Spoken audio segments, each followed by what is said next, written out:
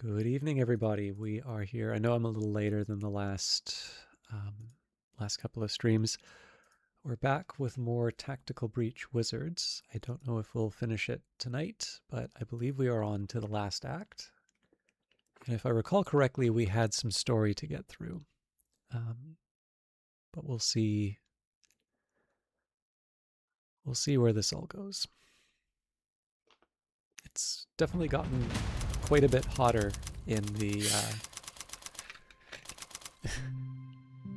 over the last couple of weeks. This means I'm drinking. I'm sure you've noticed hearing the carbonation. So ever since, I guess, last year when I went to London, I'm assuming this is just what people who like travel for the first time. It wasn't like my first time. It was the first time in a while, and I've never been. That was the first time out of the hemisphere since I was a kid. But I have gotten a bit of a taste for sparkling water. So I used to do it with sort of a citrus flavor, usually lemon or lime, but I didn't really taste it that much. I also don't know if it's worse for you for your teeth, but I don't know. Regular water's fine. I like regular water. And I figure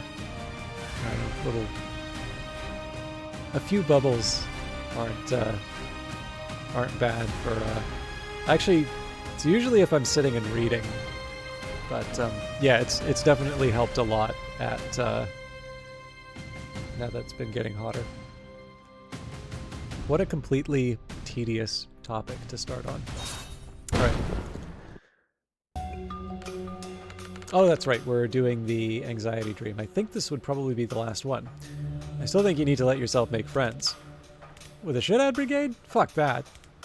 Hang on, I clocked you. Still heard the yap, but I actually caught your drift. But yeah, no, I'm absolutely not palling it up with these losers. What's your problem with them? Look, I know you like them. I know you trust them. You can't help it. It's who you are. But you still don't really get humans. You don't know how fast and how hard they turn on you. I know, better than you. You should, but that happy little pea brain of yours can't seem to lock it in. That's why I'm here, Ryan, to stop you giving your loyalty to the wrong folks. You think they're all the wrong folks. How many times, mate? How many times did you gotta get kicked in the ribs before you show your damn teeth? How many times did it take to break you? That's out of order. Maybe you're not broken. And if you stay solo, you never have to find out. But I'm ready to find out. Alright, that's enough psychotherapy with Dr. Bollock breath. But keep nipping at me, you smug little shit.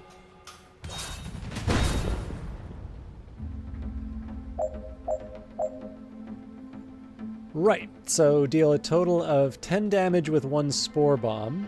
The ideal, of course, is... Let me just get the exact details on the Spore Bomb. So, spores feed on every target in the blast area, exploding more violently for each affected.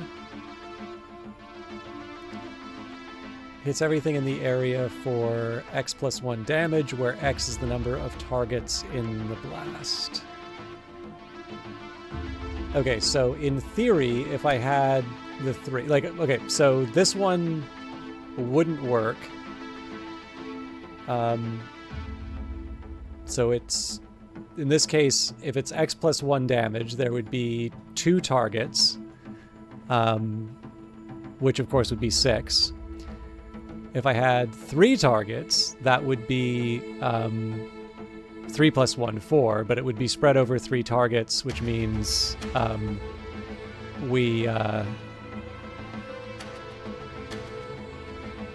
sorry, I'm just thinking...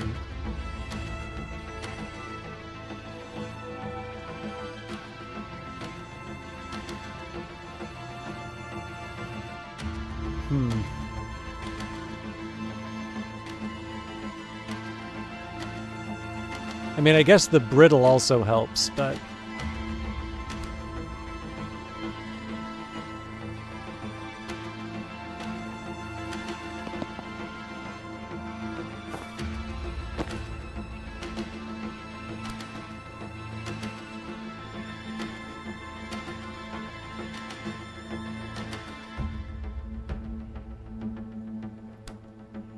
And presumably if I just move, nobody's going to come after me.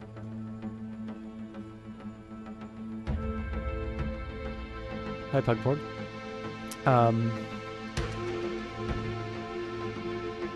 Yeah, at this point I'm going to try and rely on enemy movement to... well, there's one thing I can do here, which is grab the intel.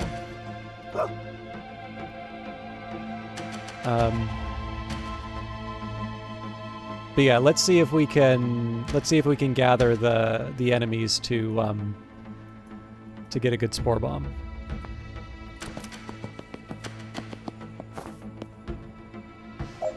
Right. Now I'm curious if we swap forms. Okay, so they're still gonna go. Interesting.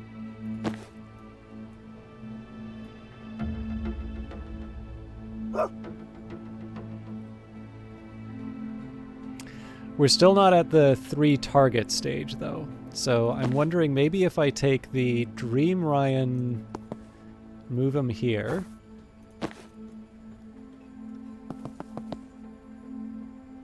So this is a bit of a risky move, right? We're letting a lot of people come in, and then we're not really in a position to seal a lot of these doors in a reasonable number of turns. But I still think this is the I still think this is the more defensible approach. I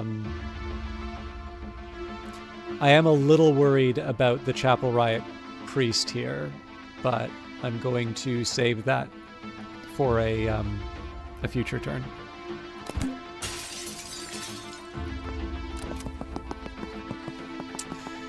Okay, this is definitely gonna get tricky.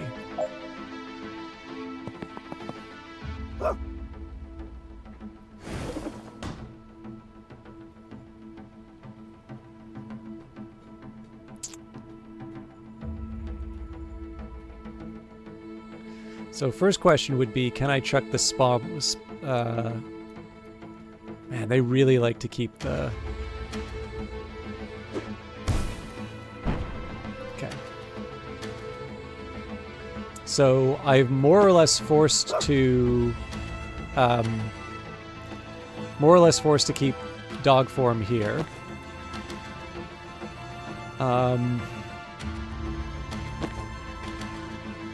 Interestingly enough, I can try and take cover. I could also try and move, but I think most... Well, okay, there's one big move I can do, which would be to go into dog form and, like, do the rabid bite, so...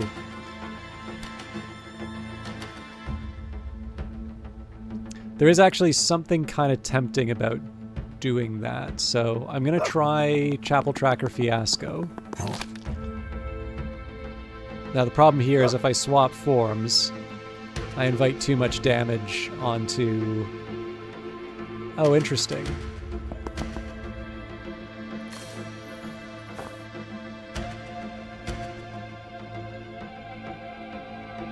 I mean, I can survive this.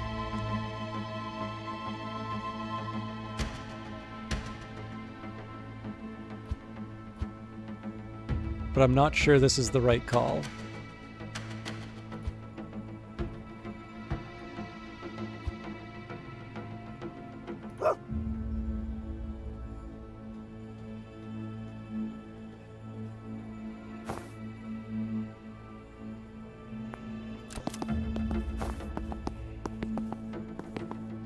Okay. So this is a bit of a dilemma for me because the Chapel Riot Priest Pang, they're gonna have their own attacks.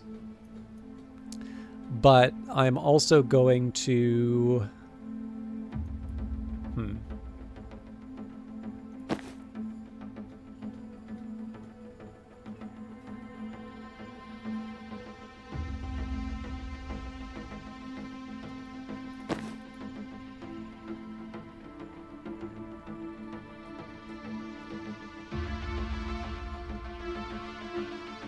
I'm in a really tough spot here.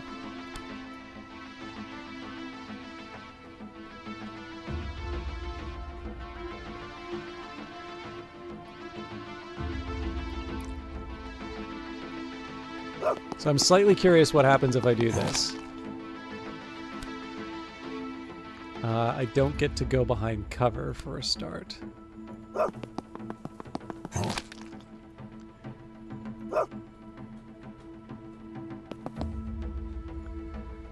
This gives me something to work with here. The explosive barrel is a big problem, but not an insurmountable one.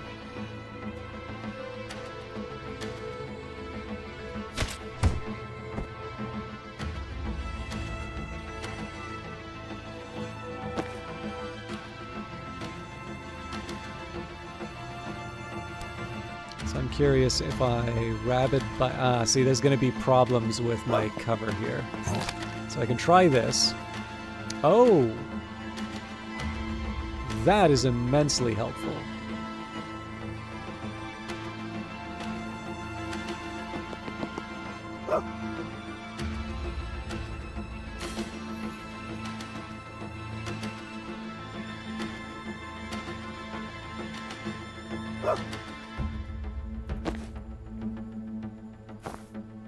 I mean, this is going to be a complete pain to try and...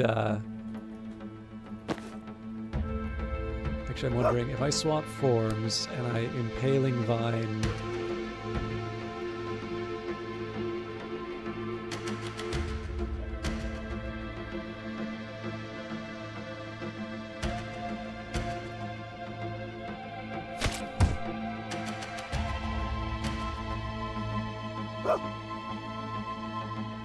It gives me a head start on the next batch of damage.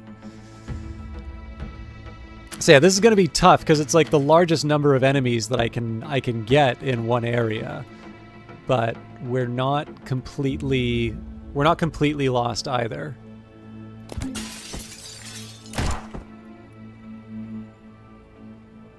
Okay, so let's see how we do here.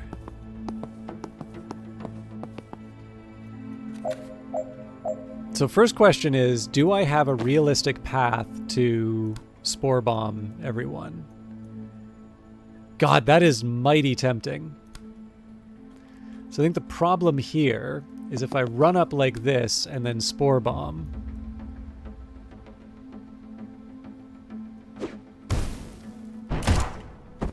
Yeah. So I need to find a way to chuck it without the Chapel Shepherd doing their thing. I honestly don't know if there is a way of doing that, but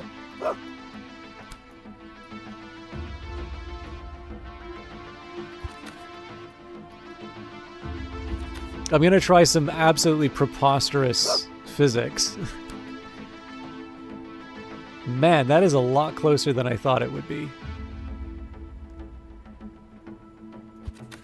I think it's fair to say, though, if I want to try and hit this area, I'm gonna have to contend with a Chapel Shepherd expressing their displeasure at my choice. Okay, now it seems to me like the obvious answer here is we go to dog form when the time comes.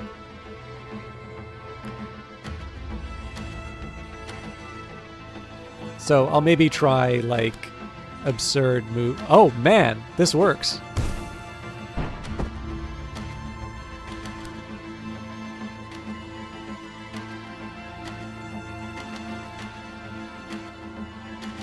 So, I mean, that got me my point.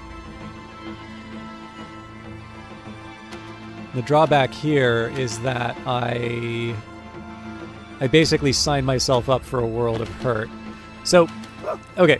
The lesson here's got to be, damn it. Okay, everything runs back. New priority. So first thing we're going to do is get the points.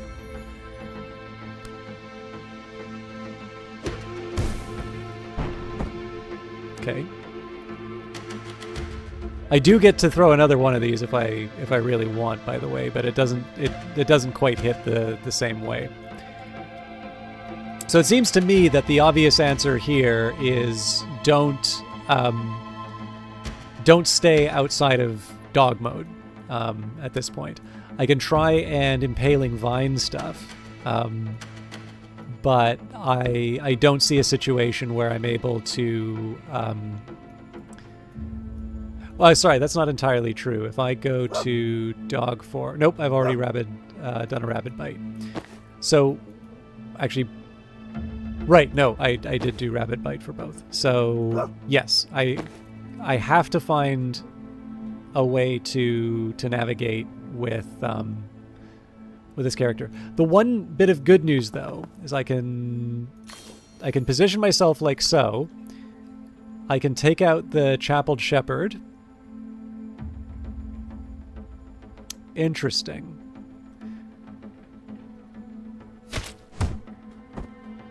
Okay, that wasn't quite how I was planning on doing it, but honestly, that is... I'm happy enough with how that goes. The other bit of good news is, in theory, I have... Like, I've got spore bombs.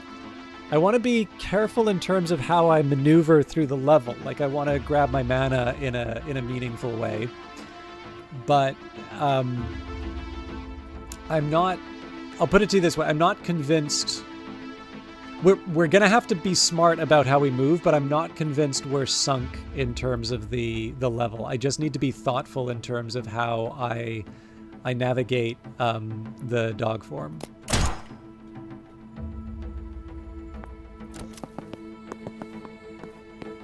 So this, under other circumstances, would have been a really good opportunity for spore activity.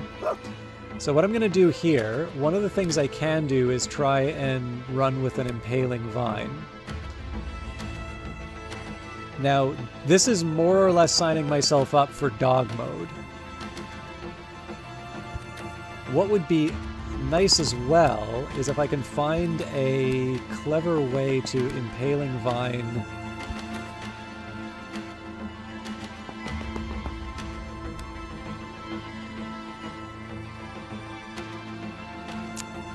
rat.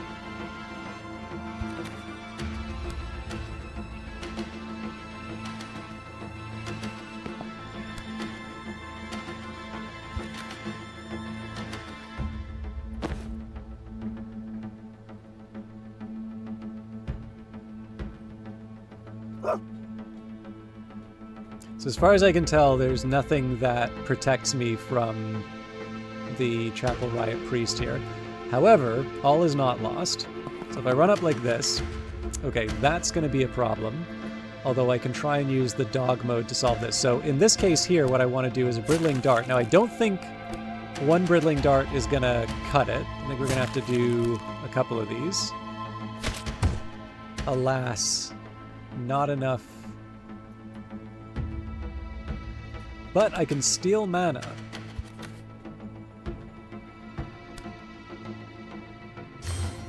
Still may not be enough, but my survival depends on it.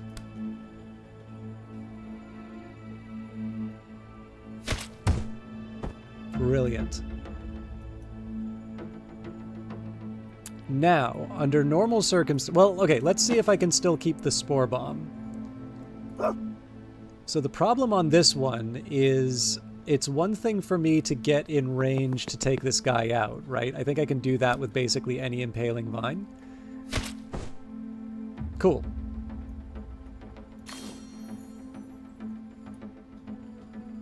So at that point, I swap forms, and I don't need to worry about attacks. Now, I do need to be careful from this other Chapel Riot Priest. But in theory, I get the maneuverability with the other dog form. I also get the ability to throw some Brittling Darts through these gaps. So this is looking like a reasonable opportunity. In fact, this almost seems like an opportunity to... Okay, so they'll kick my ass in this spot. Although... that gives me a good start.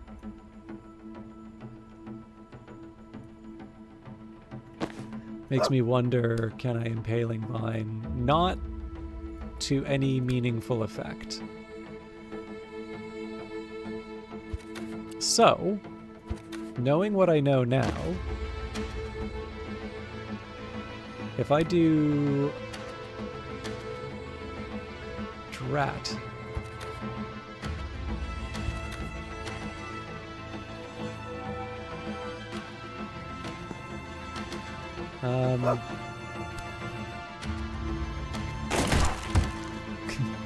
I was only joking.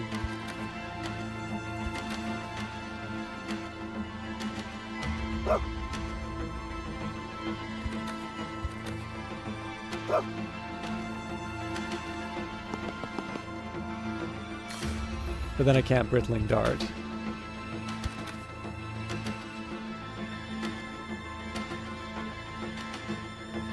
That works, though.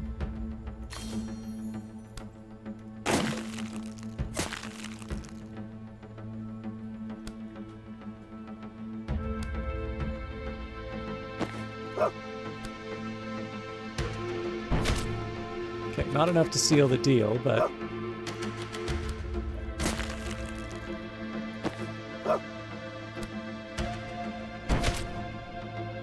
Okay.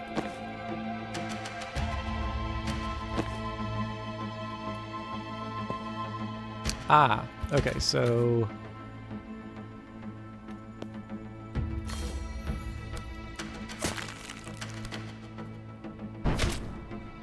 Man. Close, but it wasn't quite there. Now, the temptation would be to throw the bomb at this point. The drawback is that if I do that, then my rabid tracker starts focusing on me again. So in this case, we'll foresee. I'm going to want to be thoughtful about how I handle the Chapel Shepherd. Okay, so that's going to cause problems.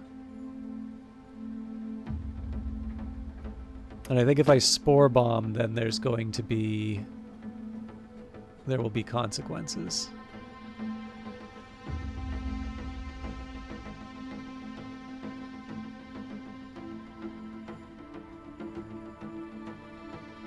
Okay, so I think the drawback here is if I try for an Impaling Vine, yeah, I get taken out by both Chapel Shepherds.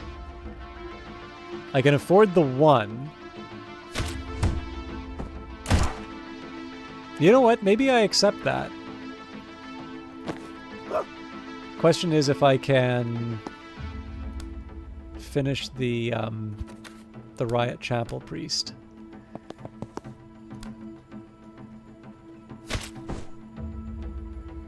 Interesting.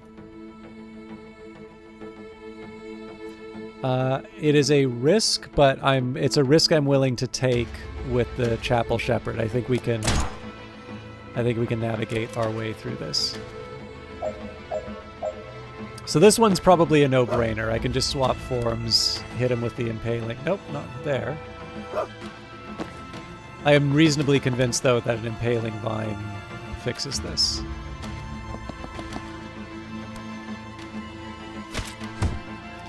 And then the only remaining question is if I can finish off the tracker. Which I can.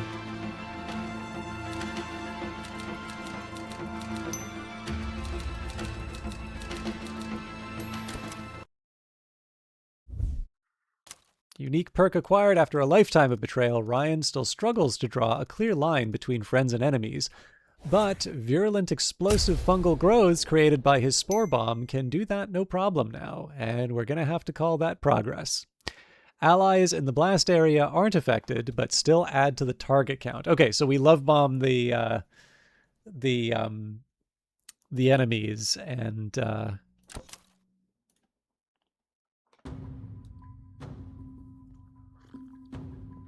I mean, we'll see how it goes, but I feel like I have some ideas there.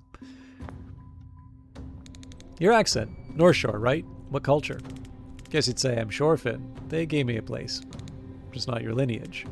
Nah, Shorefin don't care about that shit. That's Heartland, all those fancy fuckers. So you're folks. Never knew him. I was left on the beach like litter till some old git took me in. No love lost? Oh, plenty from me. Loved him like a dad, even when he kicked the shit out of me. Sorry. I wasn't fishing. Still. What'd you do? Kept trying to make him like me. Didn't get it. At least till he broke my leg. Something else snapped then. Still couldn't turn on him. Just look up at the old bastard wishing I could. Wishing I had a scrap of his cruelty. That's how I unlocked. Turned into a dog? To be cruel? I'm missing something. Keep at it. You'll get there. Dogs can be vicious, sure, but not out of cruelty. Cruelty's more... Oh, wait. Did it click? Maybe, but spell it out for me anyway.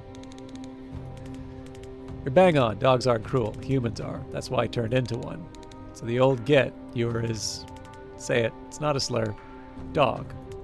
Bingo. You don't get to pick your human any more than your folks.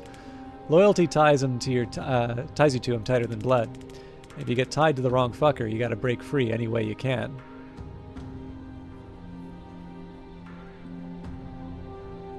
But you spend most of your time human. Why? Dog years are a bitch. I age at 6 speed down there. Gotta get some mileage out of these boyish good looks first. When you transformed, was your leg still broken? Always a doc, eh? Yeah, only now it was an arm. Front leg, injuries carry. Fascinating. When we're done with Kennedy, I'd like to take some x-rays of your process. That sound like something I'd stick around for? She sighs. Guess not. What did you do to him? You're human. Oh, nothing fancy. Choke slam, gut kick, strangled him with my leash. Never felt rage before. Fights had always been play. Didn't have the loaf to control it yet. Now I wish I broke his arm, but I didn't hit my poetic justice phase till 22. Your first kill. Yeah. Got a taste for it when I'm upright. Mafia work was the outlet. But back on all fours, the red mist always clears. Can't even make myself bite unless I pretend we're only playing. Sounds nice. It's a fucking liability. Bollock Breath has absolutely no radar for who's gonna fuck him over, even after all these years. You hear a lot talk about loyalty like it's a virtue. Shit on people who change sides.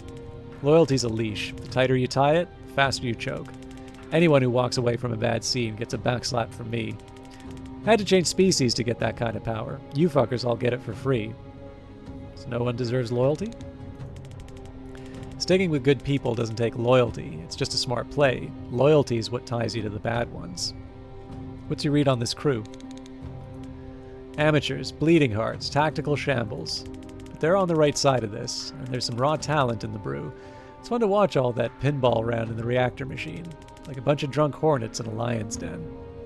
What's your stance on people who pull you back from the grave? Counts for something. Tells me you might do it again. Tell me it's worth sticking near you as long as our goals are copacetic. Stop, I can only take so much raw emotion. What can I say? I'm a practical animal. Appreciate the candor. Anytime.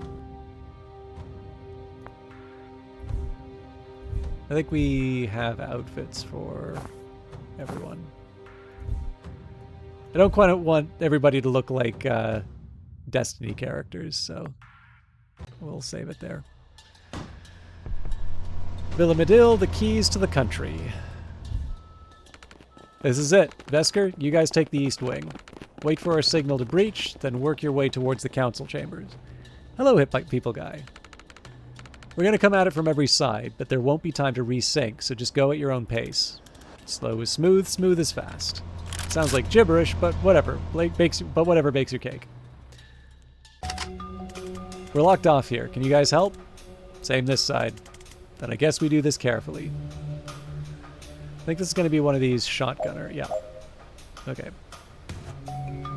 So, I mean, one option I have here is to run in and then just res after the fact. Although for that, I am going to need... for that, I'm going to need a...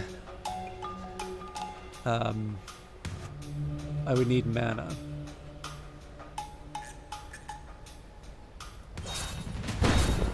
Not what I wanted.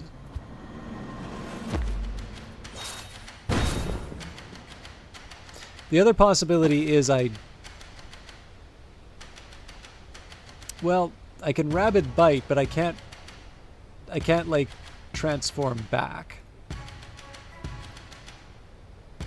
Maybe that won't matter though.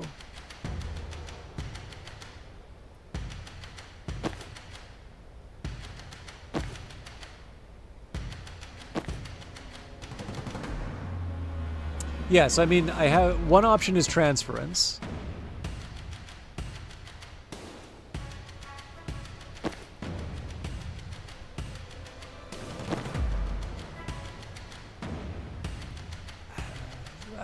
I mean, there is some savory stuff waiting for me on the other side of the walls or doors, but let's try.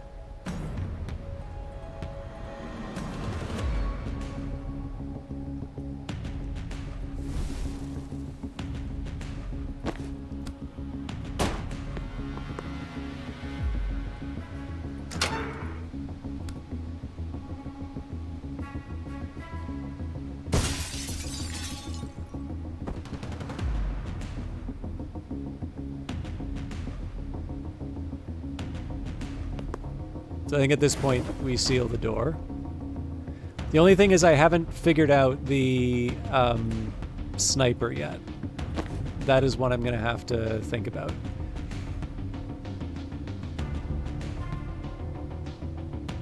Okay, I don't have any options with Dal right now. I mean, theoretically I could change the or you know what? Actually, that sounds like a good idea here.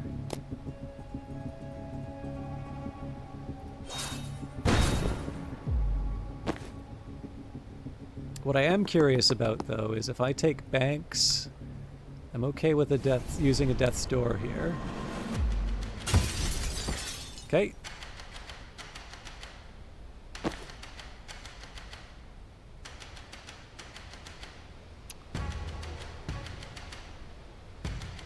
I think I'm gonna have trouble here. Nope.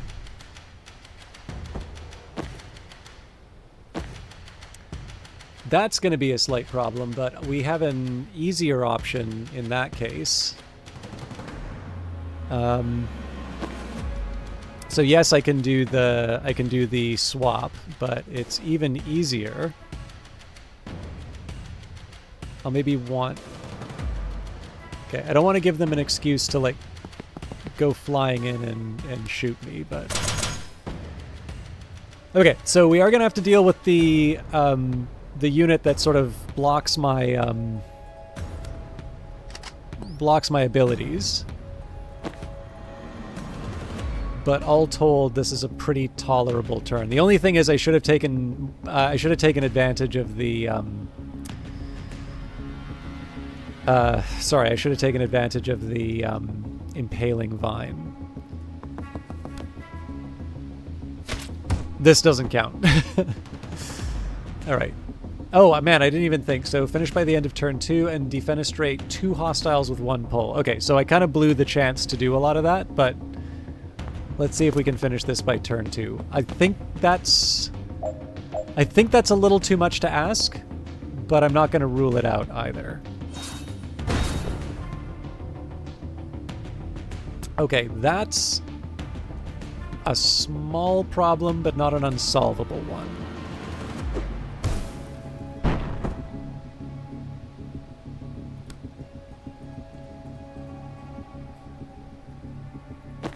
I think if I get Banks to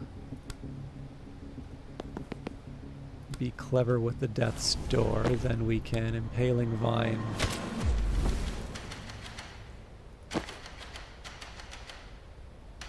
So it's kind of gravy at this point.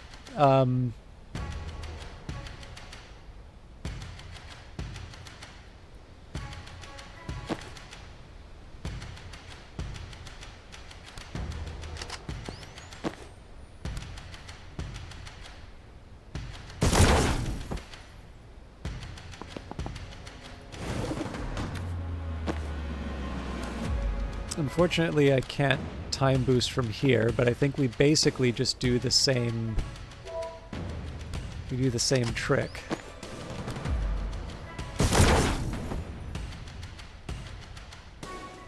Yeah, and again, I didn't get to defenestrate because I didn't work out the tangle, but we're fine.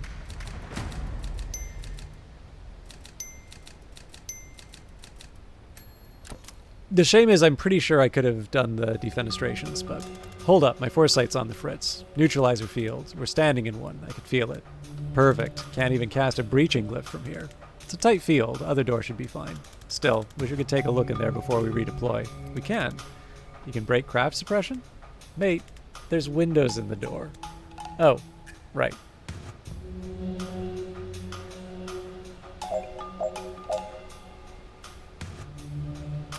So I suppose one option here is we redeploy Ryan.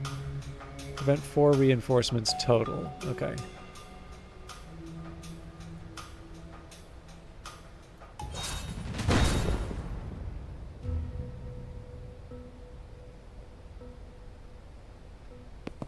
So I'm slightly curious if I... Fascinating.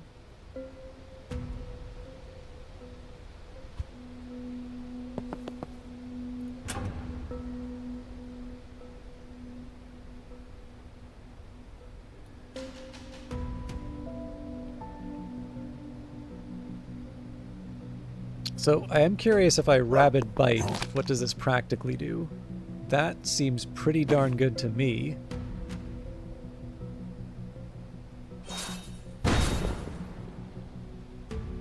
Catch is, I kind of want to shotgun them.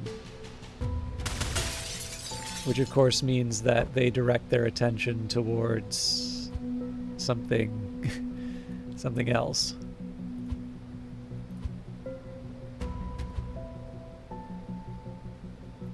So, if I take a different approach,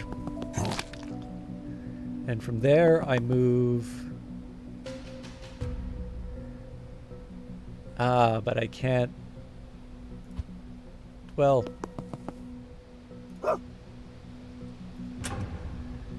But I can't change back.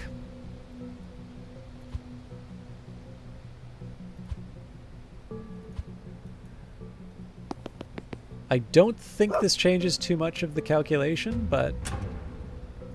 Okay. So the real hope here was to try and take care of the neutralizer field. That's not on the cards anymore. Okay, so if I turn it off and then take cover, that's interesting. Unfortunately, I still lose this unit.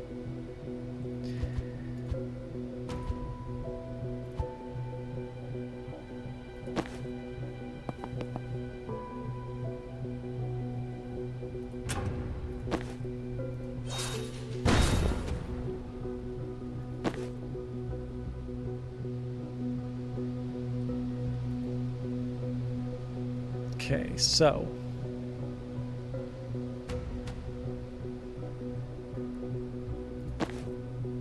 I do want to be thoughtful about how I move here, so unfortunately I can't go through Ryan for this. And actually the catch here...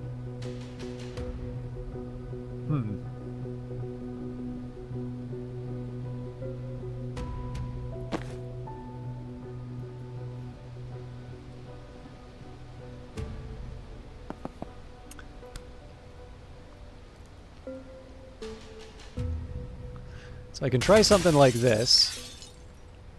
Oh, hang on. No, we got this. So I yank one of these. There we go. That's exactly what I needed.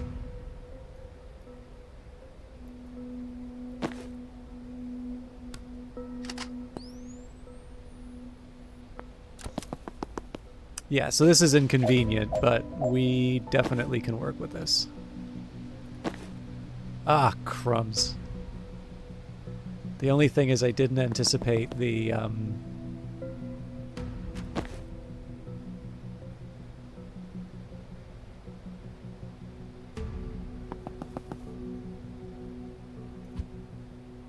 Okay.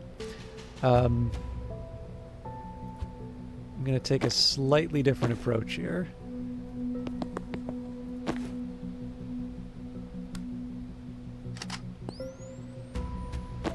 So this should take him out.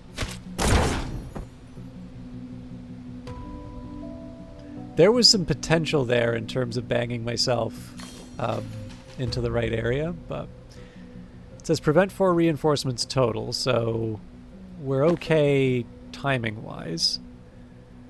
I think where we are now... So I'm not going to solve anything by giving Ryan more time. What I can do, though, is set us up for a good start on the next turn. Oh, man, I didn't even know that would take him out. So presumably here, we just seal the door and call it a day. That was a relatively easy one. Mind you, they introduced a new concept, so I suspect that's why that was straightforward, and I'm going to hate these things for the remaining turns. Don't like the look of the turrets in there. Obliterators. Saw a couple of those out take out a tank one time. Cool. Good. Safe. Nice. Tactics. Move more than a tank. Okay, these things are big. Now, okay, I see one version that can work here. So if I get Jen to reach here, so the first thing I want to do is run.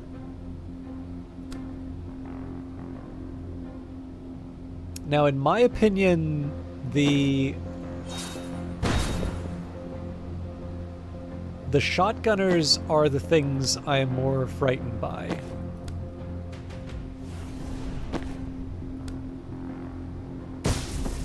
I may question that choice because I think when I get Jen over here, I'm going to want something to cover her. However, let's assume that I'm able to resolve all of this.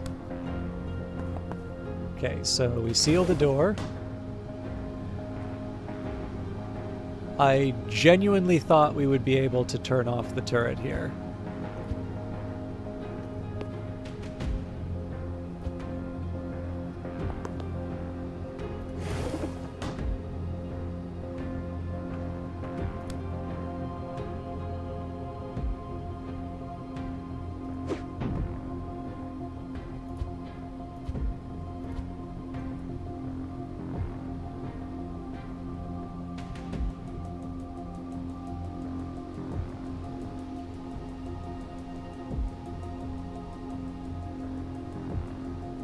Can be hacked if there's a terminal, but I don't see a terminal. Okay, so let's take a different approach here. So let's put Jen up in front. So I suppose the first question I would ask is if we toss up a death's door, and then we get her to... Cool. So it seems to me like we've got our... Seems to me like we've got our priority. I suppose it does invite the question, though, how I get that next push. I can try Ryan with the Impaling Vine.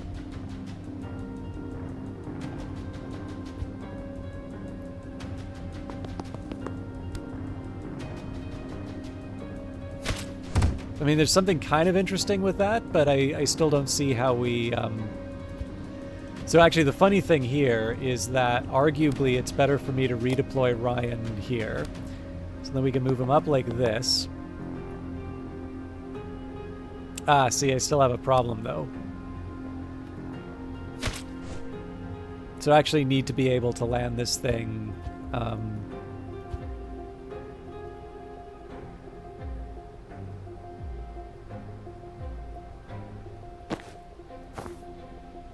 Okay, that also gives me something to work with.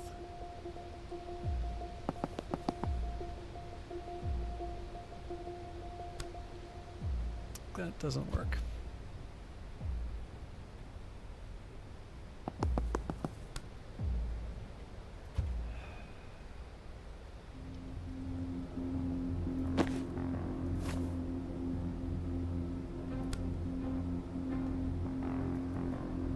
You know, okay, I actually think I have the answer here. So if I do a Death's Door, then I Sedative Cocktail, that's not going to push the thing, but then I can Gale Grenade. Huh, I really would have thought...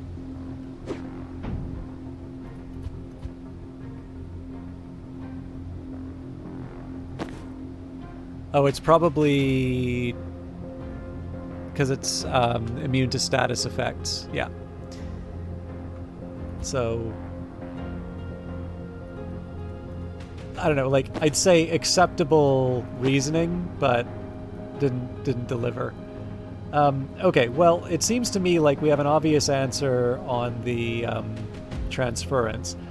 One reasonable question would be, who do I want to transfer this stuff to? But, actually, you know what? Let's make it the... Okay, so Heavy Turret's going to take out the reactor tracker. So at that point, we... Okay, so before I do that...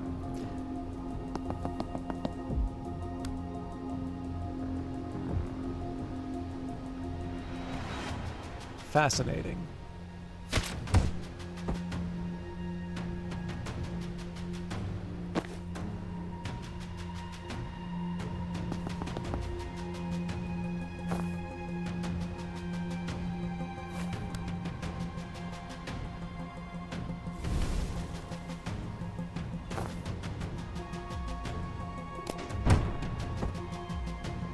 So we're going to have to deal with the reinforcements, but I think we're looking good as far as the rest of this goes. That's going to be a problem. Okay, so best bet here is just to take advantage of the static blast. Alas, Ryan's in the wrong place. That's an easy one to deal with. However, I'm not sure we have a good answer to the shotgunner.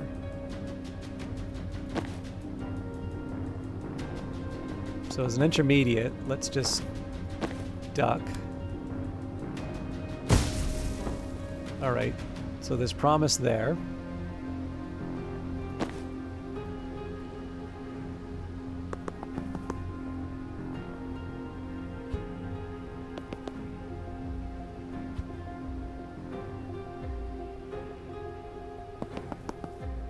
Yeah, so the catch is... Well, okay, we can move Jen.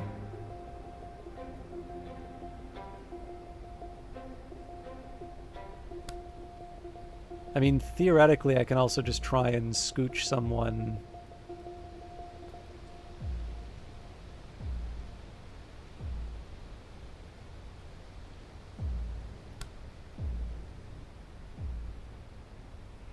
I wonder, so if we push them back,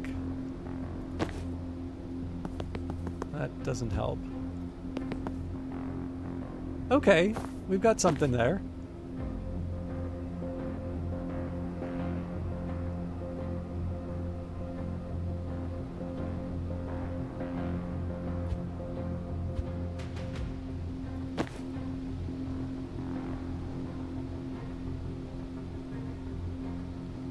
I do wish I could move a little closer. And again, that's something the Gale Grenade might be able to help with, but... The other possibility I have here is the Rabid Bite as well. But I don't see that... I see that as a pretty risky prospect, so I think what we're going to do here is... We'll all take cover. I guess we don't finish by the end of turn 2. Bad luck for me. Okay, I really need to take care of these reactor chasers. So, best bet here is, ooh, we don't have what it takes to finish them off. I don't think that's true. Yeah, okay. Spore Bomb also helps. Yes. Okay, so then I can Rabid Bite. And better still, I get to seal the door. Now, I think my best bet here is to... So I'm going to do the Sedative Cocktail. It doesn't quite move this character where I want them to go, but it makes me wonder, yep.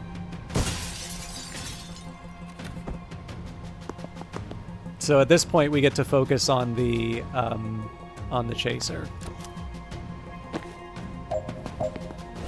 Okay, that's pretty obliging.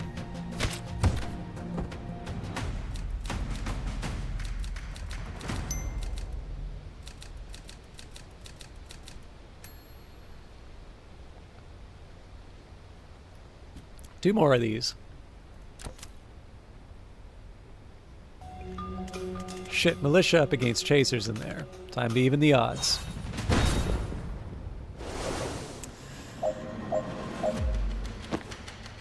So I think the problem, don't seal any doors before the end of turn 3. I don't see any value in doing that. So one drawback I have here is that if I do this, yeah, they smack me. Now, I guess Sensor Slam, nope, that's insufficient for...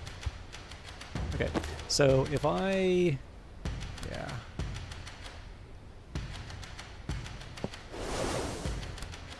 That doesn't do the trick. Could try Gale Grenading, but it still... Well, you know what? It does buy me some time. Doesn't buy me the time I need, though. Okay.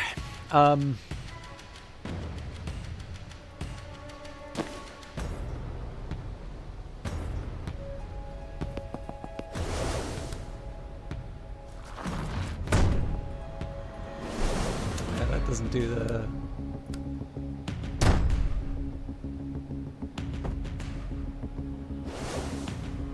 I thought there were unlimited uses of that. So I guess technically I don't need to worry about like losing everyone. I really would have thought I'd have an ability to knock this guy out the window.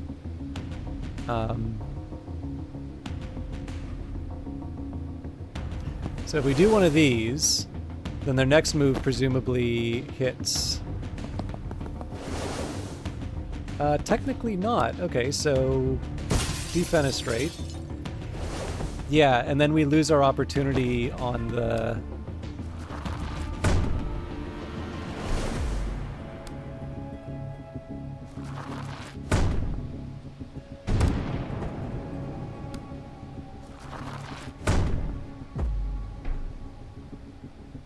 So I'm putting myself in a really tough spot in terms of keeping the militia alive. But actually,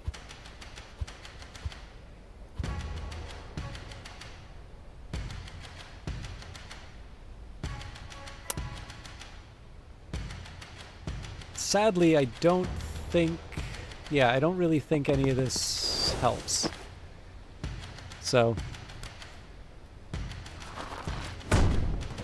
It's a very inelegant way of handling this, but...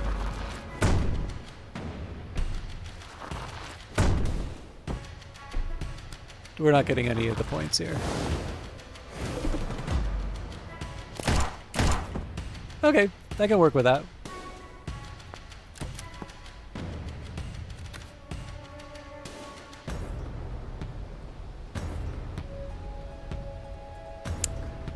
Unfortunately, this...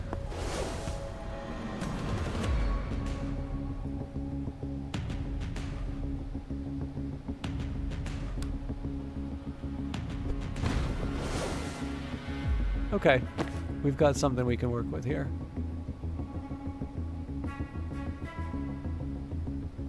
I just can't get in the way of Dal.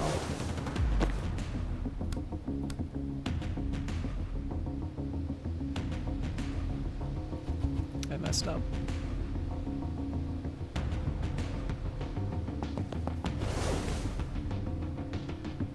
So I wonder if Jen does...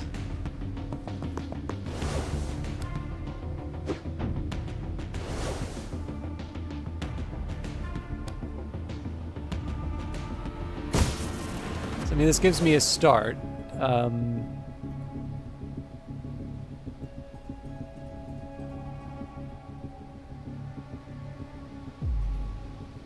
Problem is that I wind up with another...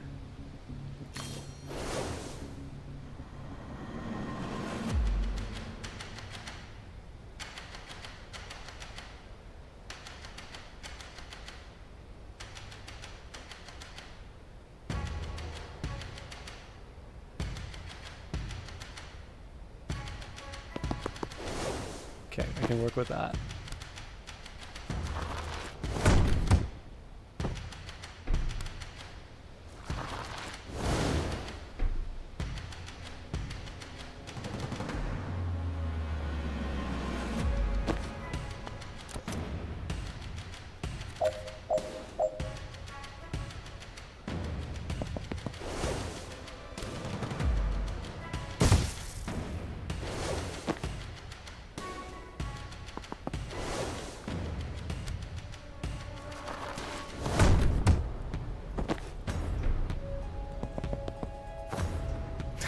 Wrong button.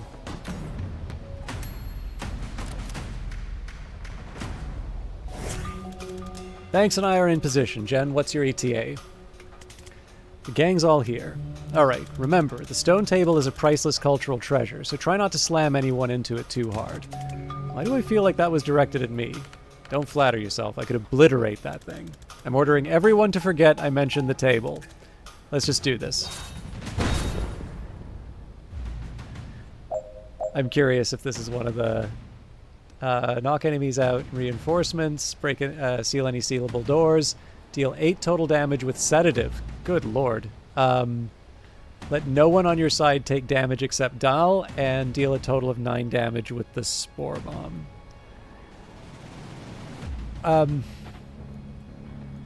Oh man, they're really making me work for this one.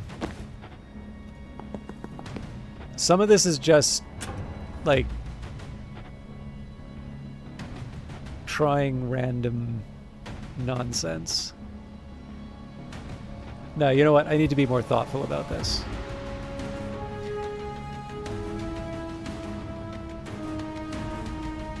So it seems to me like I want to prioritize getting Jen to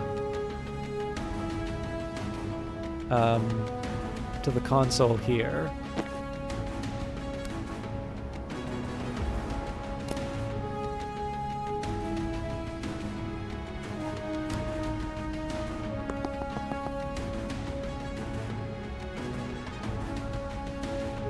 See, the catch is I don't really want to throw anyone into these spots yet. As a matter of practicality... Okay, first question is, who does Jen have eyes on?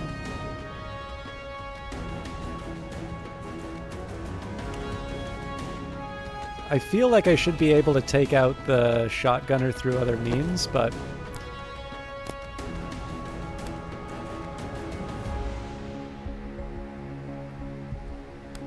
Okay.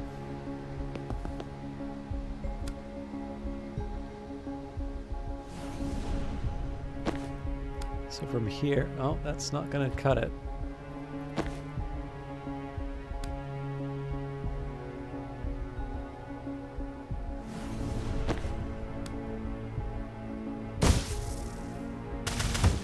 Okay, I'm out of luck on the pushback. Well, not... Yeah, see, I can't do it on the heavy turret because then I can't... Okay, we're going right back to the very start.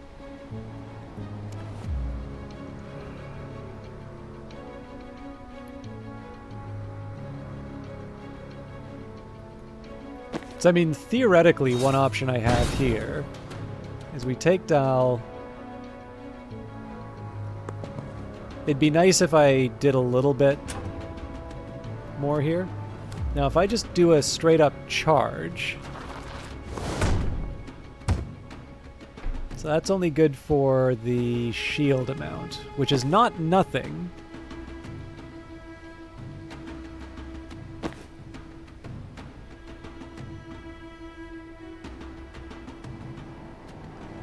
You know what? I'm still going to try this.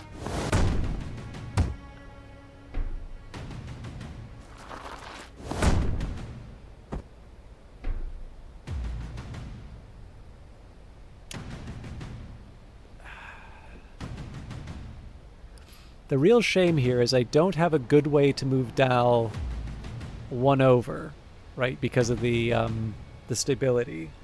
If I tried to put, if I tried to get Jen, for instance, to Gale Grenade like so. wouldn't do the trick. And then it's not like I can do the stability thing. So there was like the start of something interesting there, but we couldn't quite deliver.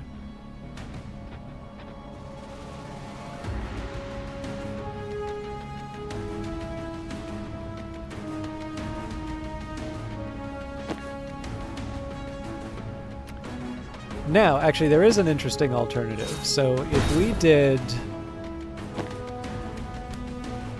Ryan on a rabid bite,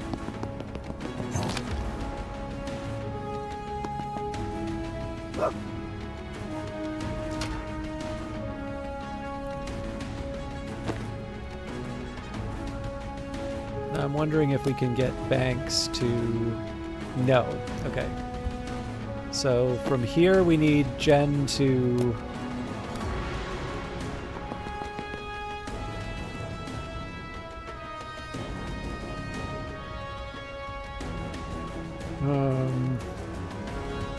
Okay, we got something here.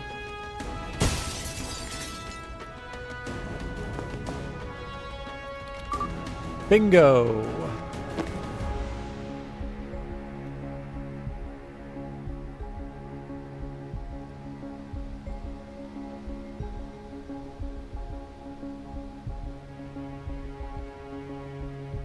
Only catch here is it's not clear to me who...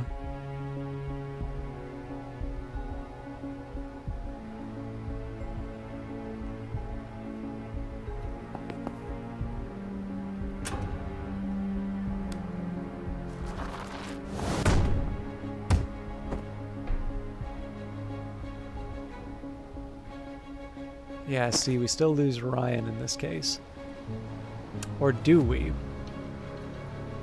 Because we still have Zan to come in and do his thing.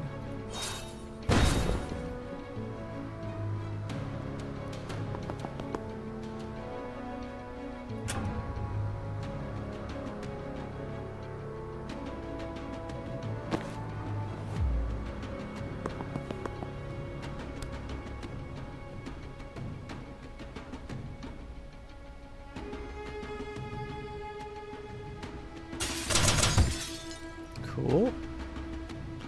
Still can't afford to let this wait.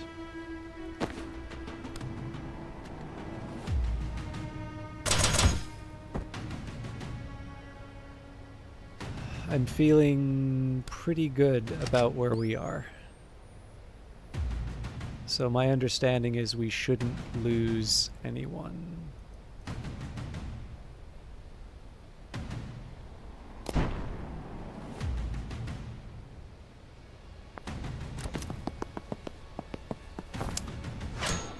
Wasn't quite expecting to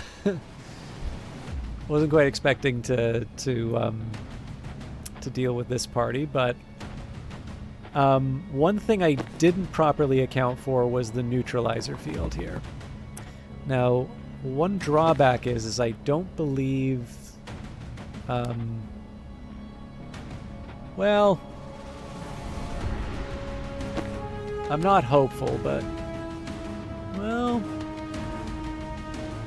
there's something here.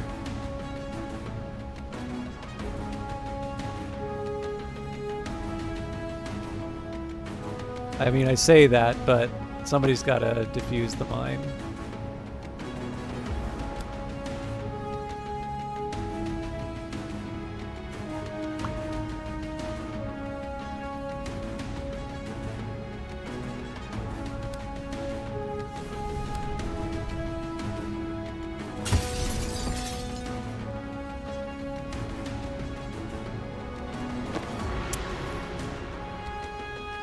Okay, so if I defuse the mine, then I don't get the...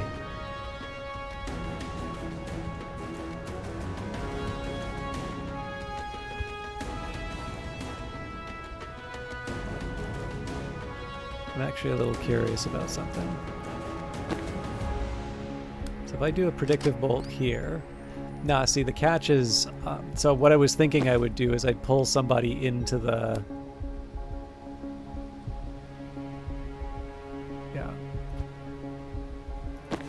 So I can't rule out the possibility, but I need...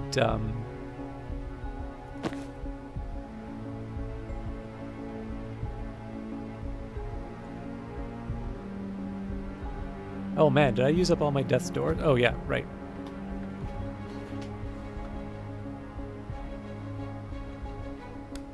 Okay, so I think there's a couple things that are true here. One, interesting.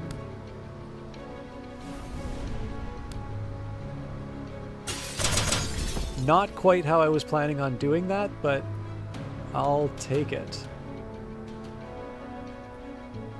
Now, what I am curious about, if I do a transference from Dal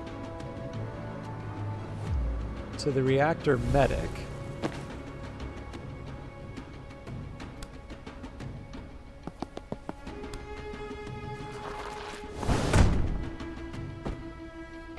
I mean, there's some promise there.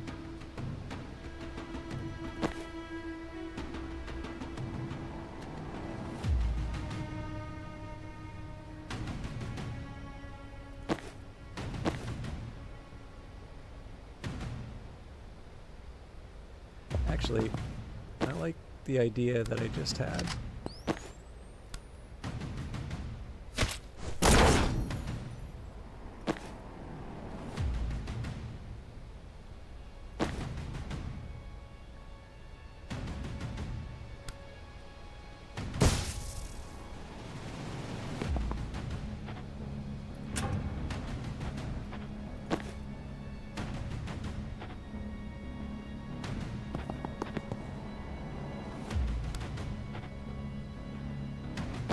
So if I do a Gale Grenade to move Zan up, I get to do the Predictive Bolt. Now, this does limit me in terms of, so like, you know, there's the Spore Bomb, there's the deal damage with Sedative. In this case, I think I'm just trying to seal the deal. Wasn't expecting that, but...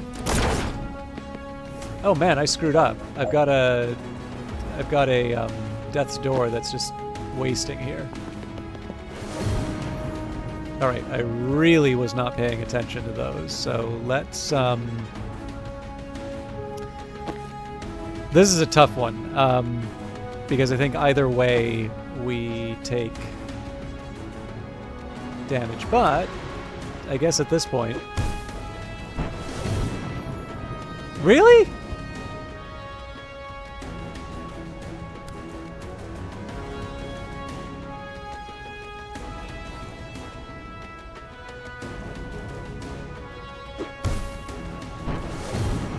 Oh, right, it's the shield. Okay.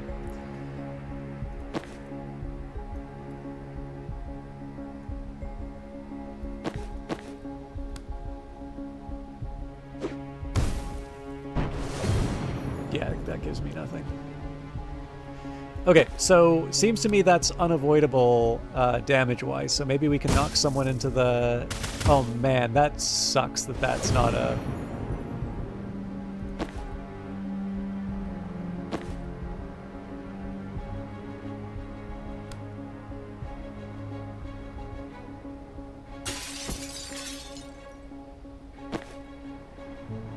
Well, okay, I'm not going to waste my my one move.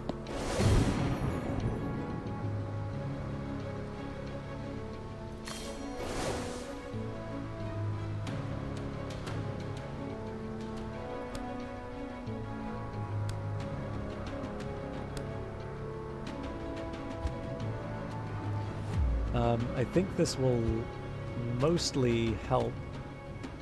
Nah, see, I got a Static Blast. Because I need to close off the wall.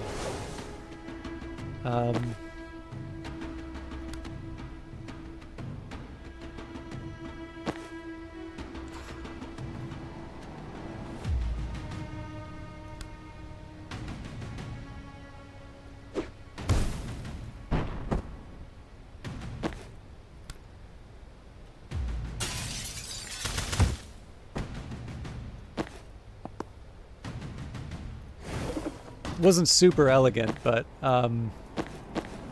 figure what I can do here. the best case scenario would be somehow getting Zan to do his predictive bolt along here. I don't see that as a realistic possibility. What I am going to do, though, is I'm going to move Dal up so we can deactivate the shield generator here. This at least gets us some prep. I'll get Banks to grab the intel. Figure it won't hurt to have Ryan take care of some... Alright. So we're gonna have a problem with the or will we? Let's see.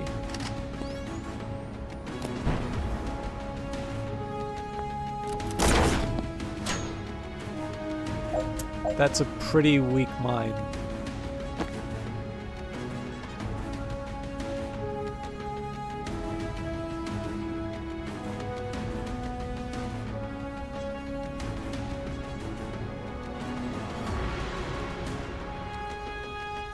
I'm absolutely willing to...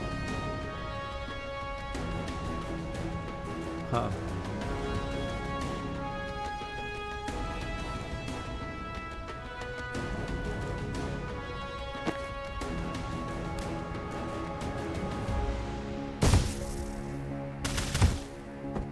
Cool.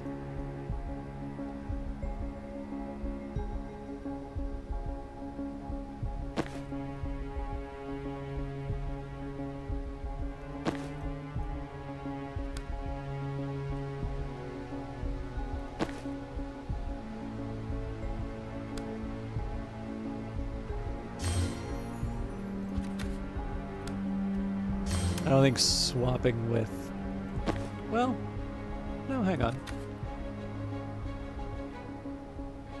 So yeah, I steal the mana from Banks, because Banks is going to hit them with the sedative cocktail. I can still work with that.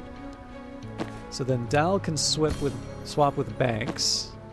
Ryan can do the brittling dart.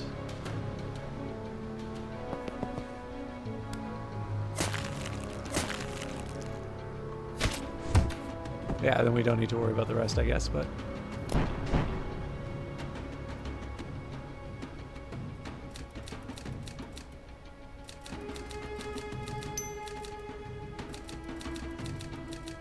I'm sure there were more clever ways for me to handle some of the added challenges, but... Take back Medeal's seat of government. Complete. We usually add a few filler objectives here, but it feels like this one doesn't need it. Agreed. Well done, honestly.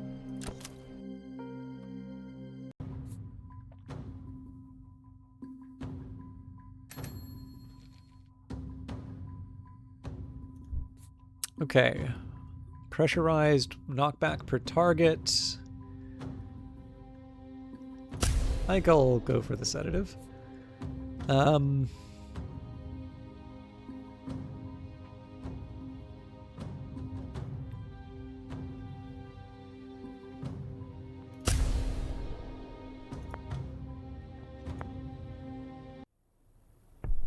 Zan's brain. I didn't even know that we had more anxiety dreams. Ah, shit. So we're doing this in Liboli? Odd choice. Brought you home, kid. We left when I was 7.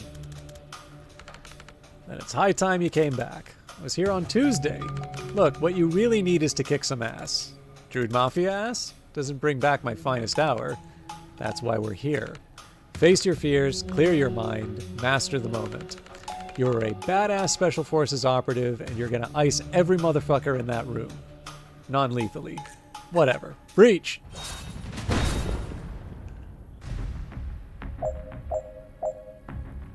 Okay. This one should be straightforward.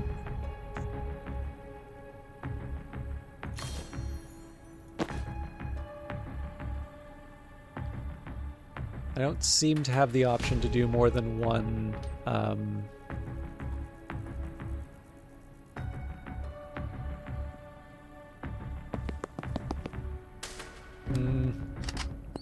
I'm actually a little concerned about this, but I think we'll see. What?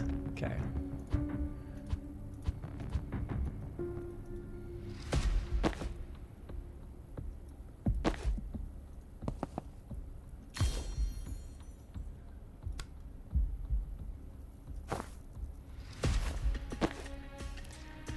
Yeah, so only one of these. I kind of see the. I think I see the idea now, right? Everybody's got to be at full health. Team's got to be alive. There's only one place for cover. So basically 3 pistols.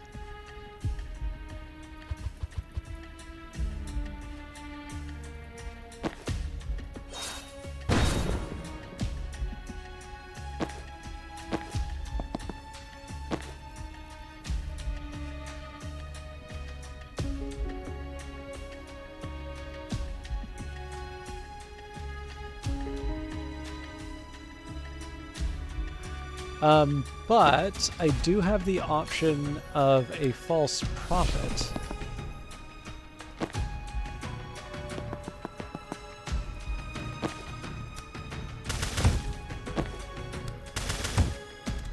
What the fuck, man?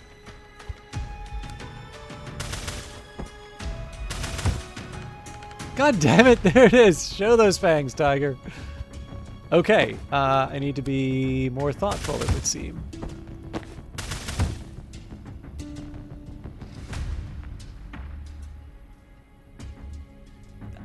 I genuinely don't get why I'm hitting my own team on this.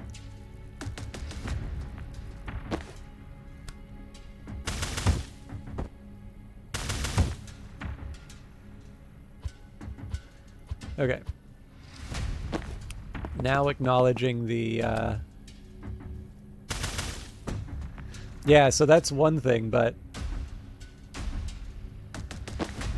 I think the problem here is, well, no, I can 3-bolt burst like so.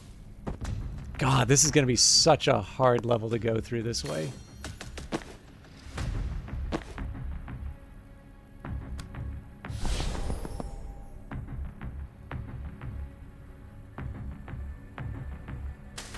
I mean, I can predictive bolt for both of them, but...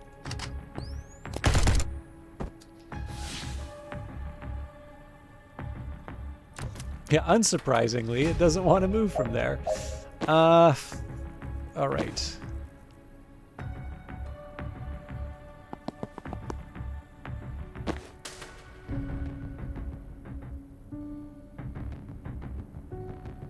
So I think the problem here is... yeah.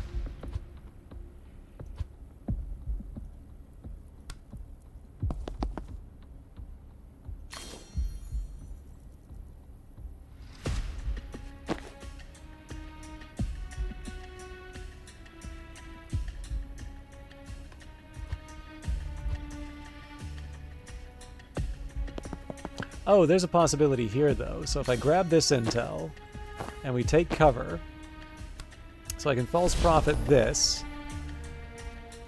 Well, first of all, we shoot.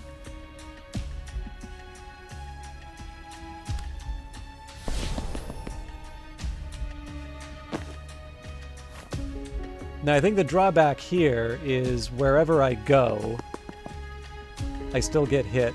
Like, if I take out this guy, they're going to hit me. So, in this case, we'll 4C.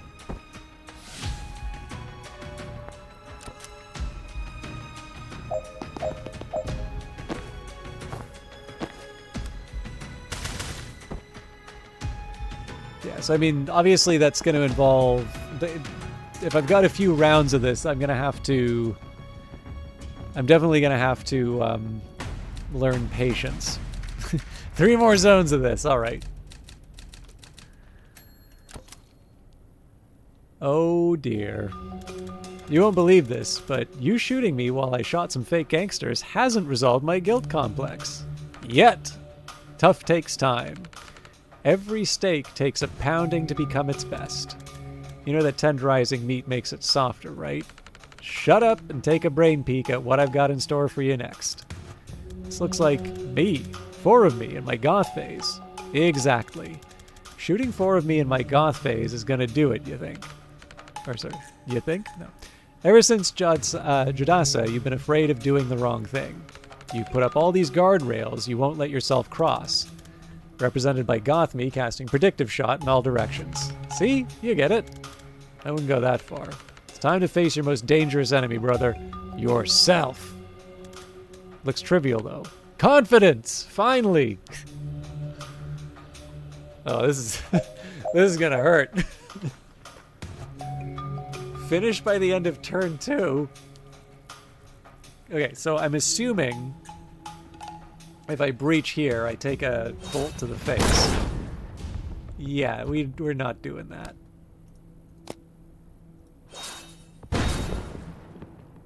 But I'm assuming if I shoot, like I'm guessing the way this works is I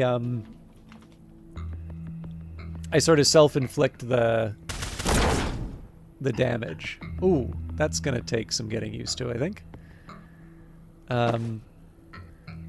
Okay, so here we redeploy, we breach.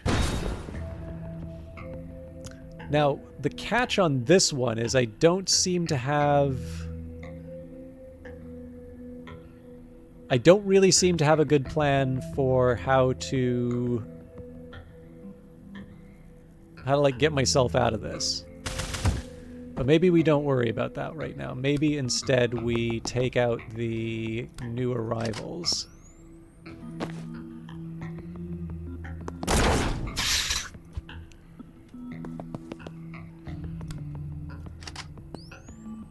Yeah, this is not going to be easy to finish by the end of turn 2, but then I also don't need to avoid damage. Cool.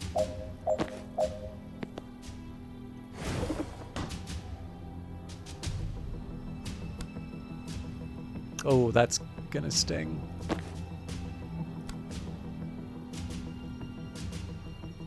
Huh.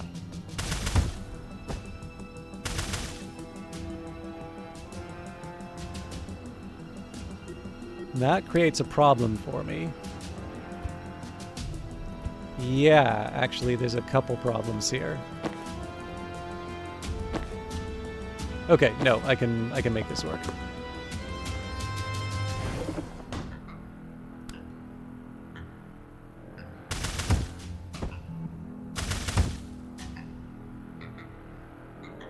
Or can I?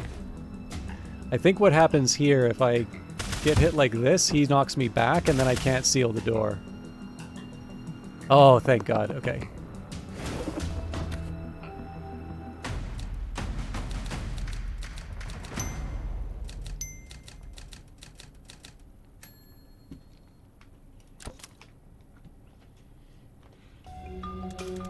Feel like the trauma factor of shooting myself that many times might have distracted from tearing down my inhibitions.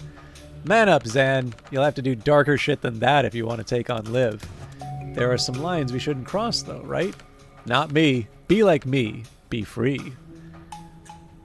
It does sound appealing when you say it using only one-syllable words. Exactly. Not worth saying it if it won't fit on a bumper sticker. That is a terrible test of a solid life device. Oh, sorry, is that a reliable test of solid life advice, though? See, you're worrying again. We're gonna break you of that. Alright. It's a hellish maze of restriction, inhibitions, and paralyzing doubts in there. That checks out. So get your ass in there, and let's rip it to shreds. Ah, hell. Alright, let a single teammate perform 3 actions in 1 turn. I think we can make this happen. It's just going to be a bit of a pain to do.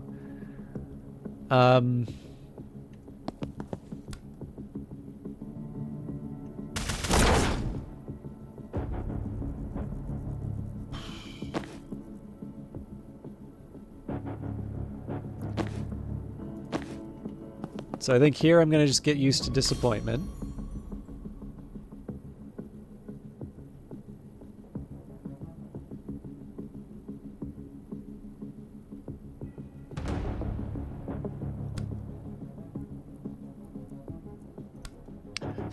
I can try it, but I don't think it's going to get me anything. Alright, this is going to be tough.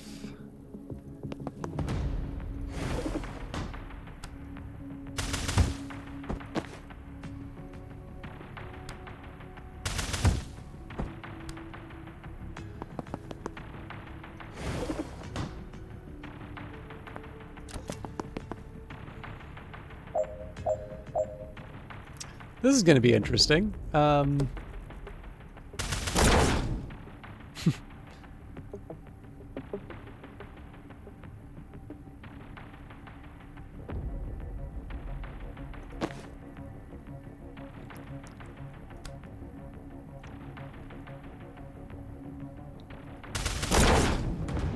Okay, that gives me something to work with. I also want to make sure I'm positioning people. So priority number 1 right now is preserving the 3 actions, the option for 3 actions. Priority number 2 is making sure that the Dream Zans don't see each other. All right, this one's going to involve some fancy footwork, I think. Ooh. This is not a good set of...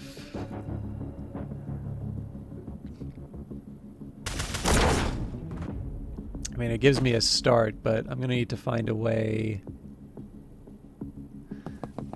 Okay, this is going to have some consequences for the next turn.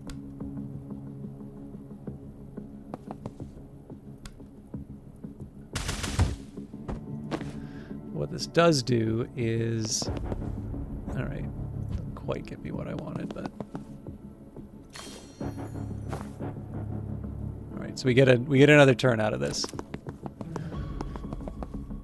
So this is going to be a bit of a challenge just because of the Dream Zan. Okay, that works. Problem is we've allowed the hostile thoughts to proliferate. So... This is the one I got to get rid of. Thing is, I want to make sure I'm making meaningful... Okay, turns out... Both of these are still problems. So, I do want to move this Dream Zan to war. Actually, you know what? I didn't need... I get 1 action. If I give 2 time boosts, that's still enough.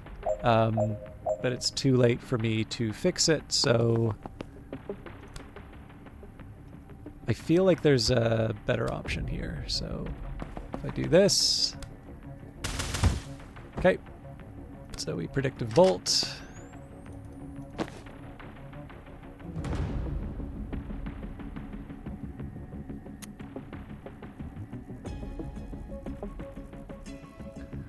I need to be a lot more thoughtful than I was about to be.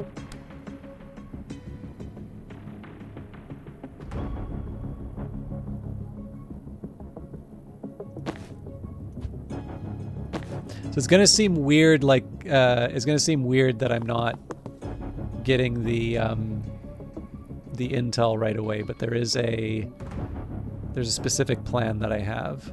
Problem is, I don't think the angles may or may not work. I'm gonna have to see on this. Okay, so.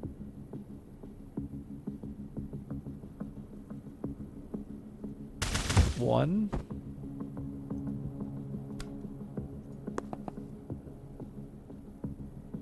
Two. Oh, that's not an action, turns out.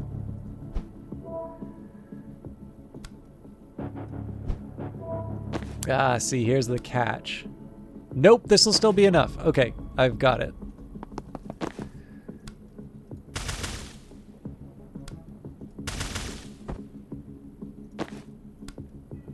And now the rest is just cleanup.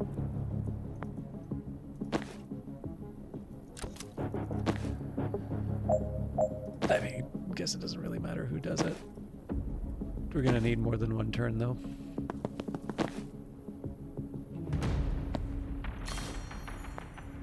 Maybe we don't. Jen? Sorry, Zan, but your evil twin sucks. We gotta put him through a window. But we're just starting to work together. Listening to women makes you weak. Alright, yeah, we can put him. Defenestrate the worst Zan.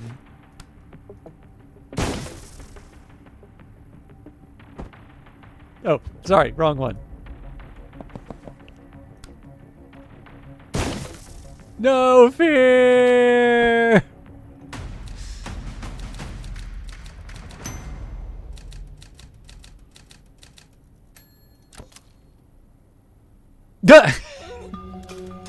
How are you here? I was having a nightmare about sun bears, and then I heard someone being mean to my friend. Damn it, is there no privacy settings on these things? I mean, I'm glad you're here, but I do not want you in some of my others. I'll teach you some mind guard charms after this, but we should focus on your shit first. What's your, why is your dream clone such a prick? Maybe he's how I imagine confidence? I freeze when I think I might let someone down. The guy we just met sure doesn't. And he was a prick. He was, right? So you're doing it right. You just gotta beat yourself up less about it. Should we be concerned that getting rid of him didn't wake you up? Oh, that's because he's back and enormous in the next room. Ah, maybe your dream brain felt like this arc needed more of a climax? Then let's not disappoint.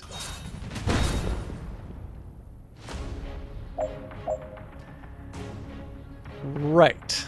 So I think the idea behind this one is we're supposed to knock the, I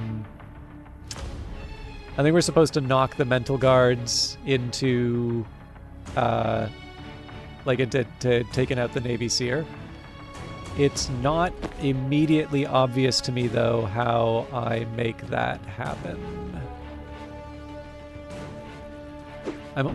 Okay, not quite what I wanted.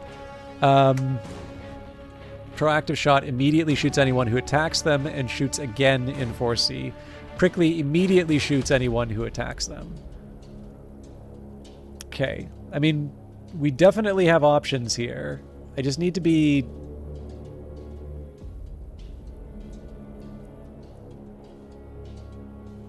Yeah, this'll work.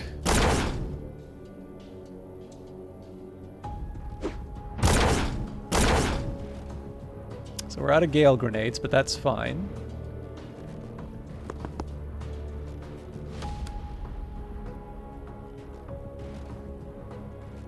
Symmetry's nice, I just don't know if it's... So the drawback here, like I in principle like the idea of being able to move. The problem is anywhere I can't... let's not be so sure. So I think if I move this one here, I would have wanted to try and block the hostile... Oh, damn it. Okay. And Zan wants to prevent 2 reinforcements. Okay, so I'm thinking we shoot the mental guard here.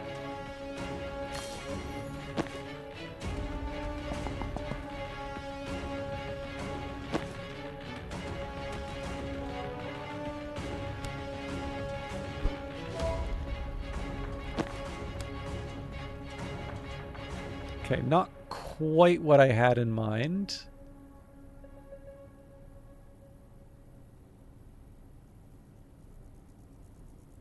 You know what? I'm gonna save the extra time.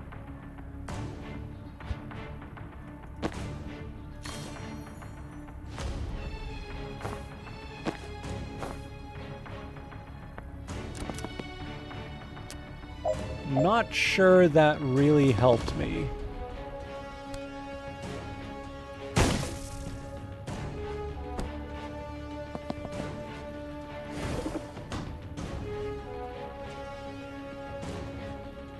Okay, so now we definitely need to time boost.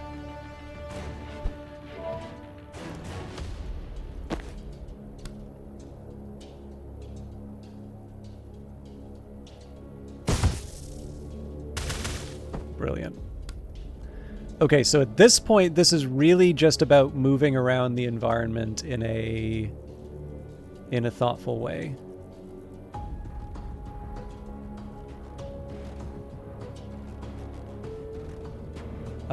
Although I do still need to deal with the retaliation.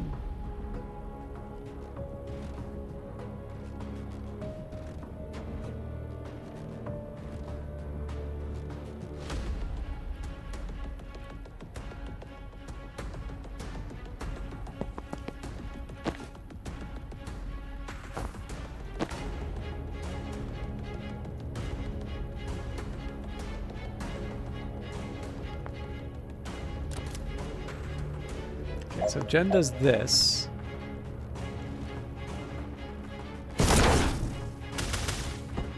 Not quite how I imagined that going.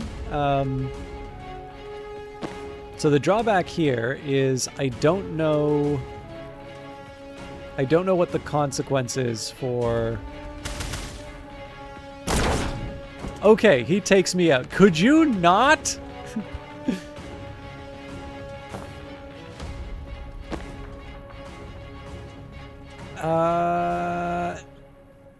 Man.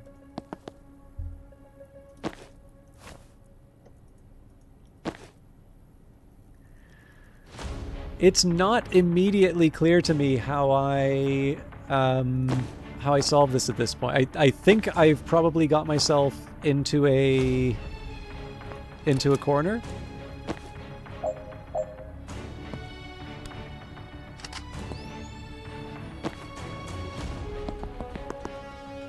But I'll make a go of it. Right.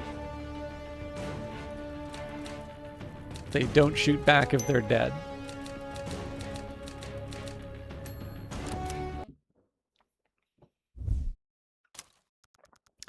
When Zan's self-loathing became debilitating, Jen's friendship was a lifeline. It takes a trust that deep to fully unlock the power of another wizard's vessel.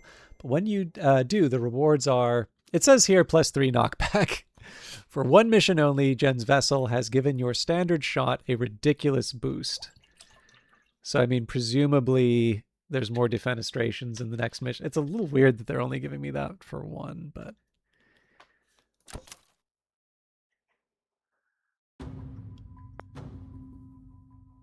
So, want to talk about it? Thanks for the assist. Never had backup in a self-hate dream before. I wasn't the first? He gets me when my emotional immune system's down, when it's busy with something else. Your chat with Liv back in Kalan. Yeah. I'm just lost this time, Jen. Could barely cope when I thought I'd made the hard choice. How am I ever going to get past knowing I made the mother of all fuck-ups instead? Any chance it's not true? Nah. I knew it as soon as she said it. Saw it. It explains a lot, too. Never sat right that I got a dishonorable discharge for not following my orders to a T. I think you were already coping with it. I never understood why you're so cut up about that night. If you'd saved the hostage and Liv was only briefly captured from her own mistake, why was it haunting you? Because rhetorical! Let me finish pop-psyching you, please. I think you were already carrying the weight of the truth. You just couldn't look right at it yet. Well, it sure as fuck got heavier when I found out. Sure, I'm just saying. I don't think your 2 years of pain were nothing. It's all progress. It's not all on you. What's that gross Navy saying you told me? Takes more than one asshole to make a shitstorm? Right. Graphic, but valid. Who else am I meant to blame for this? Guy who shot him. Have you considered that some of the blame for the hostage's death might lie with the guy who shot the hostage in the head? Because if I was hired to solve this murder, it would take me 12 seconds and your name wouldn't come up. I'd still have to bill for the hour, though. My accountant says I can't round down anymore.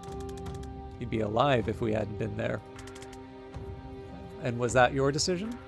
No, but defense rests.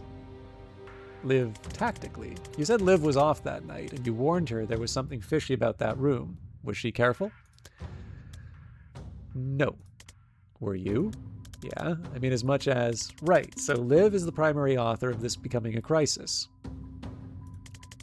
How did Liv feel about failure? Not an option. So when you're put in a situation when every option is some kind of failure, you've been trained not to accept either option. I'm a soldier, Jen. I should be able to make my own decisions. For sure, but we're talking factors. An unhealthy aversion to disappointing Liv was a factor. Look, I'm not trying to sugarcoat this. You froze at a bad time to freeze. The story you're telling yourself is that you walked into a picnic and got someone killed. And I'm saying you were thrown in a blender and you got out alive. You weren't able to save everyone else in there with you. That's the extent of your crime. I want to believe that. I'm trying to see it that way. We're walking into a blender the size of a nation. I don't know how to tell myself I'm not going to get you killed.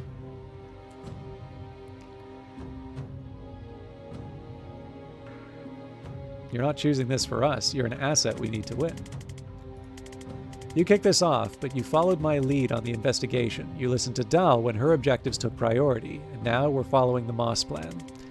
When you form a team, you let it be a team. If we win, it'll be because of that. And if we lose, then I guess toxic leadership is super effective, but it'll still suck. I think Jadasa was a one-off, but even if it wasn't, having limitations doesn't mean you're broken. If it turns out your brain struggles with decisions, maybe get out of the tactical leadership game. But other than that, who cares? People are decisive when they care less about the consequences. If caring too much turns out to be your problem, you're doing it all right. Thanks. I don't think I'll ever forgive myself as much as you do, but hearing all this helped. It's moving my baseline. From where I've been at, that's worth a lot.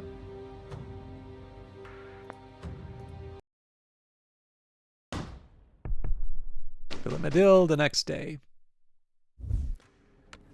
Friends, excuse me if I'm buzzing, but every Medelian kid dreams of sitting at the stone table one day. Or someday. I dreamt of goring rabbits. All the same, please, use coasters. Alright, let's talk counter-heist. We've let Reactor believe we have secret tunnels leading them into the mines, so they'll send Bori down there to block them off. Assuming that play works, we still have 3 major problems left to solve. Which do we want to tackle first?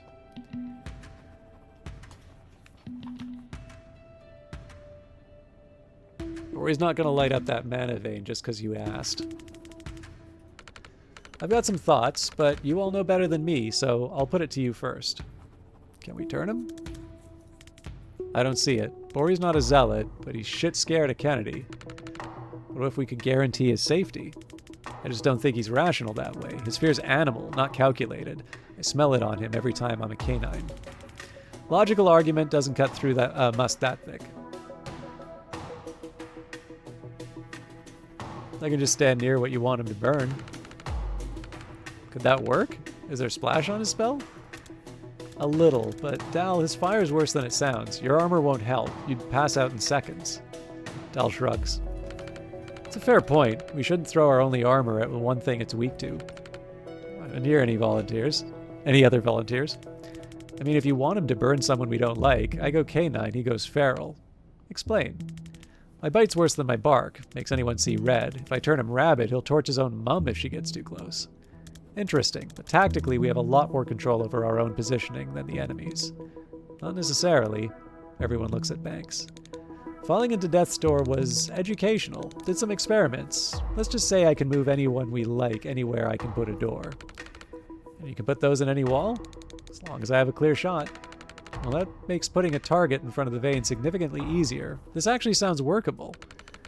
I want to grill you both on the nitty-gritty of those powers later, but I'm ready to call that a plan. We send Banks and Ryan down to the mines. I don't need a lot of persuading to put a necromancer in the same room as the one guy we absolutely need alive.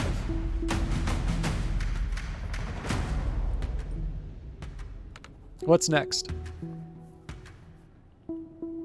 Let's figure out what to do about Liv. You know her better than anyone. What's our best shot? All of us at once. It's the only thing we haven't tried. I'm open to that, but we have to torch the mana first. Won't work. The minute she gets word of any of us on site, she'll be there to handle it personally. He's not wrong. She doesn't trust reactor grunts to handle anyone with craft. Well, I can't sign any version of this where torching the mana depends on beating Kennedy first. With the greatest respect, your history with her doesn't convince me that you can win that fight. That's fair, honestly.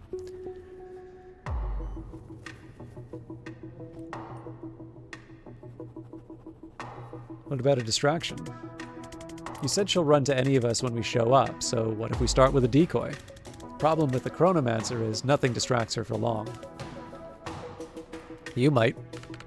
What does that mean? Vesker, she's got a block on you. She should have killed you 10 times over by now, but she keeps stopping short. We've got history, but I think that rope runs out real fast if I get in her invasion gears.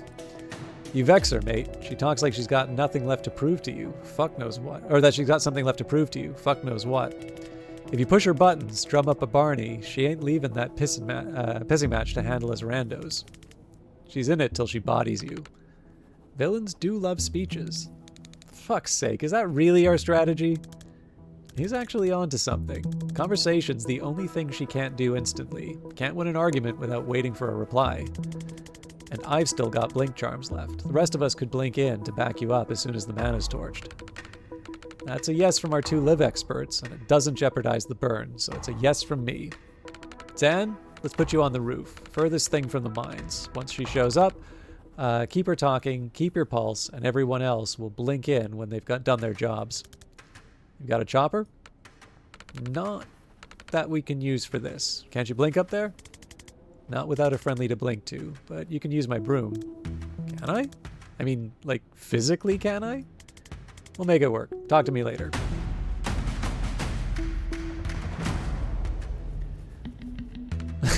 I do like the little post-its for the characters.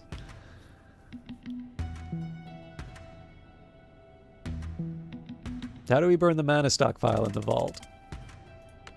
So, the stockpile's in the vault, right above the mines. It's 300,000 kilos of triple-density refined mana, enough to make a global superpower with reactors tech. If we win the war, beat Liv, and burn the mana vein, we can eventually destroy it ourselves. But given the stakes, we don't want the fate of the world riding on that string of long shots all landing. We got a guy who can burn it in the building. Let's get it burned. Can we get Bori up to the vault? I think we covered all the ways of moving Bori last meeting. And the only one we liked took 24 hours and a misinformation ploy. Even if we had that kind of time, it'd clash with our first lie. Can we get the stockpile down to the mines? Not through the corridors logistically, but if we blew out the floor? Interesting. It's not well supported, it's built over an old shaft, and the floor itself is sedentite. We've got no portable munitions that can punch through that. How thick is not thick? Less than half a meter. Jen? Oh, you want to try a roof breach? Elaborate. The breach spell we use on doors, with the right reagents, there's no reason I can't inscribe a bigger version on a roof or a floor and punch the whole thing out. What would you need?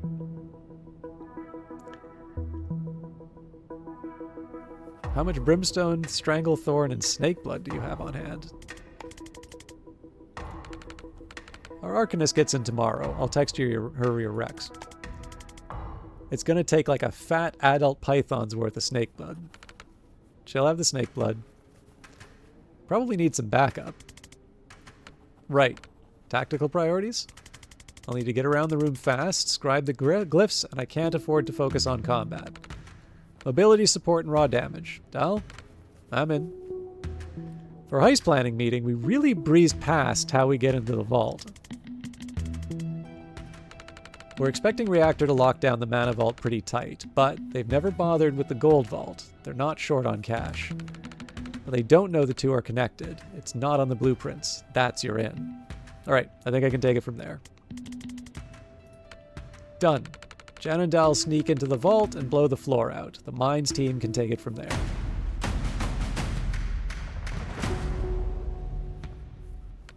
What's next? You know, this might actually be a plan.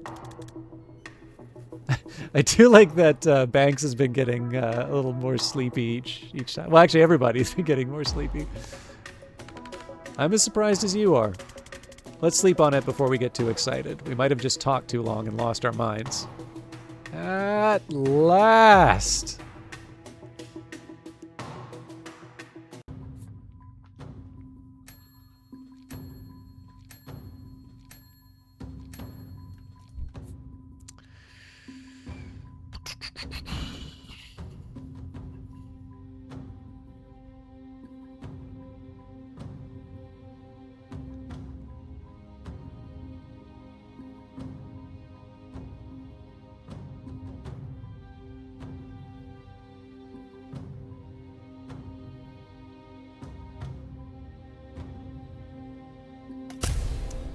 Do the time bomb.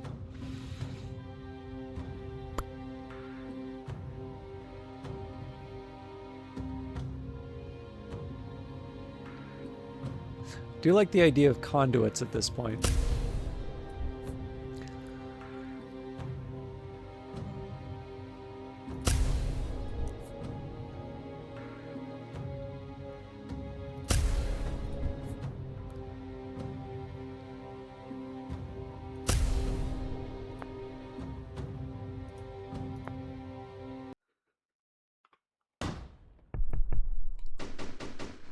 The Central Reserve, above the mana mines.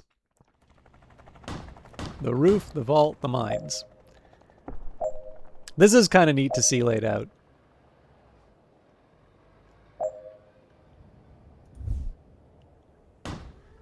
Drop the stash. Gold vault. This should be an easy one. You just have to make sure no one hits the alarm. The intel didn't make it look like easy. Don't sweat it. I'll get you there.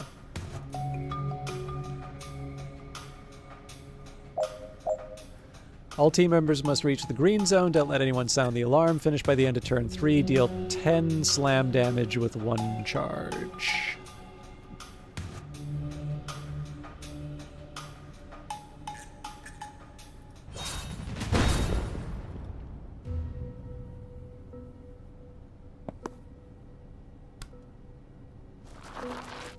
Ah, crap. I didn't realize there's a heavy turret here.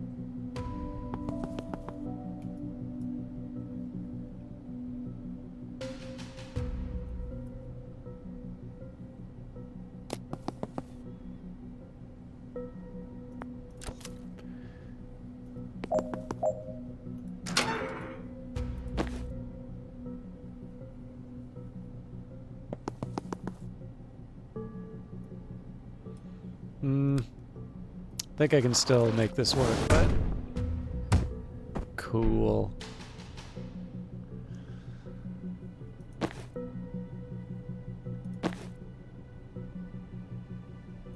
I think the problem with this one is if I... yeah.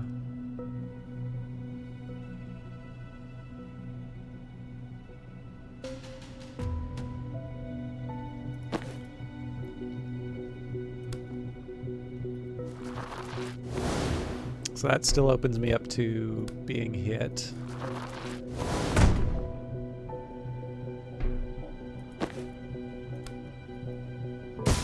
None of these are like super appealing options, but I think at least here I can try and make something out of it.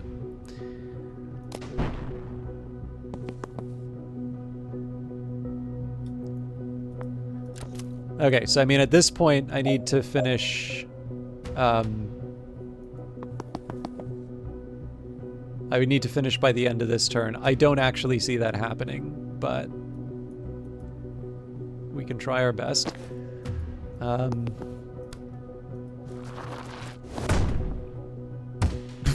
Not quite what I had in mind, but...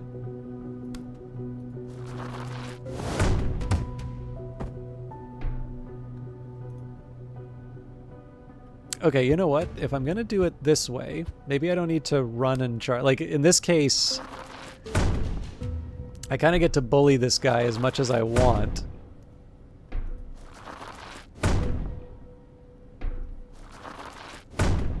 Oh man, I think I see a potential fix here.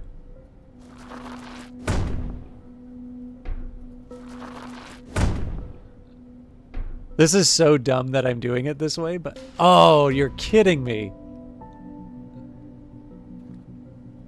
But I haven't moved yet, so... there is still potential. So if I stop at this point... so I'm thinking I do this charge here. God damn it.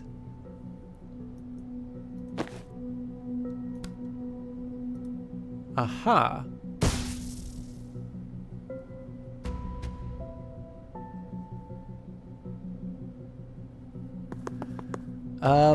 I still think I'm coming up short, though.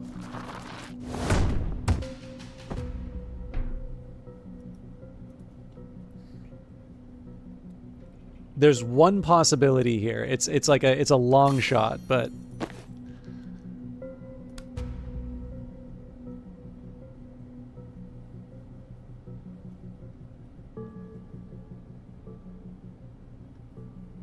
see, I've already used up my static blast, though.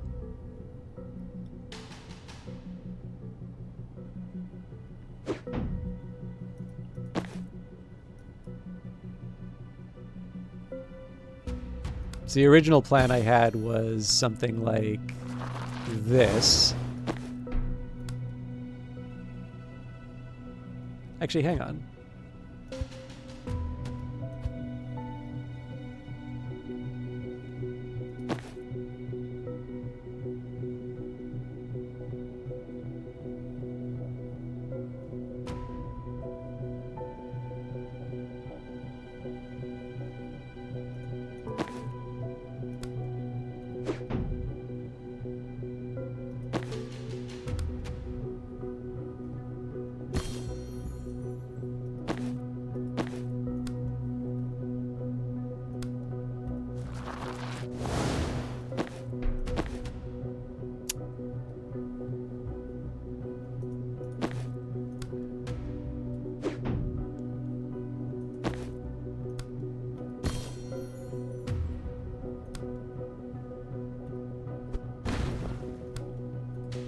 Oh, man. Yeah, I was...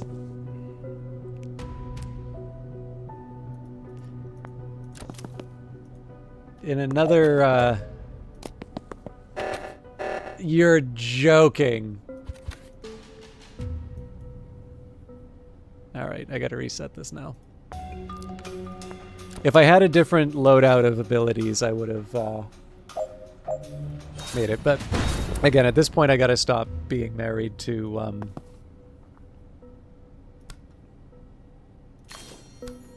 gotta stop being married to the...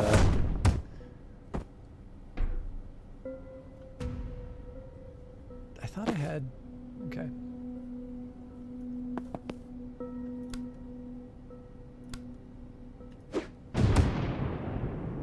I don't like the idea of wasting the Gale Grenade like that.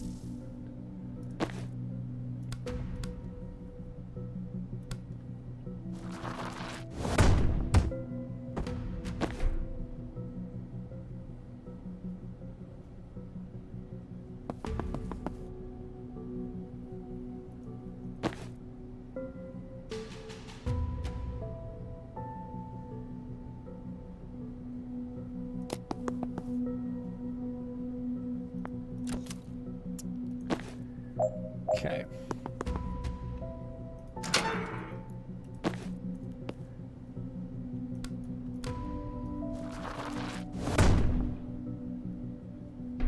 Not quite what I had in mind, but...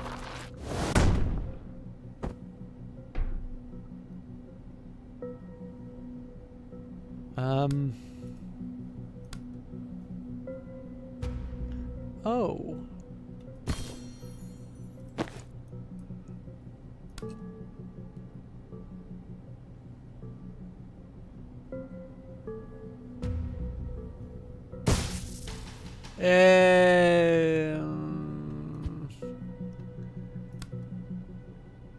So I don't have anything else to shoot, so...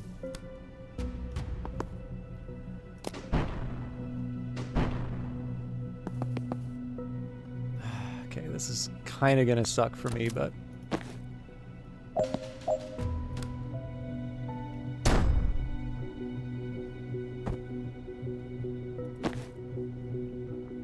Now, I think one of the drawbacks here is that whatever I wind up doing... Well, no, hang on. So if I swap... see, this is the problem. Well, okay, here, let's see how this works. No, hang on. We end the turn. So I swap with Jen. Dal does the whole charge thing.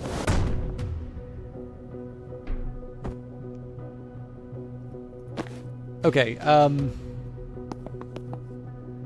not super convinced I've got the whole thing licked.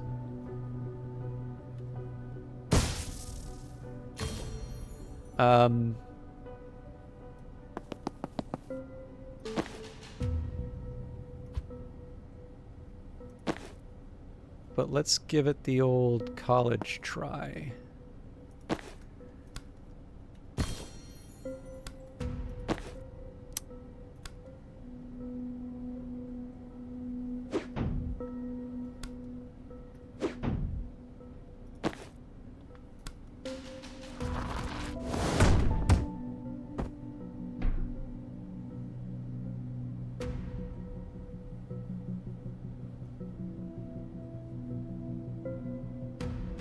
Okay, so I can throw the riot block here. So that gets me in position.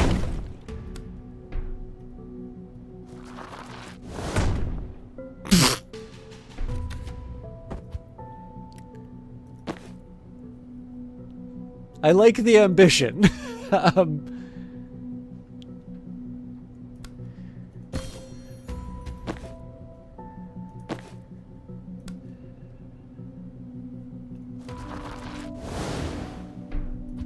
Okay.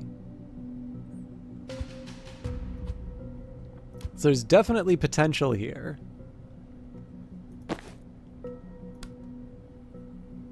Ah, man, I just can't go into a corner like that.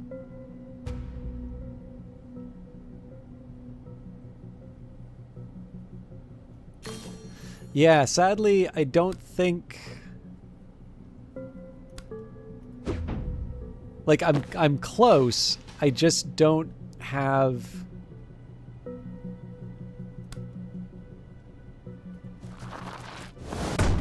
I don't have that last move. So, like, my options here, I can swap, but that still results... So that means that Jen's not in a position to move out. I can try charging, but the charge doesn't get me... Basically, it doesn't get me where I need to go.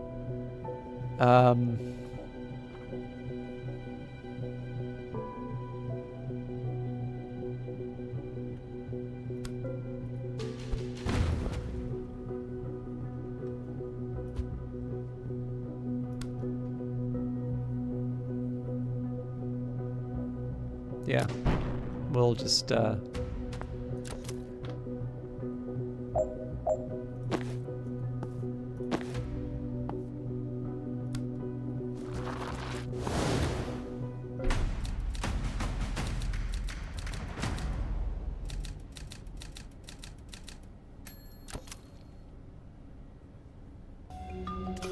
Alright, 4 glyphs. I can do fuller glyphs. Can you do everything else? Trivial.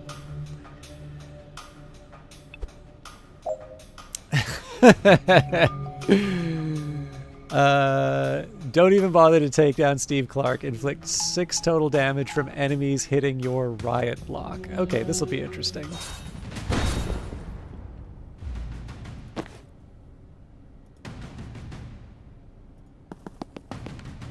Welcome, Miss Kellen, to our final showdown.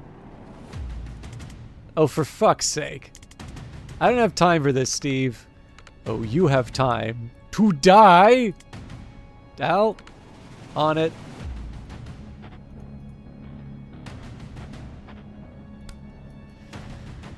Ah, man.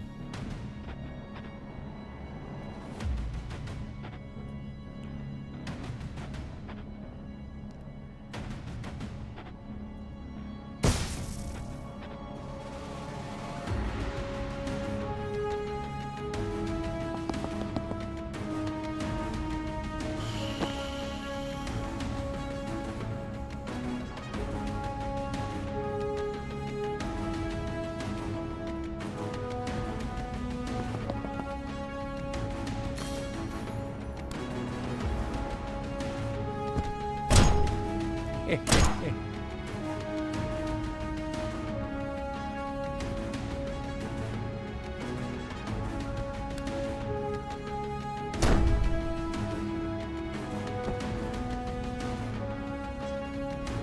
not sure if that was the right call, but I at least get the turret.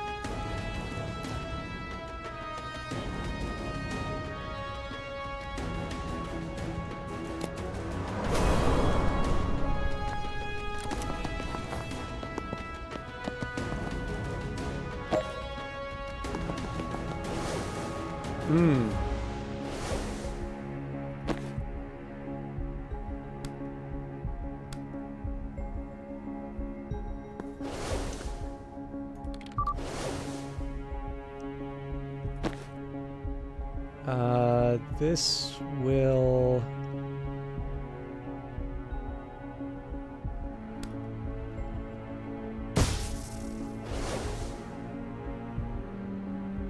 So I think I wind up in the line of... No, I don't. Interesting. I can work with this, but it does mean that Dal is sort of locked in an inconvenient place. I'll take it. That sucks.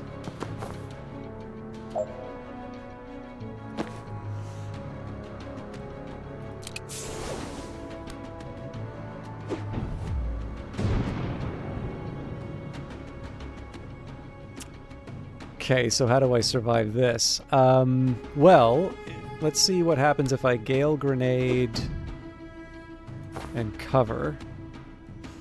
I mean, I don't like my odds here. Oh yeah, because I get taken out by the super heavy. Okay, so this is like a non-starter.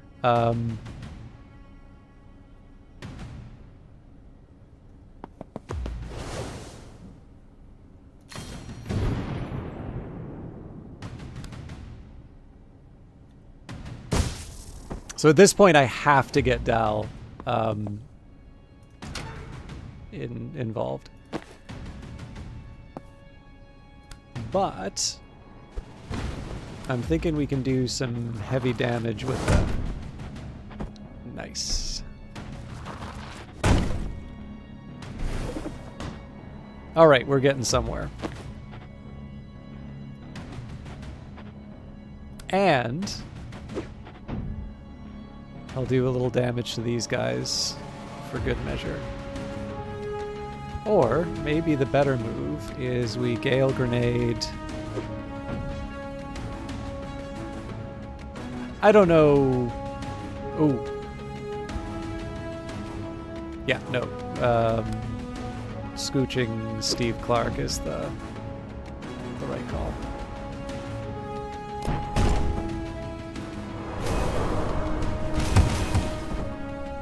That's great. Okay.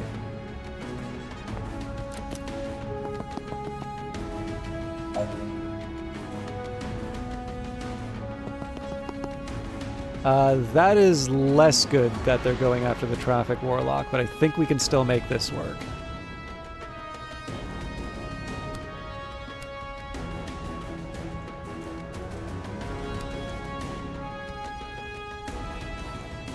I don't think that helps me.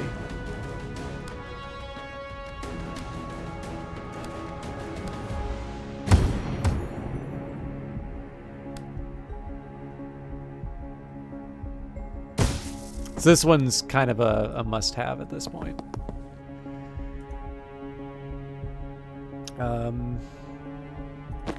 Now, Dal is... Ah, hell. All right. It's not elegant, but I'll work with it. Now, I think if I do a swap with the shotgunner, that creates more problems than it's worth. So I think we're just going to force... That man really needs to let this go.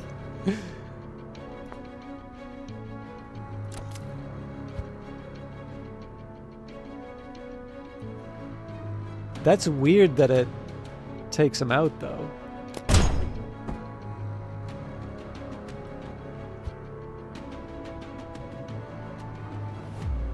man. I don't think I have... Well...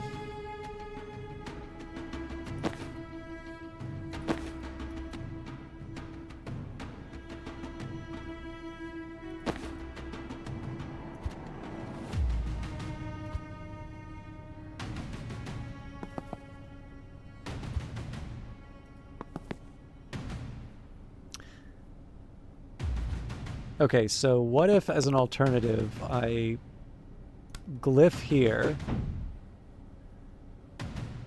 God, what a waste.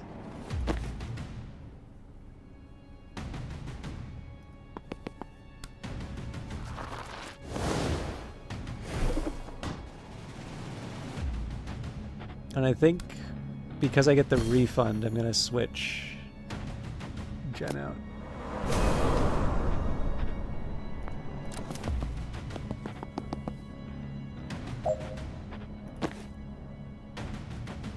Ouch.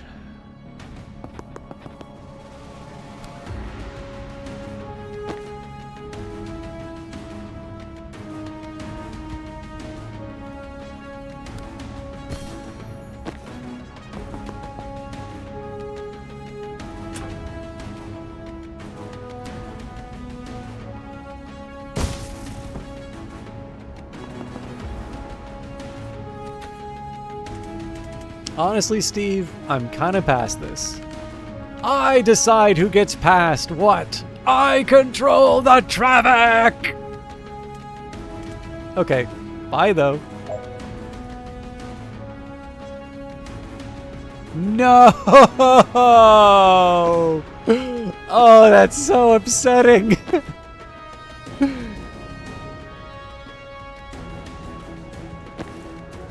So the last Gale grenade I used...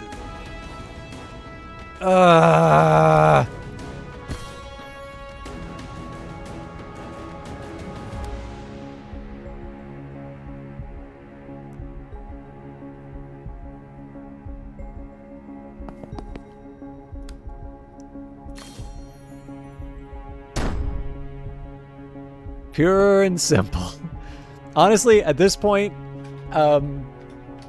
we get to set the tempo. There's no like time. I mean, there's pride for the timings, but other than that, I can work.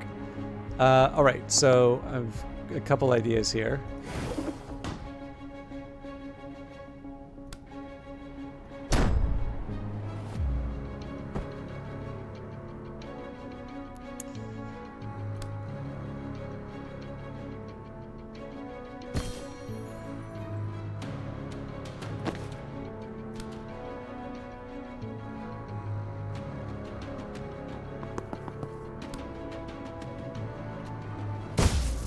As long as we don't kill Steve, we're good.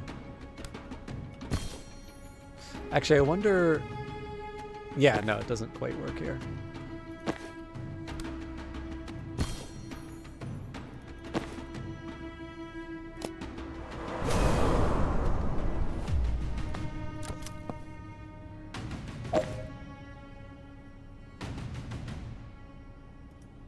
So one thing I'm less clear on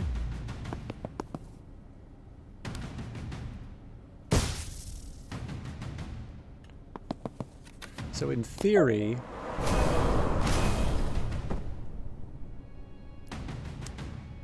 that's still fine.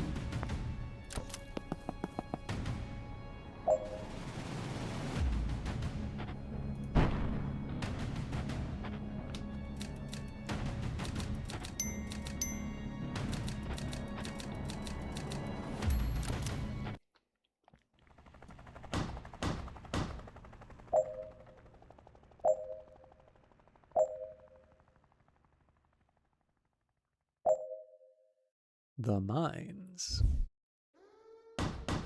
Ignite the source.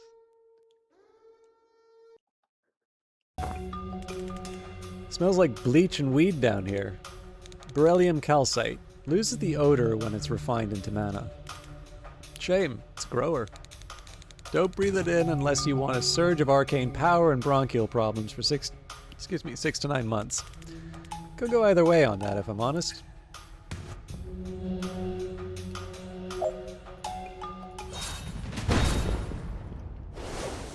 Alright, all team members must reach the green zone, use Death's Door to teleport banks at least 10 tiles. I mean, I can definitely see this working.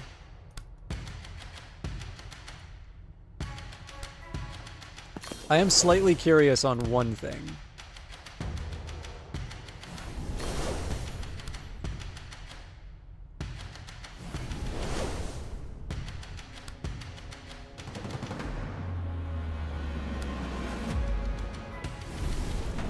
Oh, ho, ho. That's pretty great.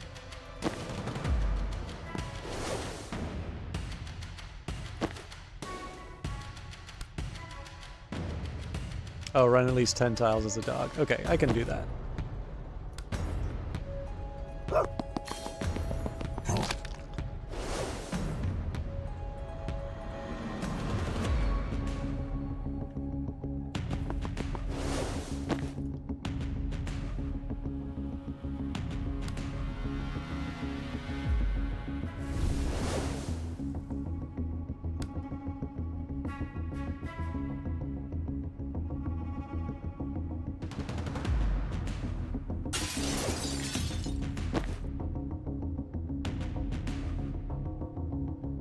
Hang on.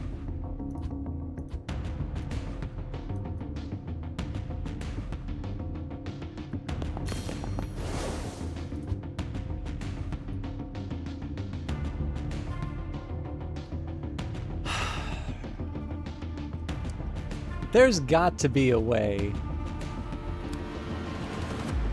Ah, here we go.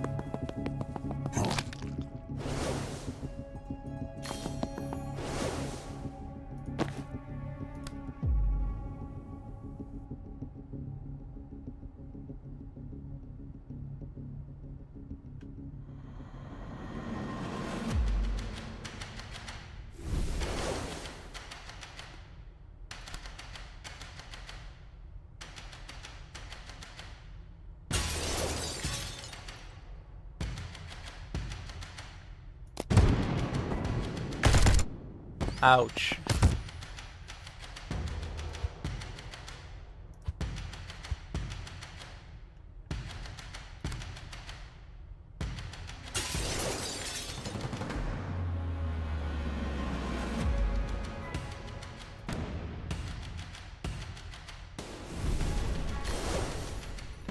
Okay, that doesn't help. I mean, I guess my alternative is... I gotta find a way of,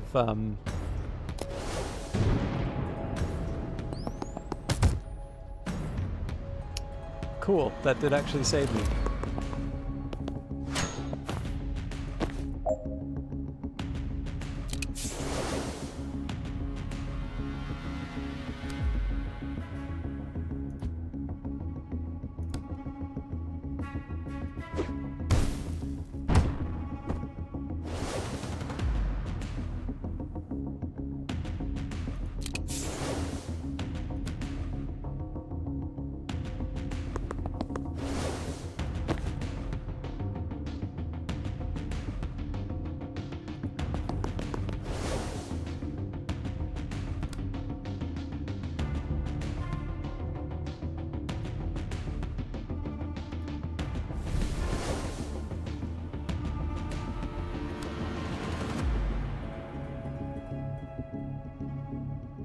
I mean, we get to do this all for free, right? So...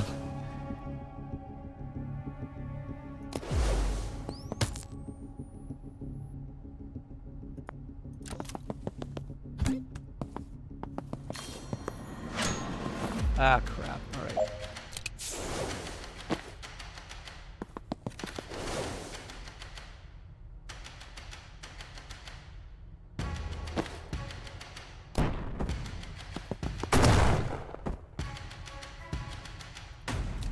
Alright, that was interesting. That was definitely messy on my part, but we got all the points, so... Mana Motherlode should be right in there. Alright, so you bite Bori. Bori takes aim at some goon.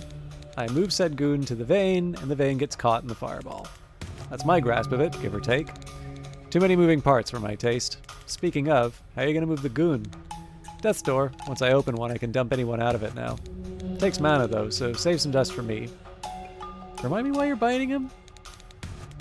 One chomp will send him rabbit. That way, the sucker who stands in front of the vein and takes a fireball to the face doesn't have to be one of us. What's a plan if we can't get the right goon in the wrong place? Last resort, you or Muggins has got to stand there and bait out the shot. Bagsy, not me. How close to the vein does the shot have to land? Bori's not a precision implement. As long as the chump's standing in front of it, it'll catch and we're good. Okay, this makes as much sense as it's ever gonna make. Presumably it's not gonna let me get, like, one... The traitor! Bad dog! Come on, Bori, mate. You know Liv's mad as a bag of spanners. You can still walk away. I did. Then she killed you? He's got me there. This is pointless. Just turn him. No? Prefer not? Well, you've had the bark. That just leaves the bite. Alright, keep 3 militia soldiers alive and cause a total of 15 bonus damage with brittle. Man, I have no idea how I'm going to do that, but obviously we want to hit Bori first. Okay. So the tricky part here is, it's one thing for it to say that we can use, like, Death's Floor. So create a portal on a wall. Anyone pushed into the portal won't come out again until after the fight. Yeah, so the problem I've got here is I'm not so sure. Like, this is fine.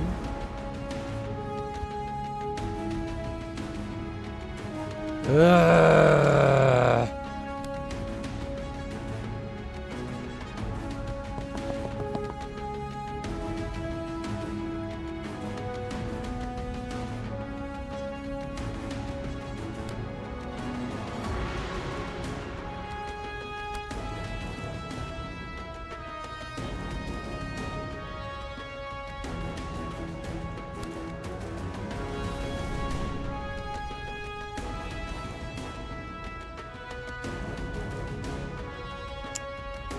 That's really interesting. Okay.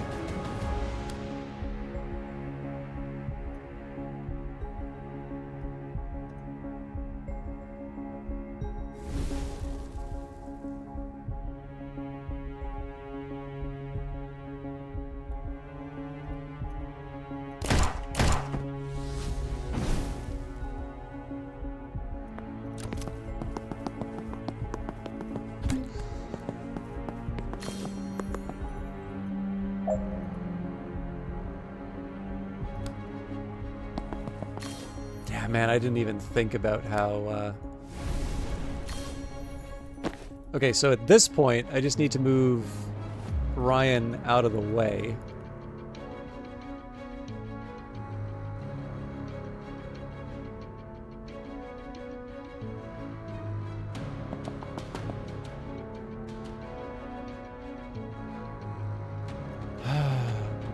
Man, they do not make this easy. Okay, not quite what I had in mind, but cool.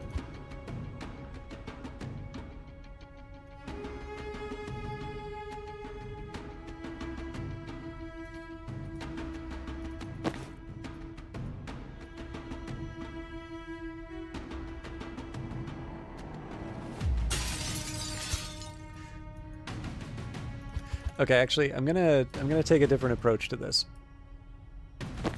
So if I run Ryan, like, just away...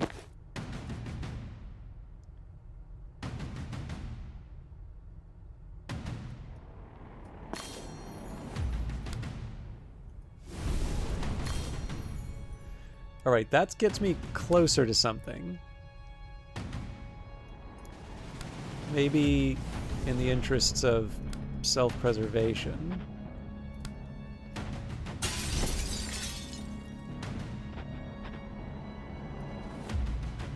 Not crazy about the fact that the heavy gunner's going to take out the militia, but I don't think I have a lot of options for that.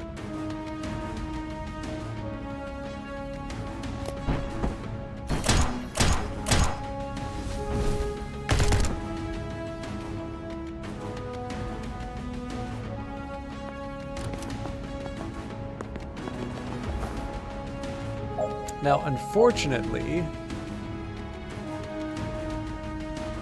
I am out of...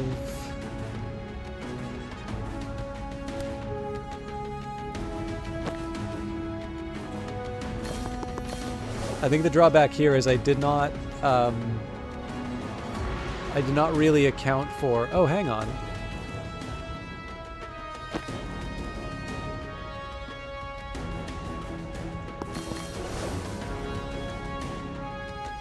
Alright, no.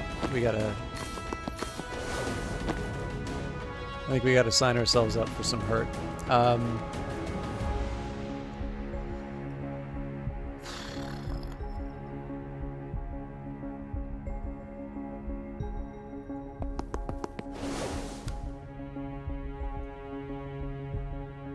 Okay, let's not be so pessimistic.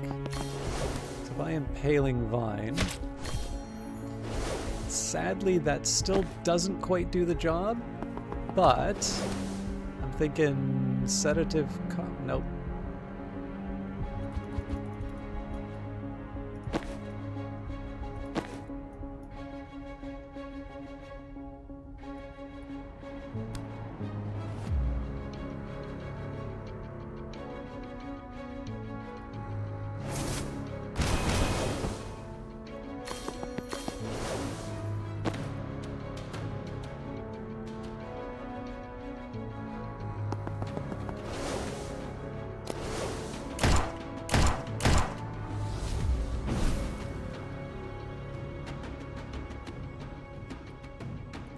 Resurrect Jen and Dal.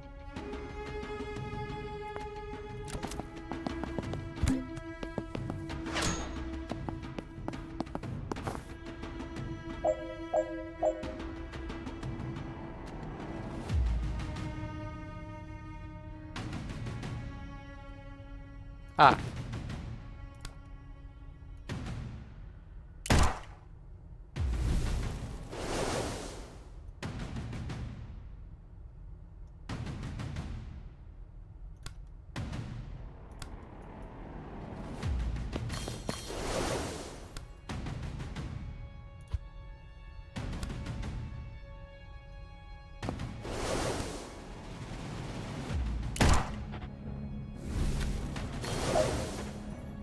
Use Blink Out to extract one wizard per turn for the final fight. Okay.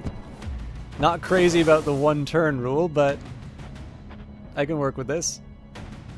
Ouch.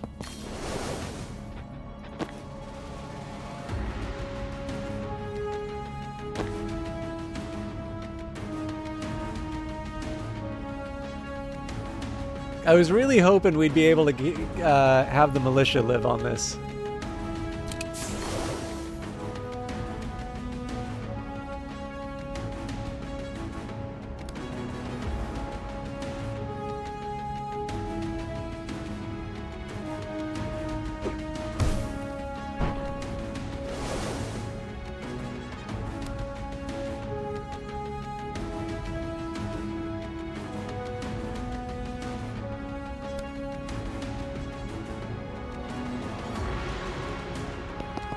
I'm wondering if this is gonna work.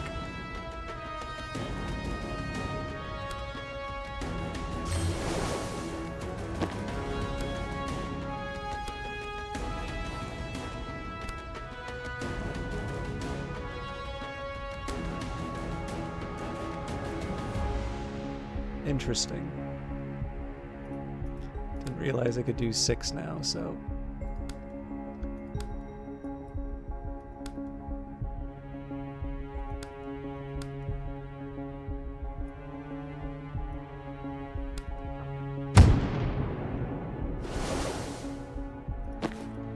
So that was a setup for the spore bomb.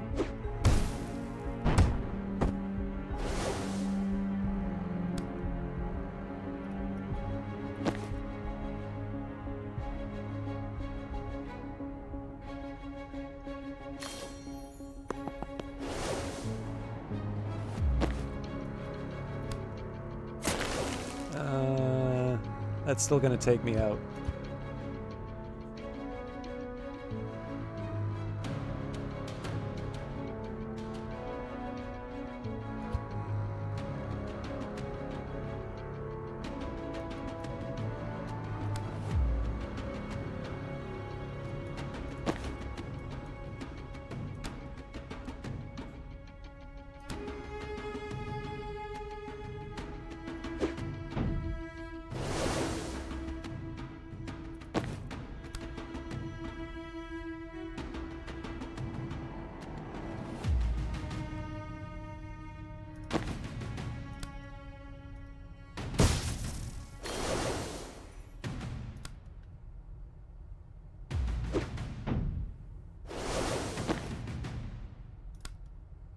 Alas!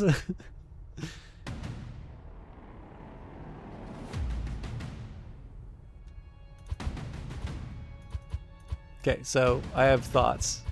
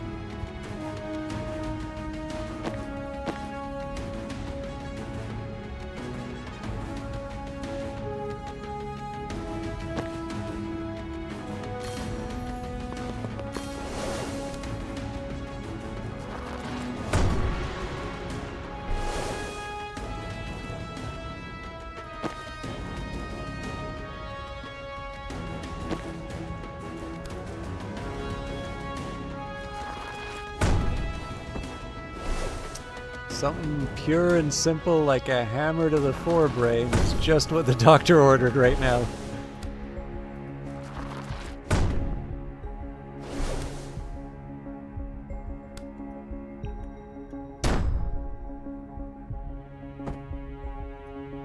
Alright, this I can work with.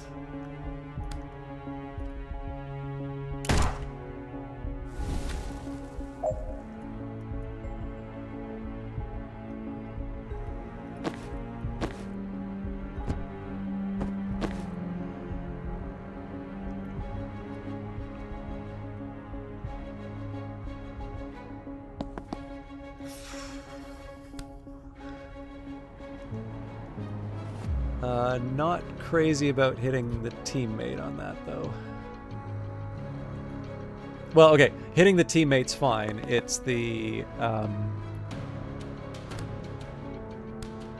damage that gets me.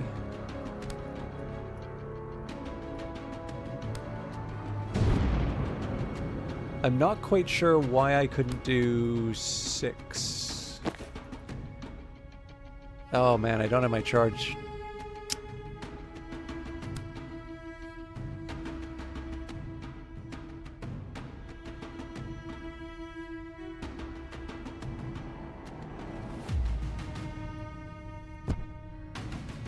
Yeah, that doesn't help me. I mean, I can static blast them, but it's not gonna...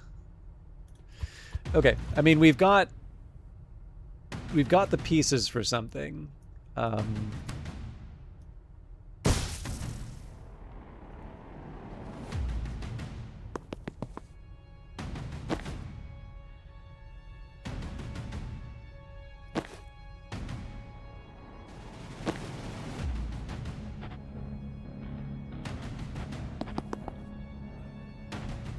Okay, I'm not crazy about this option here, but this will at least take out an enemy that I need. Yeah, I think we...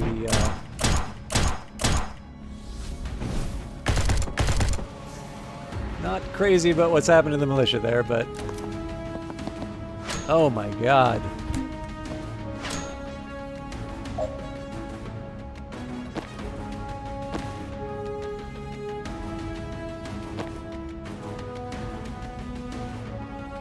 So honestly, there is a very practical question to be asked here in terms of, like...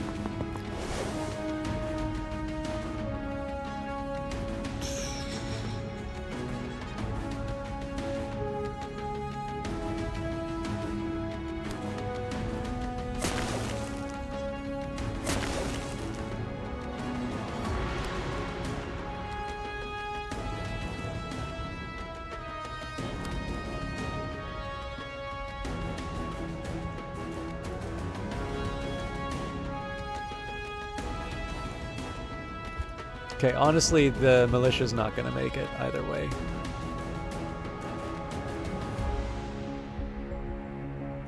So acknowledging that, I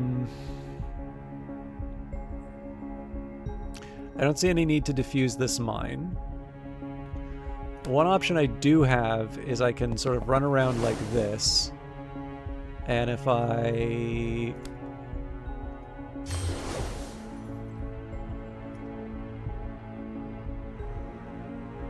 So I can just pile on the Brittling Dart. Wow, that was not what I was expecting.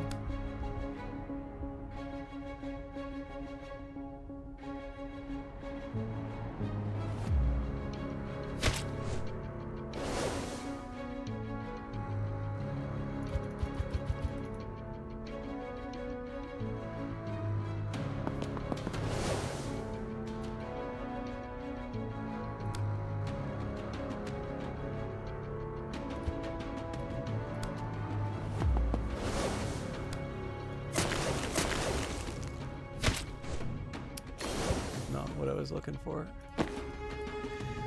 Okay,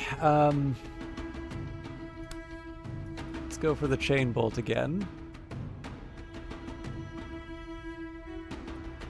I think I can live with this.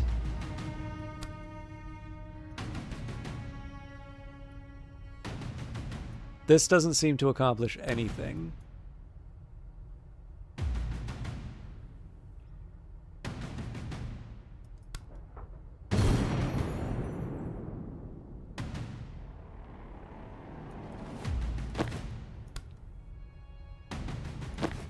Okay, so Jen's sort of in the way right now.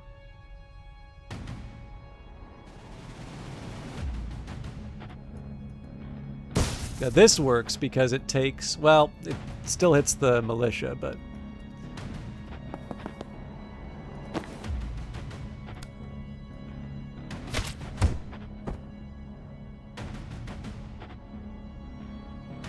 Okay, so...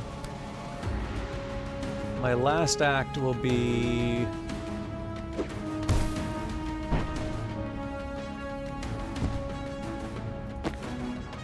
It's obviously really risky for me to do this with Jen at such low health, but I think the bit of good news here... So I think the wrong way to approach this would be something like this, right? Because I take myself out doing that. But it did occur to me that given where I'm at with Dal, well, I mean, it seems to me like I lose him no matter what. Not strictly true, actually.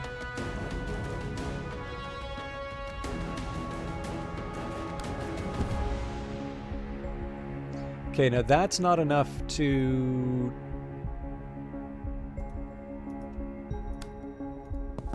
I wonder.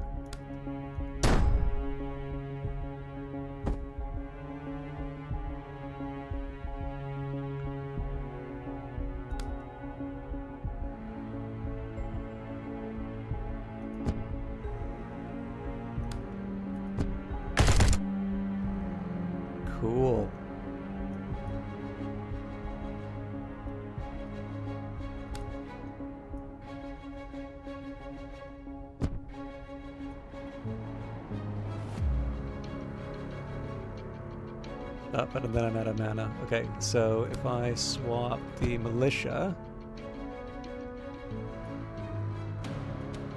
I thought that was friendly.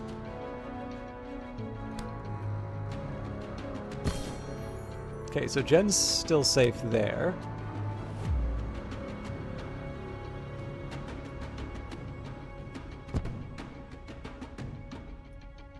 We do a pretty good job of saving the militia, honestly.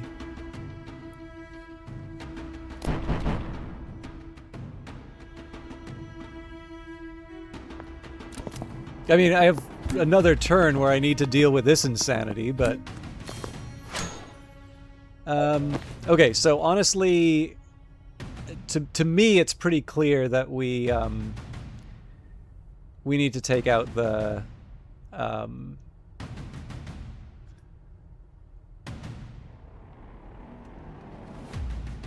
we need to take out the chaser.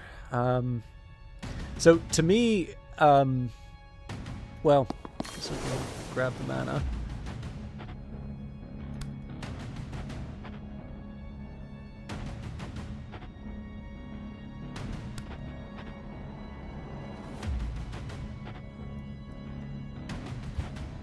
So I definitely want to get the action cost back. Problem is, the more I do this to allies...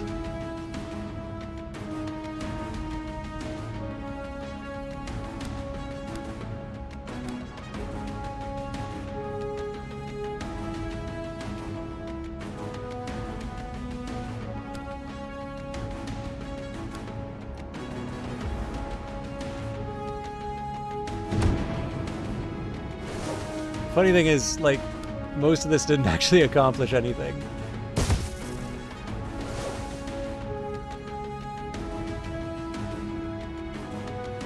So at this point we blink out. Now, one option, of course, is... Well, hang on. Okay, so...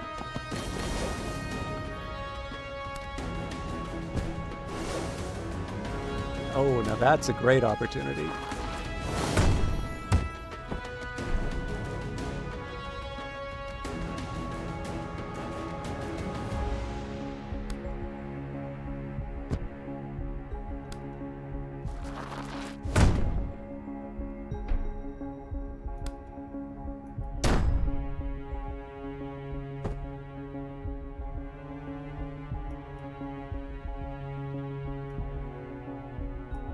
We still lose a lot of militia, though.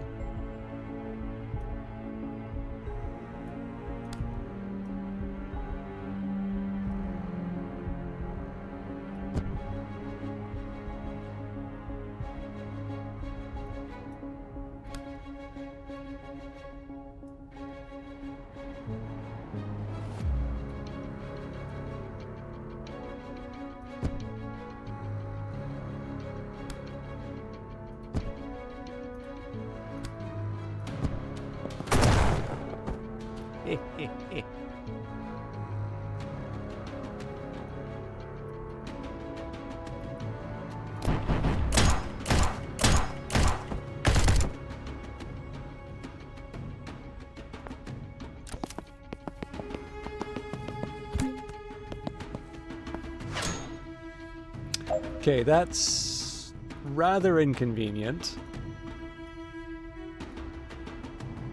Because I don't have the mana to do the fancy stuff with now.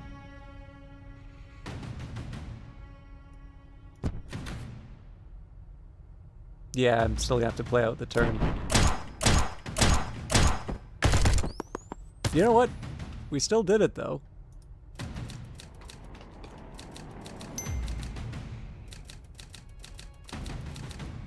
I probably should have thought about how I could boost the brittle damage, but not a major priority.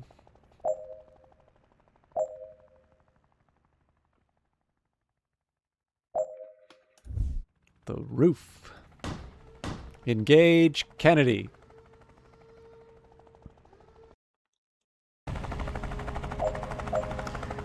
All team members must reach the green zone, extinguish at least 3 signal flares, and finish by the end of turn 4.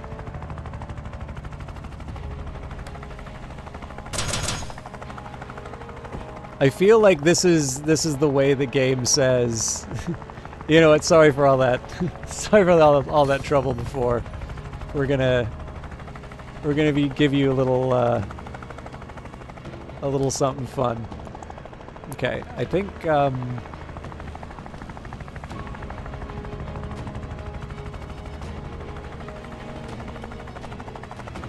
so cover seems to be the answer here.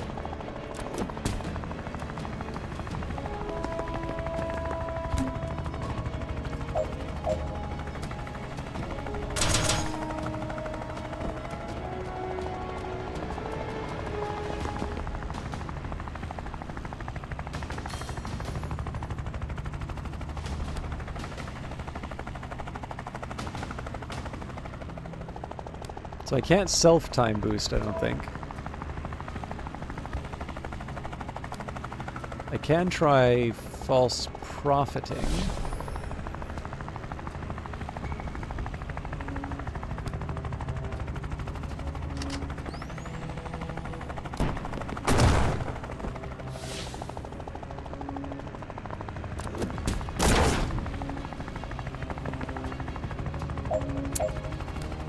Okay, this one's gonna get a little inconvenient.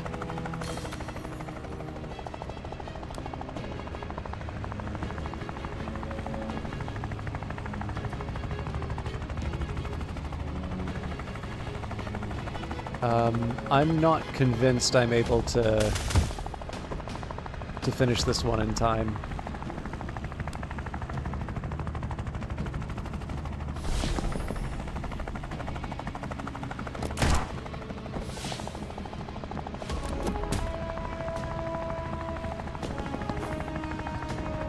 Oh man, we were so close.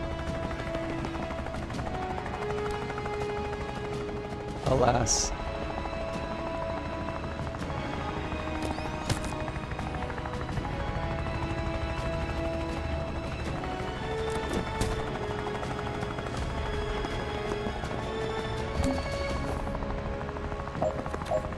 Oh, that's gonna take us out. Alright, that sucks.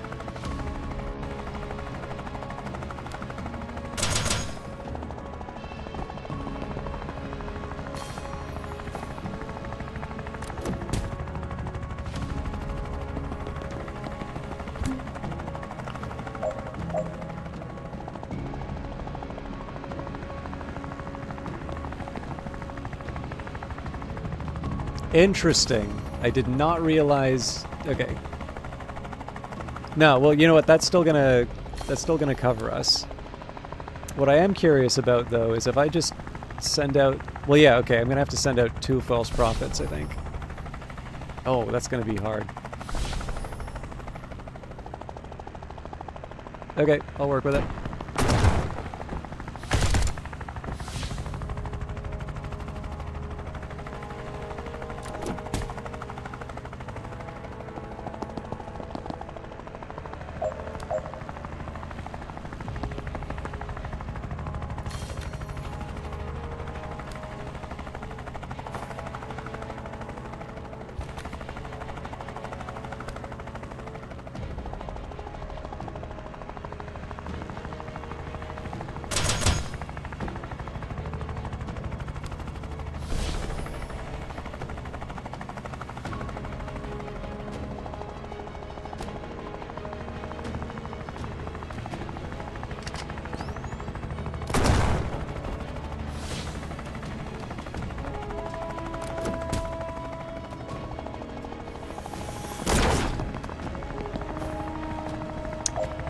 Huh.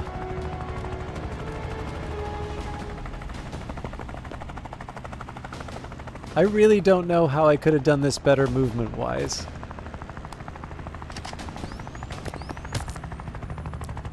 Oh, he's gonna grenade us again, though.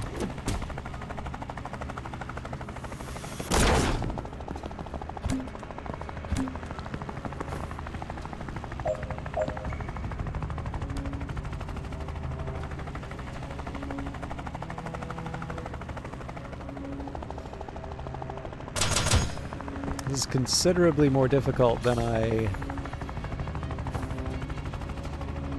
thought. There's maybe a way that this works, but it's gonna be touch and go for a bit. Yikes.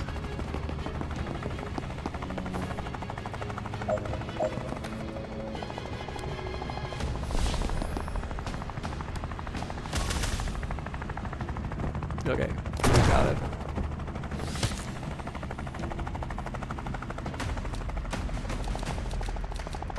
I am curious about the 4-turn one, but for fuck's sake, Zan, I gave you so many chances not to die to this, and you still keep bumbling back into the kill zone.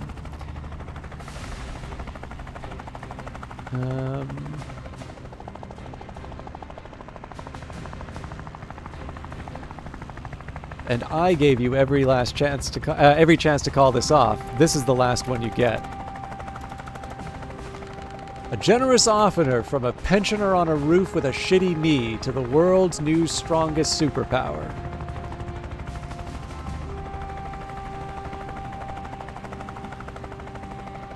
I feel like this just...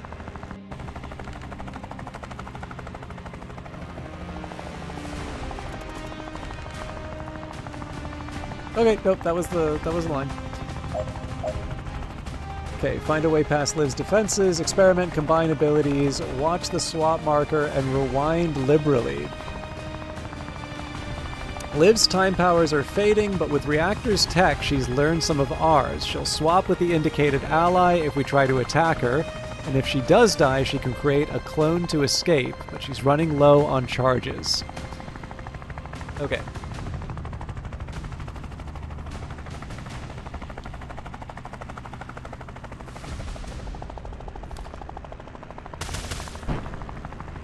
That's not it. If I just do a straight shot... Okay.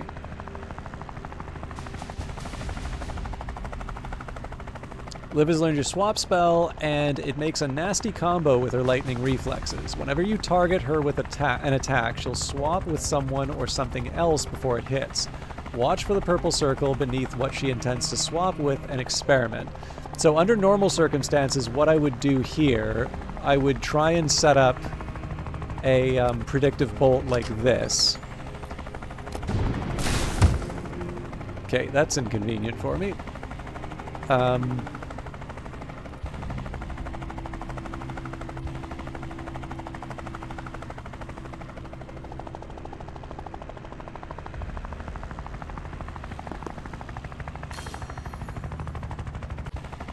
Okay, so the signal flares get me mana. That was probably something I could have detected from earlier. I'm not super opposed to this. Oh, you know what? As much as I like the mana,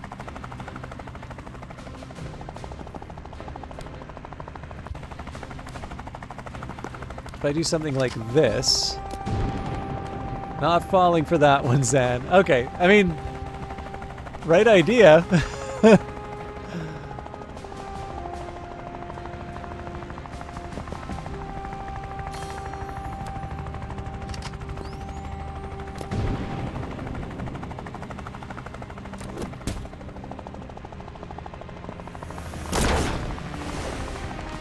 Oh look, here comes the med school dropout who couldn't finish a simple job. You couldn't understand my job if you spent your dull life trying, you tedious thug. Guess I was busy assassinating warlords to keep your country safe while you were learning about hemorrhoid creams.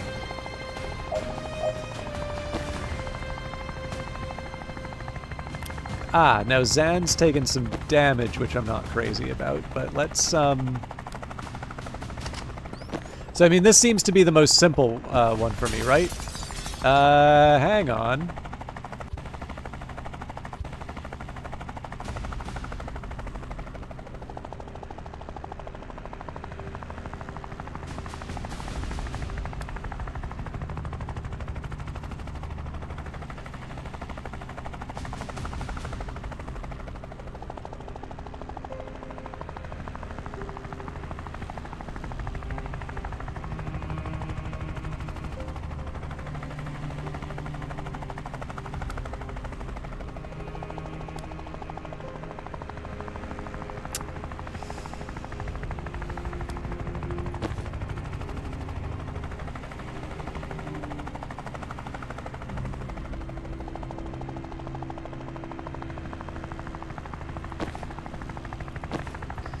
So it depends on the character I'm moving. Fair enough.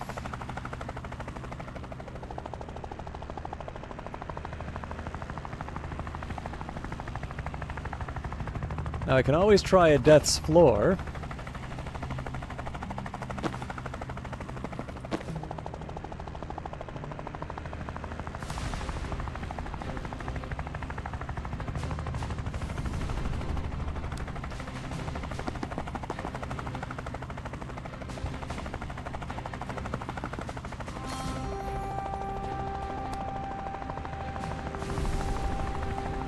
Okay, all well and good, but...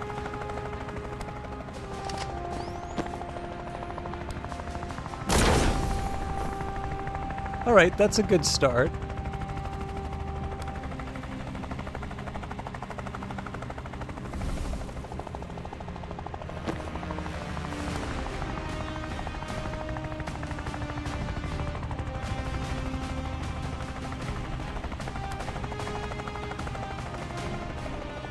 Okay, so instead of wasting the transference, I'm gonna 3-bolt burst.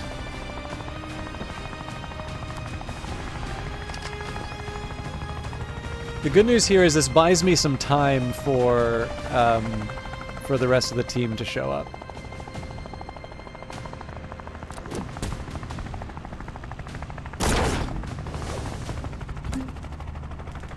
There she is. We still got a contract to thrash out Kennedy, and I don't think you're gonna like the kill fee. You guys hired my dog? Did you lose a frisbee?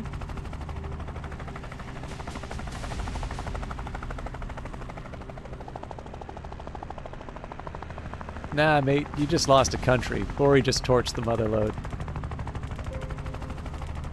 Baby's first coup looks a bit perma-fucked. Bullshit. Bori's solid. Solid? He's rabid. Think you forgot. I can make anyone see red. Okay, so it would seem to me Rabid Bite's the name of the game here. Okay, that's good.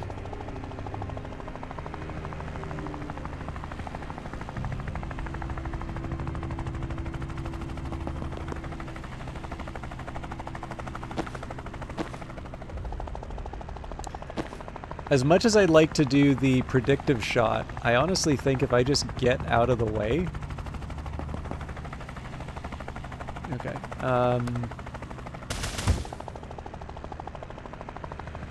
Yeah, she's gonna bounce that off of anything, so I might as well get the flare for it.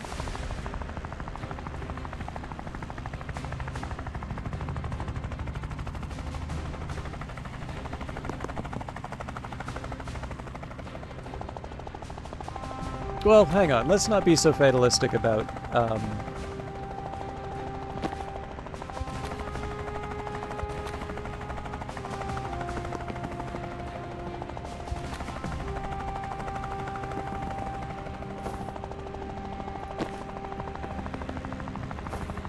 Yeah, we're fine.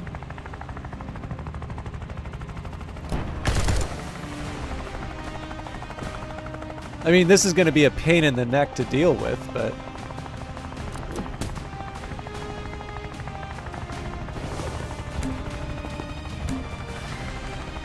And here comes, I want to say, Jane? I picked up your little spark trick. Fun beginner spell. Drop the act, Liv. I know why you're really here. You're using, and you think reactor's tech can save you from the damage. Nice theory, but I'd never used when I started this. It might not be why you started, but it's why you can't stop. You're too smart not to see the problems with this plan. There had to be a reason you couldn't change course. Shut up and shock me. Alright, this seems like a good time to do the Spore Bomb.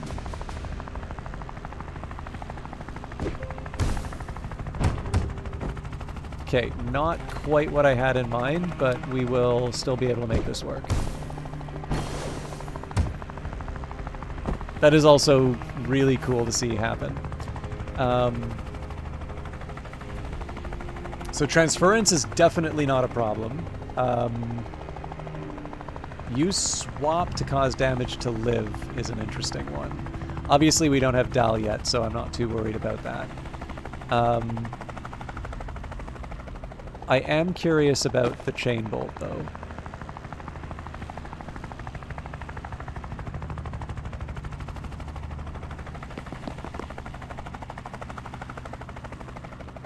Well, first thing I gotta do is get the flare.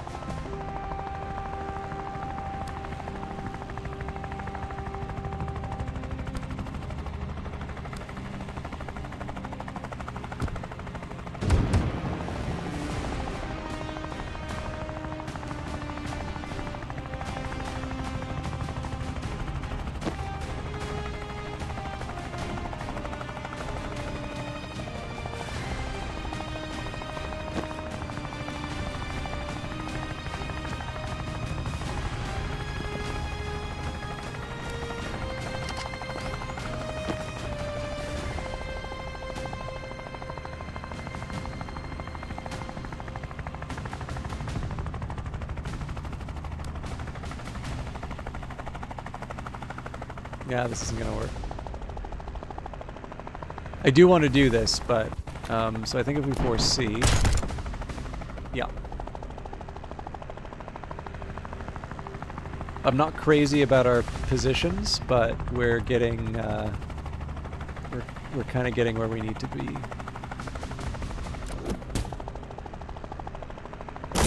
Now, if I was thinking, I'd say probably a rabid. The fuck are you doing here? I won your little revolt for you, didn't I? Can't think of anything else that might bring 300 pounds of Armage Vengeance to your door? Oh, did I kill you in that sewer scrap too? I wasn't keeping track.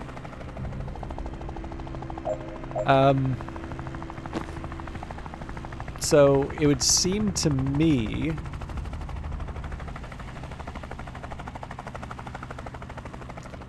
So yeah, man, there's a tough call on this. Like, there's a side of me here that wants to say, okay, you know what? We, you know, I just do the swap. Like, so one option here, I'm assuming the damage based on a swap. Oh, hang on, I don't even have the flare yet, so never mind.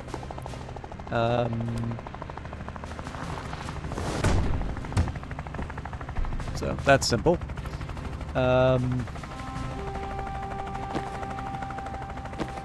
Hey, it is D-Pain. How you doing? Sorry, I've been focusing on what I think is the final fight, and we have no less than Knight 97M, who I think I keep mistakenly calling Knight 97 FM. Smooth jazz for them. Okay.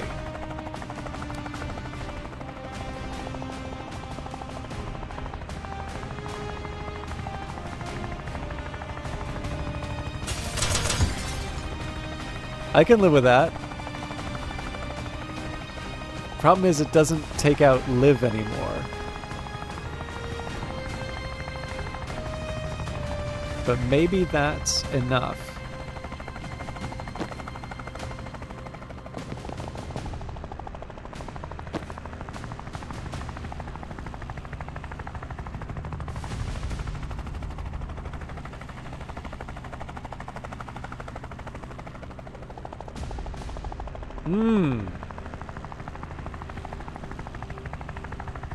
I have an idea.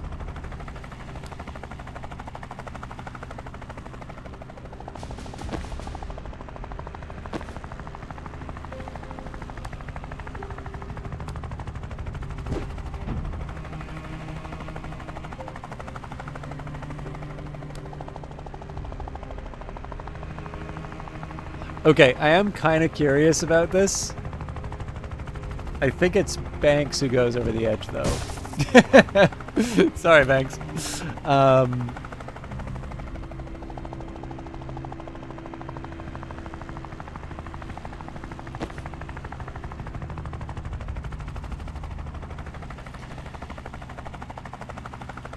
Anyways, have either of you seen or heard of Tactical Breach Wizards? And for those of you not familiar, it is D-Pain is... I think you were playing Traveler recently. I don't recall if Knight was part of your group for that or not. And what else? Kind of, yes. You weren't on the Traveler group. All right. Were you playing Minecraft, Knight? I don't think I'm right saying that, but I feel like you were playing something adjacent to that last time I saw you online. Okay, cool. So I'm not going crazy then. Okay, so a couple things I want to do. Well, okay, there's actually a few things. So one, Zan has been picking up the time boosts. There are some potential benefits off of that. So I'm gonna extinguish a signal flare. I think I don't have any more rabid bites. So at this point, actually, hang on. So it's quite likely I can knock this character off the... Okay, well, whether or not I can knock them off, there's really no other option for me to... Right, lives in the way there. Okay.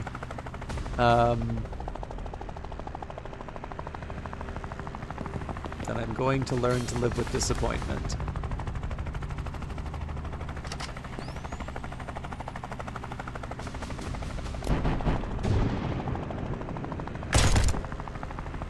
I'll take it.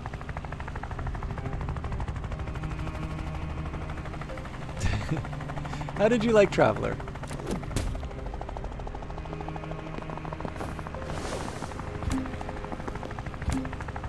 Okay, I definitely see some potential here.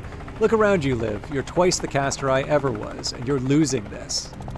You've spurned every possible ally, and now you're standing on a rooftop with no friends and a plan that can't work. I have a global armed response force and unlimited funds. You have amateurs and hats.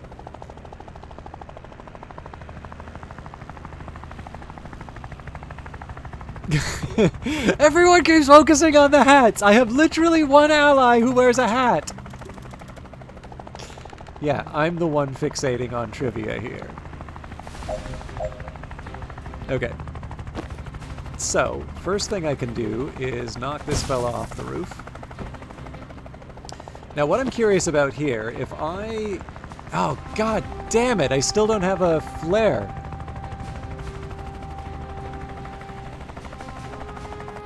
Okay.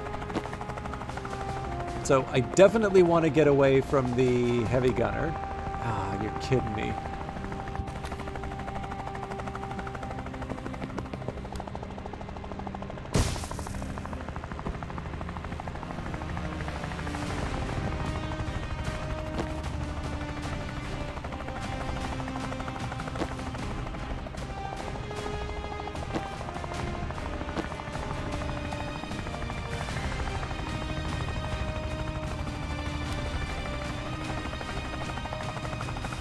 This works.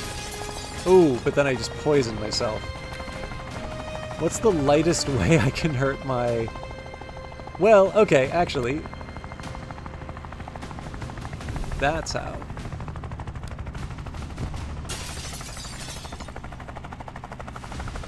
Okay, generally right idea.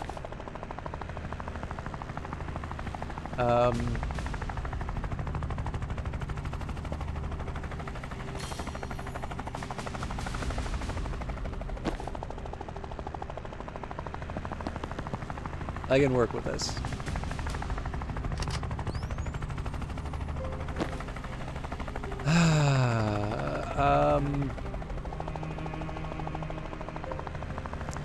So I won't lie, I can't really afford to lose that much more health.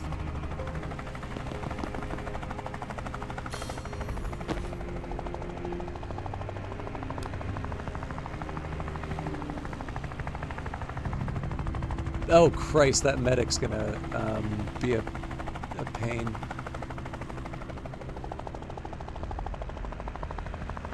I don't think I have many options though. Okay, I think we might lose Jen on this.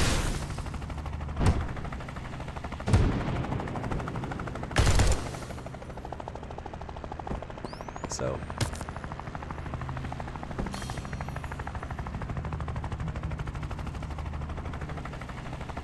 I'm going to accept this.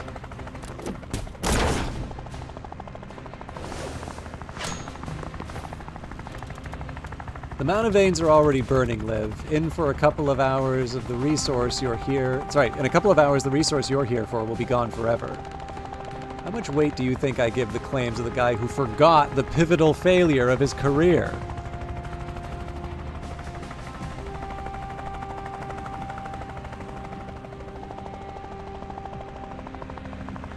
It doesn't matter if you believe me, you'll know after the fight.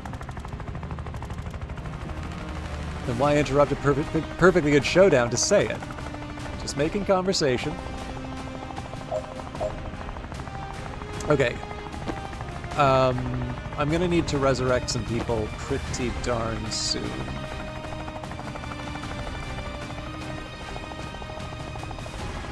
I'm just trying to think of the way I want to handle it. So, like, Liv's definitely gonna be a hard nut to crack. This fortunately takes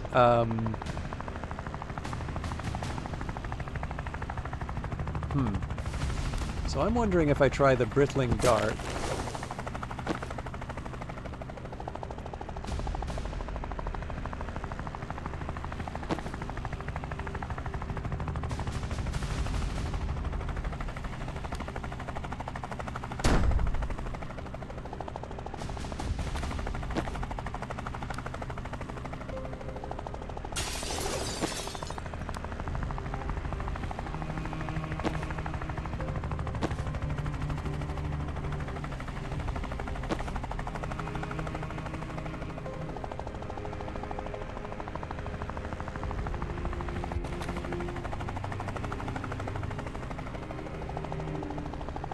I'm trying to figure out where the damage comes from.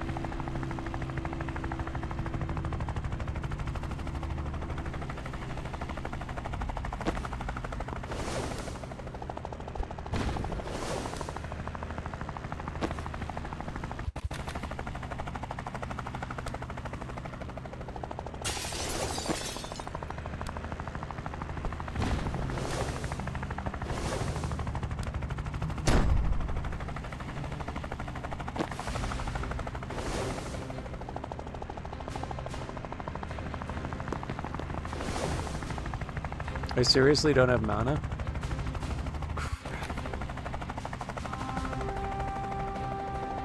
I've got a long way to go to get to a flare.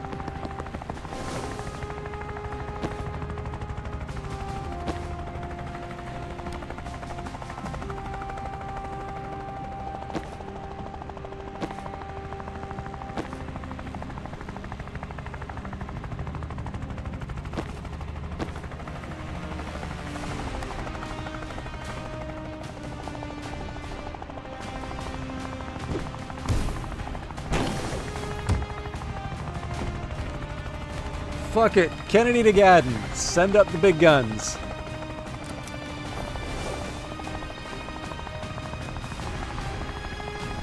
No clones remaining. Alright, I mean... my people are not in good shape right now.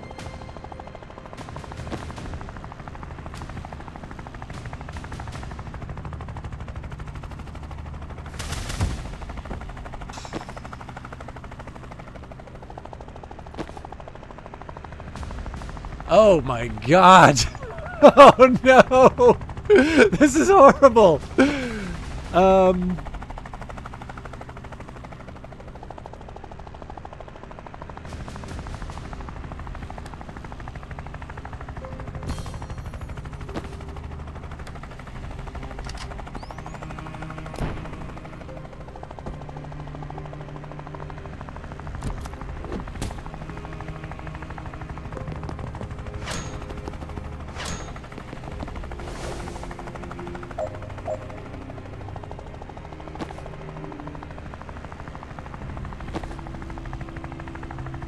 This is so frustrating. So... I could do the sedative cocktail. Well, you know what?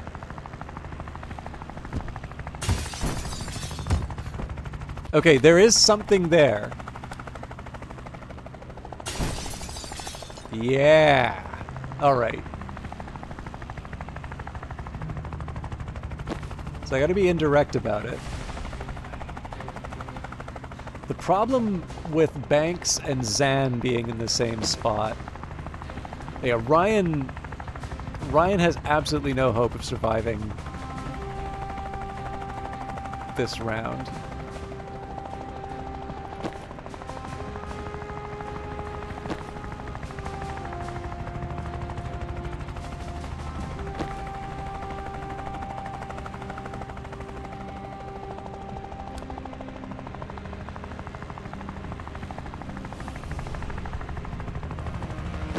So the funny thing here is,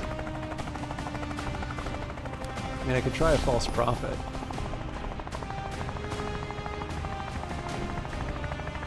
Actually, hang on.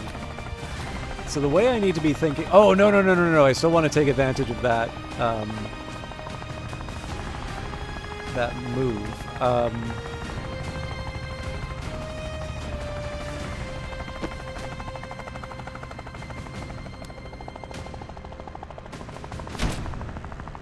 Yeah, that's a really, really good one.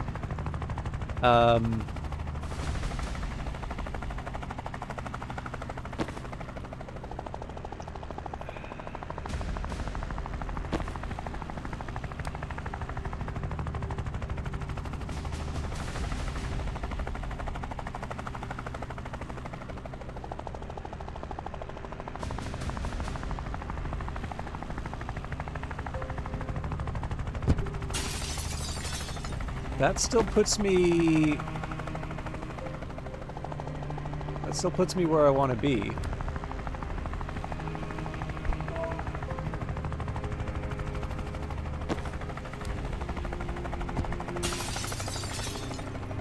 Great. Okay, so we false prophet to protect Banks from, Banks from the shot. I can even 3-bolt burst this.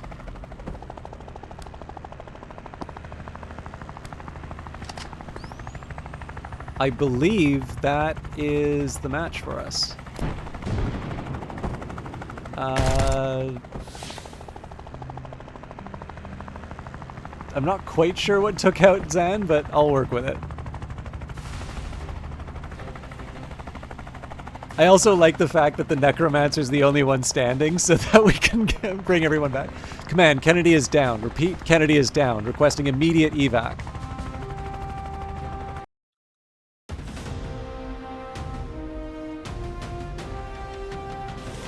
Holy shit. We actually did it. I need a year off after that. Dessa, what the hell? That's what I came here to do. I was crystal clear on that. You have to bring her back. Why? She attacked Medill. She needs to face trial here. She attacked me first, and I don't have that kind of time. I don't know if I've got months or days, but I need to see this through before I go. I didn't know that. I'm sorry. The Kennedy and Reactor raided our country like it was a backstreet liquor store. The world needs to see that it's not. A body with a foreign bullet in its head doesn't help us with that. A Medelian trial does. Ryan? Thorn, mate. Can't say I didn't get a kick out of that, but I know my element, and it ain't politics. Giving a shit's a new look on me. Inclined to believe Moss knows her onions. Look, we're not Liv. None of us are going to force you to use your craft, even if we thought we could. I could. Thanks, Ryan. A well-judged interruption. He couldn't. Alright, well, I would. Alright, that's it. You all miss out on my big ethics speech. Enjoy navigating this with the super healthy moral compass I know you all have. It's on you, Dessa. What's it going to be?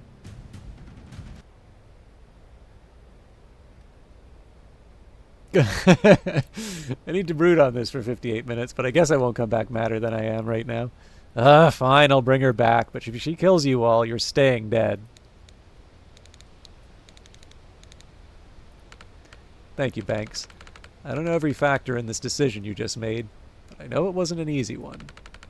Volan's already bringing craft containment arrays up. We'll have her secure in 20 minutes.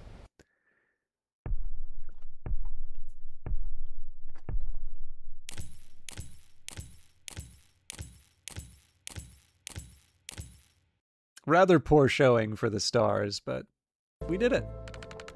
Just got word for our airport detachment. They've got reactor on the run. Word's spreading. I won't believe it yet, but once we get the footage out and the inspector's in, the heat's gonna bleed off. So thank you all. We don't know what today cost us, not yet, but I know what we gained. We broke a chokehold that's ravaged my country for... Her voice catches, and she takes a sec.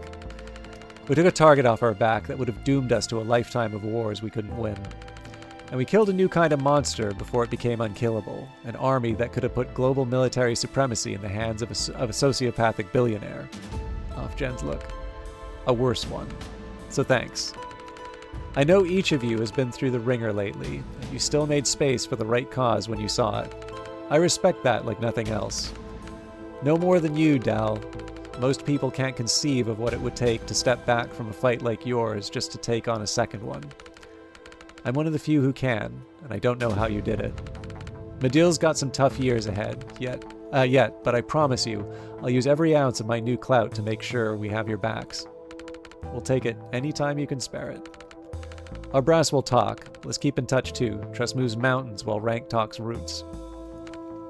And Ryan, just by bringing us together, you've done enough for Medill to make up for a lifetime of, I sense, not really giving a shit? Spot on. I know you'll never be our soldier, but if we can count on you as a friend, I'll sleep just fine. Jen, take this how you will, but you're the first person I've met who I'd trust to write both my eulogy and solve my murder. Wow. And if you ever fully realize how powerful you are, I hope you're still on our side. Zan smiles at something.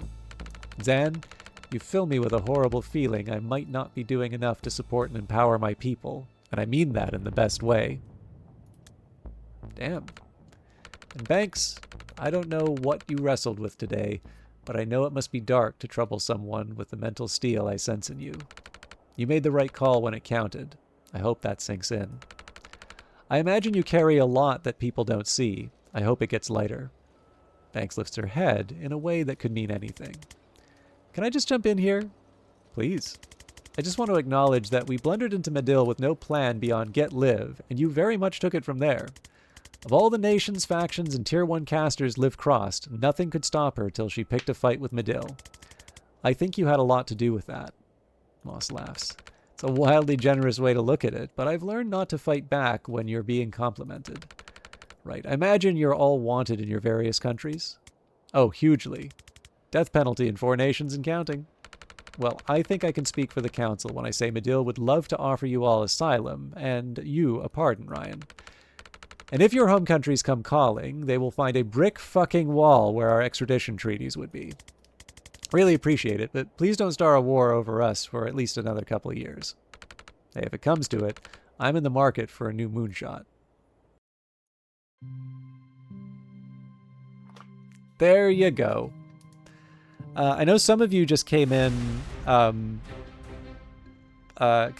of at the tail end of that, but I'm curious what everybody thought of it. I know it's always tricky whenever I talk to... Hang on. Oh, we get some interactivity. Jen, got a minute? What's up? What's your next move? Still mulling. Liboli is the best bet for PI work, but I need papers. Might see if they need me here. You? I'm thinking Liboli. More than thinking. I spoke to my documents guy. Of course you have a documents guy. Mafia illusionist. His watermarks are sublime. Did he sort you out? He did. He did you too. Sorry? Banks hands over a slim booklet. Tessa, this is a Libolian passport. This is citizenship. Yeah. This must have cost a fortune. Well, mine was cheap, so... How come? Oh, mine's just a visa. You're not staying? I'm staying for as long as I have. Oh my god, Dessa. Respectfully, fuck that. Go back to your guy and get a passport. I'll steal the money. What? That's stupid. Why?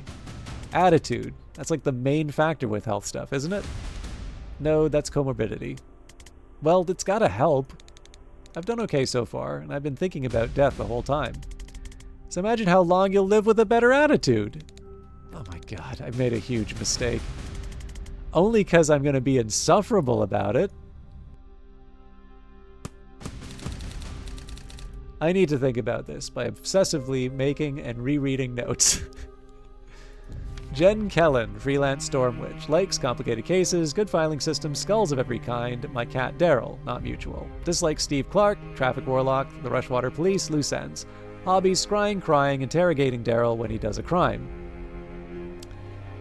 Blech, I hate writing bios. I'm a storm witch, a private investigator, and a legal guardian to one emotionally distant cat. For the last 3 years, I've been finding missing people the cops couldn't or wouldn't. But it doesn't pay well, and work is drying up in... Oh shit, these notes are smaller than I realized. Zan's thing sounds serious, and I think I can help, so off I go.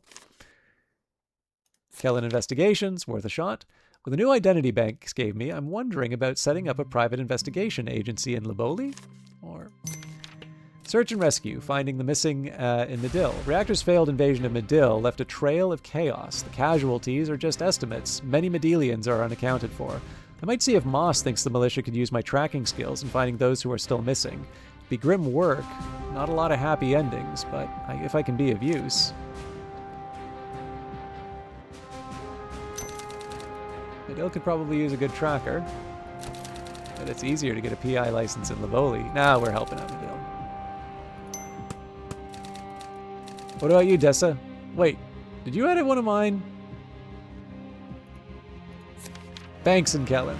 With the new identity Banks gave me, I'm wondering about setting up a private investigation agency in Liboli. The only case I ever saw you crack, your quarry was dead before you got there. I can help with that. Because you killed him!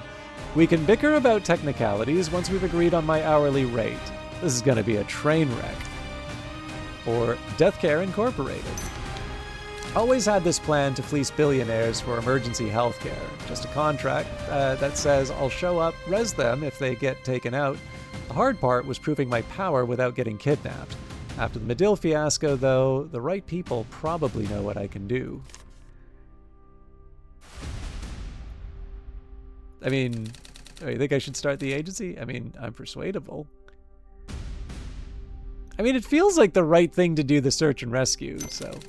I think it's finally time. Jen Kellen helped locate 83 missing Medillians in the year following the war. She's now available for freelance investigation work.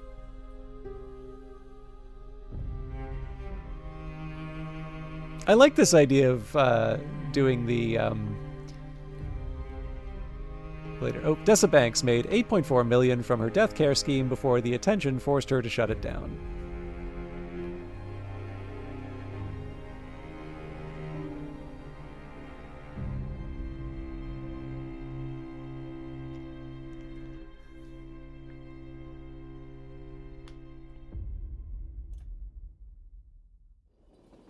So, back to Kalan?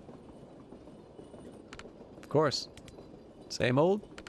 Maybe not. Command want me in on strat meetings now, but it might just be PR fluff. You don't strike me as the type to step back either way. Fair read, but there's a Dal you never met. She gets a say. You? Dunno. Might deep six that reactor guy just for shits and giggles. Gad, the CEO? Yeah, want to stretch my legs a bit, take on a challenge, work my way again. If it's a challenge you want, I know a place where the churches are forts and clergy I'll carry. Not short of high-value targets there. How's it pay?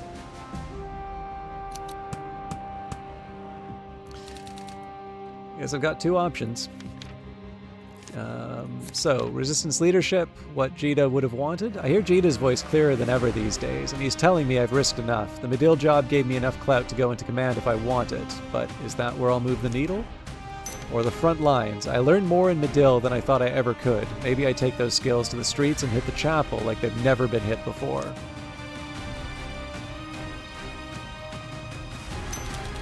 I can't step back now. Just one last push while the engine's hot.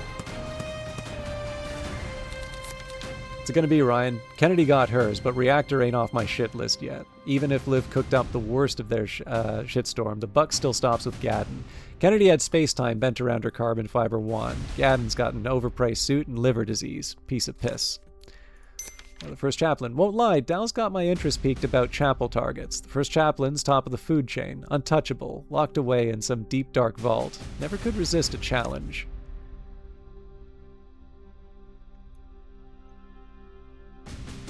Okay, you know what? We're going to get into strategy. Take on the chapel. Chaplain sounds like a tough nut to crack. Can't resist.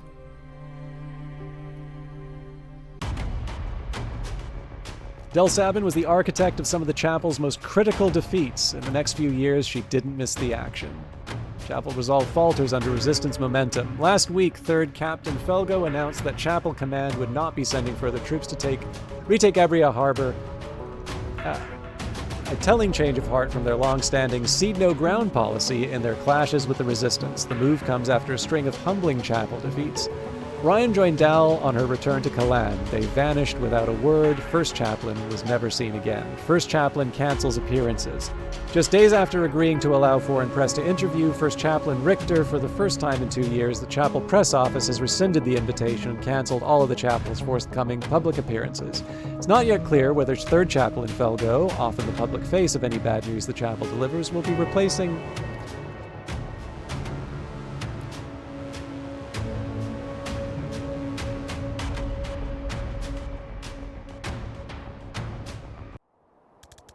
This is where I saw it. 8 tons of concrete, 1,000 names on each side.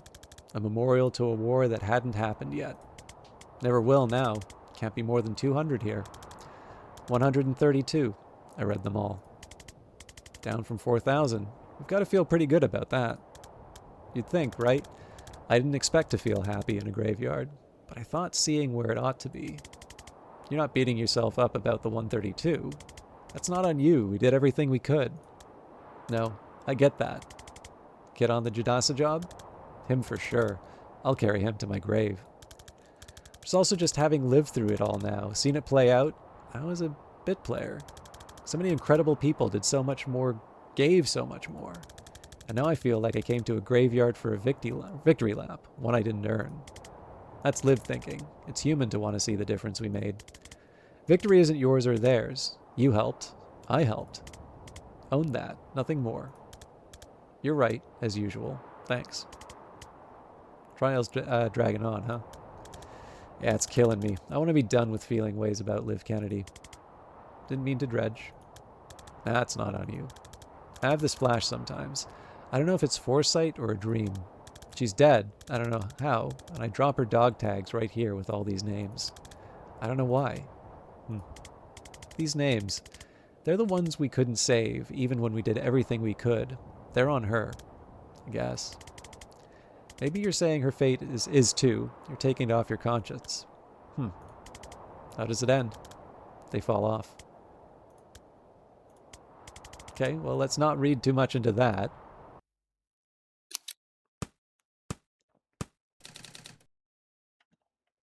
Guess it's just me left. A nice quiet place back in Liboli. I think I might just be done. I've made peace with what peace I can with the Jodasa snafu, but I can't lead a unit again. And I'm just tired. My brain's been processing 2 or more realities for most of a 30-year career, and I'm only just starting to learn at how many circuits that's fried. I could find a nice little place in backcountry Liboli, maybe move Ma somewhere close, and just find something simple to focus on. Bread's good. I could bake bread. Or tactical consultant to the Kalani resistance. The resistance is light on military expertise, and that's the one thing I've got in spades. I don't have it in me to fight another war, but Dal says Command could use me as a consultant, planning ops like the civil tongue hit I advised on. Oh, we're consulting. Like to be useful if I can. Guess that's everyone. One last look before we all split.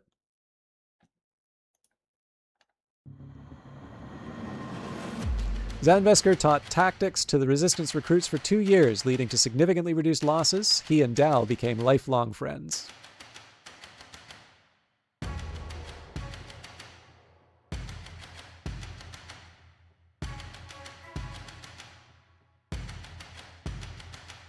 Yeah, so I don't know. Oh, nope, we still have more.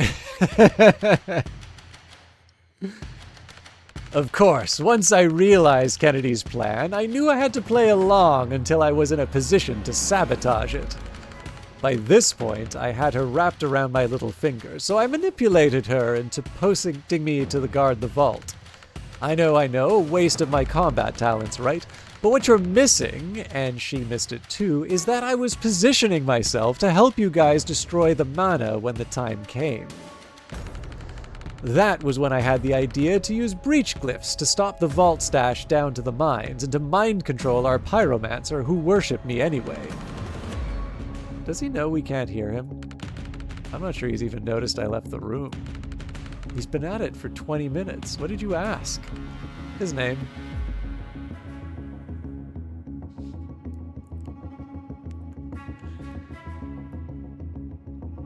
Thanks so much for playing. This game took an unspeakably long time to make. We put a ton of love and hope and care and joy into it. And we hope some of that reached you. We're so happy you liked it enough to finish and or were forced to do so for a review. For those of you who don't know, by the way, Tom Francis used to be a reviewer for PC Gamer, I believe. If you did have fun, spreading the word would actually really help us justify the reckless, embarrassing amount of time and money we spent making it. Thanks, the team. Steam store page, doesn't close the game. Move on, new mission unlocked. John Roberts made this and Tom couldn't find a way to make it canon, but I loved it too much not to use it, so here it is. Tactical Breach Wizards.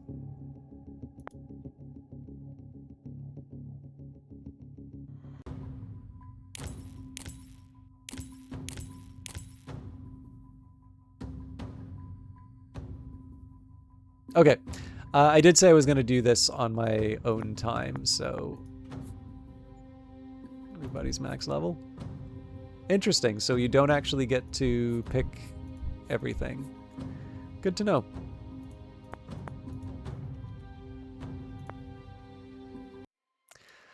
So yeah, I mean, I don't see too much in terms of people's comments on how they feel about the game. So I will confess this is a bit different from what I was expecting. I would say overall, I'm happy I got it. I'm happy I got the special edition. I was really looking forward to this for a while. And to be honest with you, like there's, I don't know, like for a really long time, I used to have the view that like if Firaxis put something out, it didn't really matter. It didn't really matter what the consensus was on it. I would probably buy it, and probably even buy it day one, and form my own opinion. The funny thing for me is that I didn't mind Civ 7 when it came out. I know there's a consensus on that it's a bad one. I mean, this always happens when Civ games come out, but it does actually feel like the frustration with the game has persisted. The thing that I don't feel good about is that the changes seem to be making this a bit more like Civ 6, and the thing for me is that I already own Civ 6. I can play Civ 6. What I don't want is the new stuff from Civ 7 to be taken away, so I can play something more like Civ 6. So I don't really know. I don't need to I don't need to make it a big deal, right? Like I can decide that at the time as to whether or not I want to continue doing that. But I really do.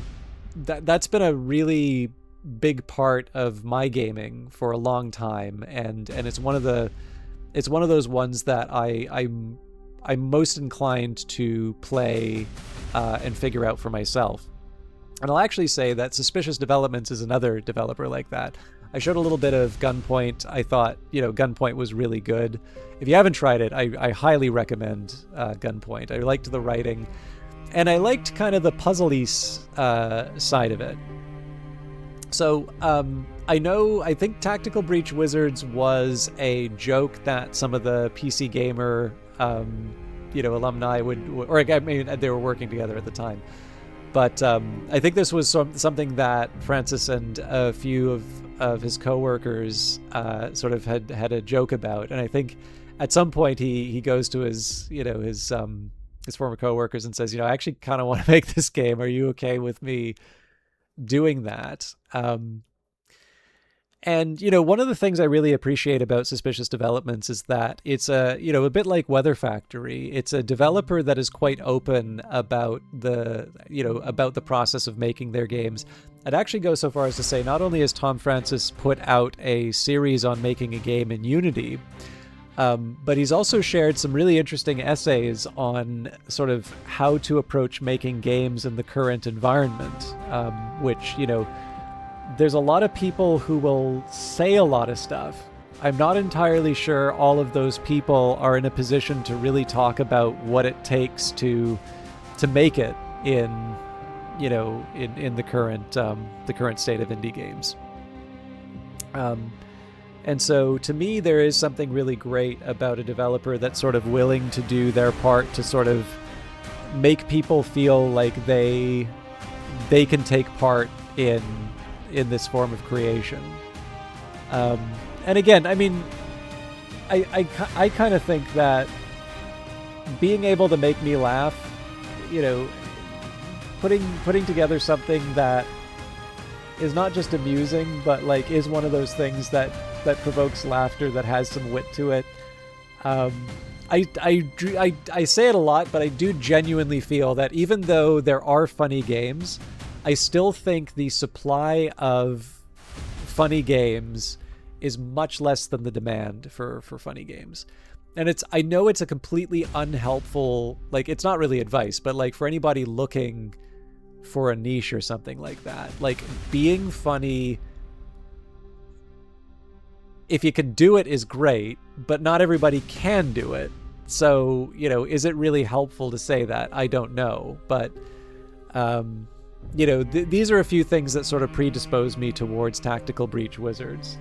I didn't appreciate how puzzly it was going to be. I kind of got the impression from some of the developer diaries and such that it was going to be a game that, like, I remember there was like a sort of demo version, or not demo, but it was like there's a video sort of showing off what it would be, and its sort of nickname was Tiny XCOM. And it sort of seemed to be this idea that it was like what an indie version of XCOM would look like. And then, of course, not Tactical Breach, Into the Breach came out. And I think, I noticed Into the Breach is a game that a lot of developers really, or not develop, a lot of game designers really like to talk about. There seems to be something that really tickles the designer,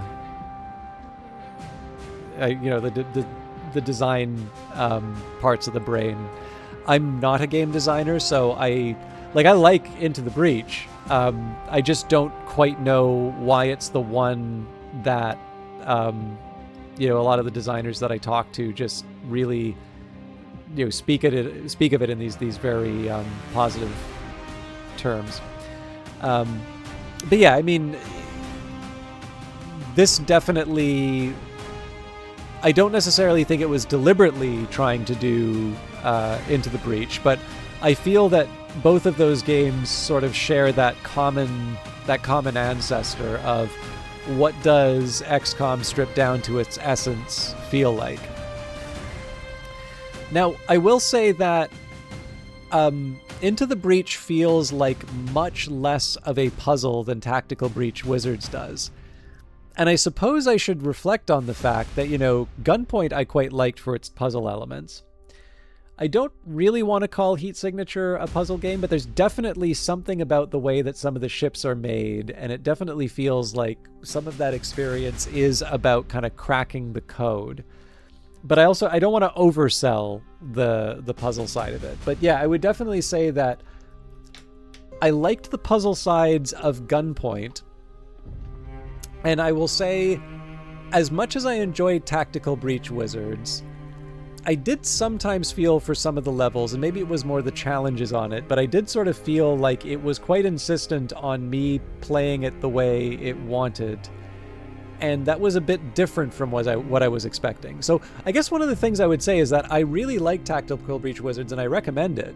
But it was different, and I don't know if I'd say it's my favorite Suspicious Developments game. Now, in fairness, Suspicious Developments has, Gunpoint, Morph Blade, Heat Signature, Tactical Breach Wizards, Floating Point. So out of 5 games, right, only one of them can be the favorite. But like I said, I don't want that to be a knock against this. Like I said, it was a bit different than what I was expecting. Sometimes that manifested as, I'm not quite sure, like it's different and I'm not 100% sure I'm on board with the direction that it went. But that was also more of a minor feeling, on certain levels, as opposed to the overall feeling. And I think in a similar sense, like I quite liked Gunpoint. I liked the writing in Gunpoint.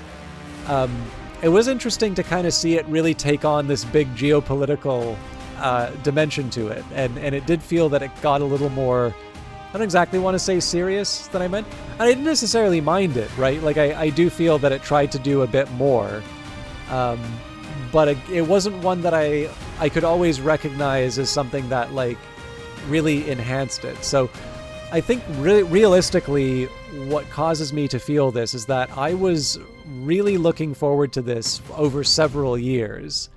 And in the end, that thing that you get really excited for over several years is, unless it winds up being just this like truly momentous event, it's probably not going to live up to that thing that you had in your mind.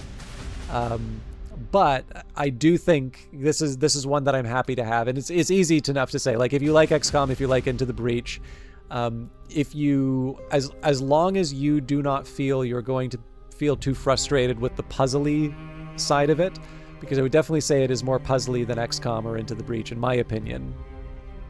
Unless that is a turnoff for you, I would definitely say that this is one worth picking up. And to be honest, like.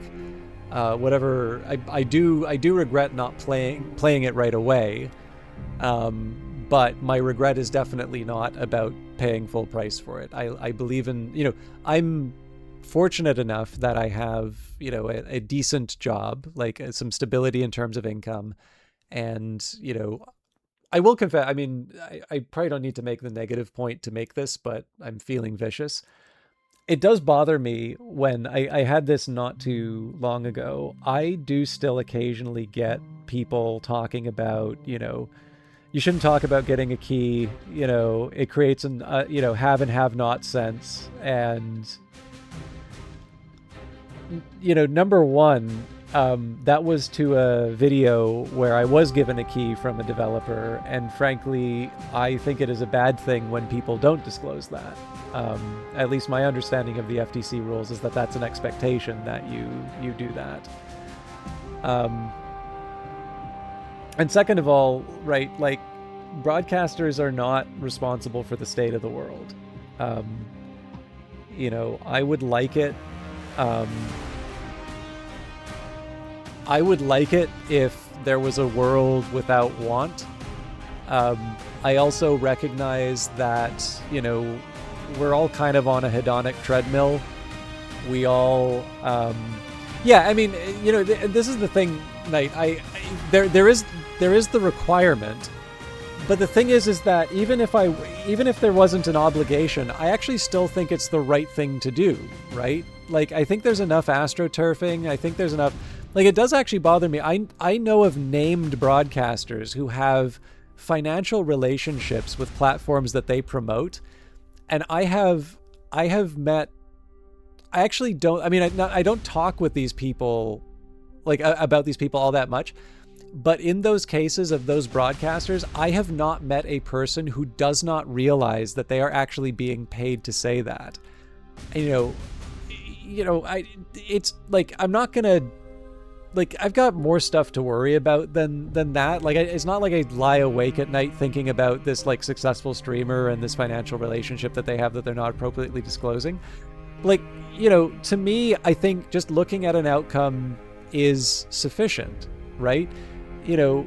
whether or not the person's following the letter of the regulation, the fact of the matter is that there are people who believe that this broadcaster is a genuine, like, diehard, promoter of a platform, and they're not. Like, they get money for saying that, and they were put in a video game, by someone affiliated with that platform.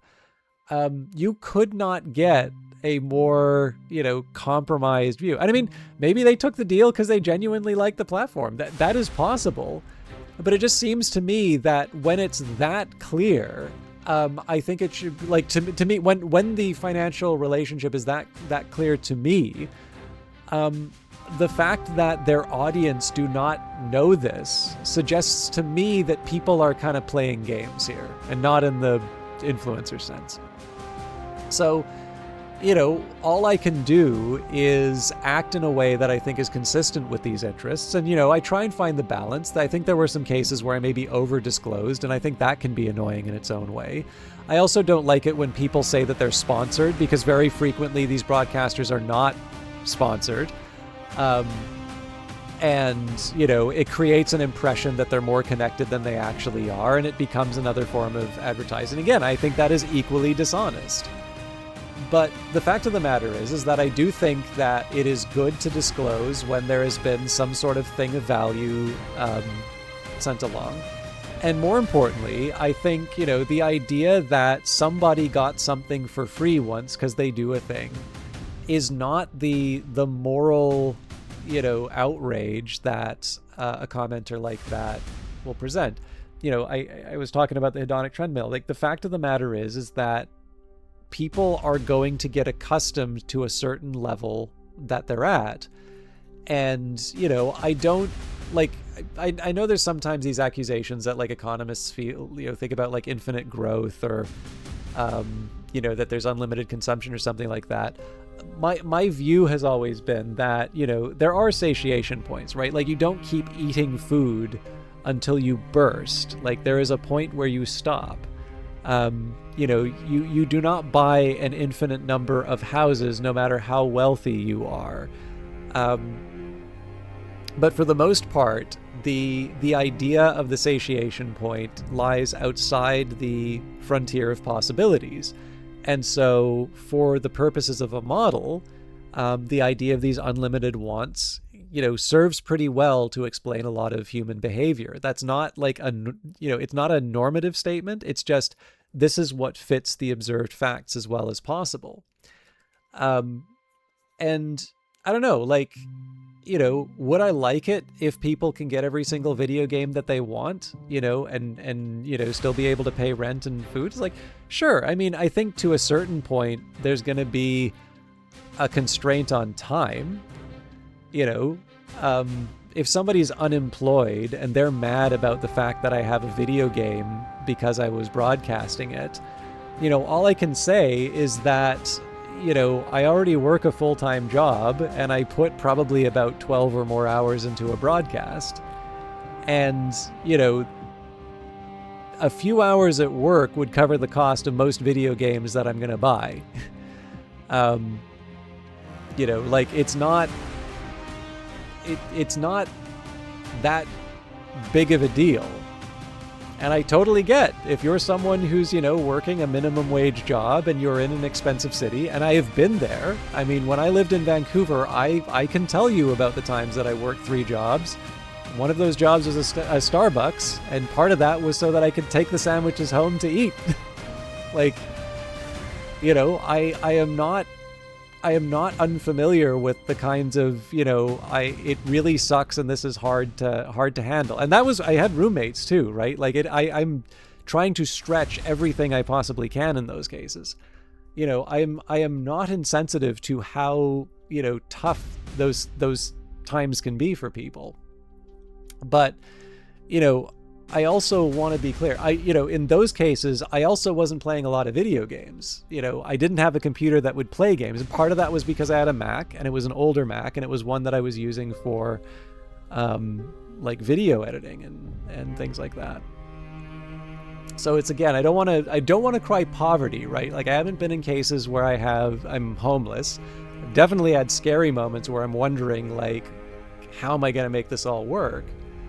But I haven't necessarily had to live in the worst conditions that some of my viewers have.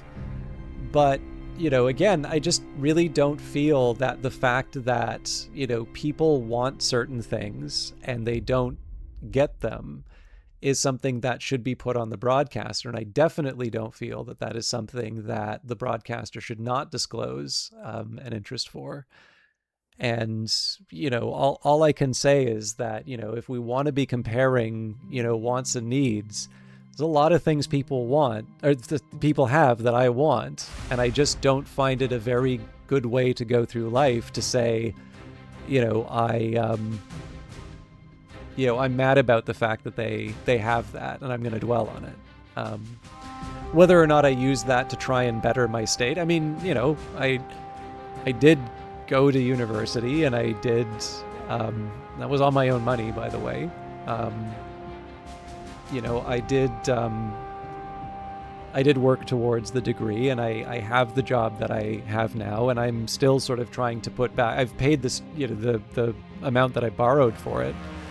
But, in terms of savings, I'm still recovering that, and I don't regret it, right?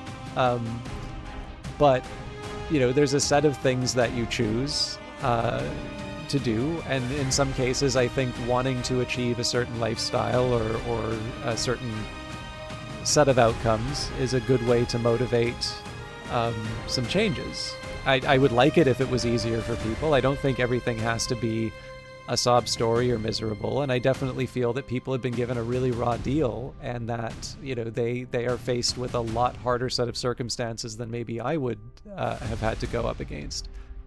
And I don't think that's fair. I don't think it's good. I don't think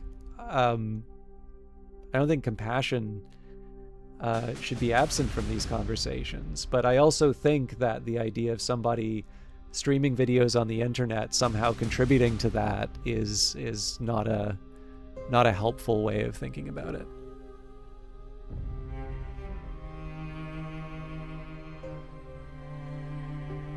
Hi, Isaacson.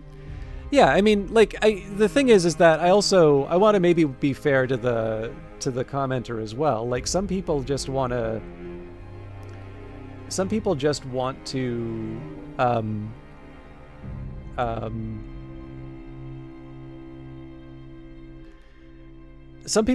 vent, right? And like maybe it's the fact that they like watching a broadcaster that allows them to give voice to something that they think isn't fair. And I don't know, like maybe that's it, and maybe I'm just failing to appreciate. But I even then, like, I think there are better and worse ways to express those things.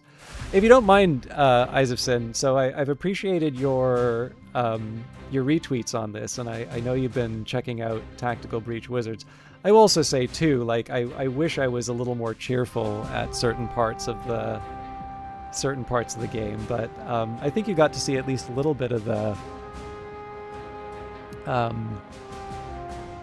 think you got to see a little bit of the playthrough. Do you mind if I ask what connected you to Tactical Breach Wizards? Because this wasn't something that wasn't necessarily something that I would associate with being a game that you were interested in, but that doesn't, that's maybe a misjudgment in terms of the things that I think you're interested in, rather than a statement. That's a me thing, maybe, is the thing. Heard about it through your D&D DM. Okay, interesting. I know they don't broadcast that much, but I should let you know that the Eyes of Sin does do broadcasts on Twitch, and is also somebody who does art for commissions, so you can check them out on Twitter. I think Blue Sky. But I mean, I think however people, speaking of states of the world, Yeah. I know you don't stream much, but I kind of feel like being able to do the shout out is good if people want to follow, and then when you do broadcast, they'll be aware of it, because I'm sure you've heard this story, but I remember this one time when somebody who was like clearly wanting to just be present inside of the chat so their favorite streamer could see it, but they had no interest in my stuff. Oh, right. No, sorry. This is because I was in somebody else's broadcast. They're like, oh, I'll follow you the next time you're online. And I'm like, no, you won't. You won't even know I'm online. Like, it doesn't matter, right? I'm definitely not, I'm not to most people's tastes. But like, come on, that is such a lame ass, like, way of getting out. Just don't say anything. It's fine, right? But yeah, because I have that incredibly annoying experience to deal with, I feel that giving people the opportunity to, I feel like giving people the opportunity to follow, it lets them decide if they want to go in. I mean, they didn't even forget to follow. They had no intention of following. Yeah, exactly. So, but anyway, I feel obviously, so I was gonna say, talking about states of the world, like, I realize everybody kind of wishes there was a giant migration to Blue Sky, but the fact of the matter is that, like, most of the bulk of the audience has remained on X, the Everything app, where it all happens. I will not say if that is a good or a bad thing. I will merely say it is a thing. And again, as I mentioned, Eyes of Sin does do art commissions and such. And so wanting to maximize actually, while I'm spilling the tea, I just say, it probably would have been nicer if I didn't just like rant about horrible things. And I know you, like, you just wanted to comment on a thing that I was saying. So I don't want to force you into a conversation that you don't. Well, first of all, I can't force you. You can just not reply. But I do have, in my view, like, funny and I'm furious about this kind of sense. Do you want to know the ultimate destination of a commission? I think this may be the last commission I got from you, because it had such an absolutely infuriating like epilogue, and again, it's nothing to do with you. Okay, so I really shouldn't just say who this is, because I think this is such a dick move from one of the people who likes to hold themselves up as the, like, just be kind brigade. But I was I pitched for a sort of like an online journal or magazine or whatever. It was supposed to be released on the Playdate. I think that's what it's called. That little yellow thing with like a crank, like the little toy thing. And so I pitched it. I was lucky. I got in. And so the idea of the idea behind the game console. Yeah. And so I prepared this article. I went through the editorial process, and it was delayed, which can happen. That's fine. But one of the conditions on doing the writing was that you would be paid an honorarium. And then they asked to give a biography and a photo. And I mean, number one, no product has ever been improved by my appearance. That's the demerit rather than a merit. But because I was getting an honorarium, and because again, I have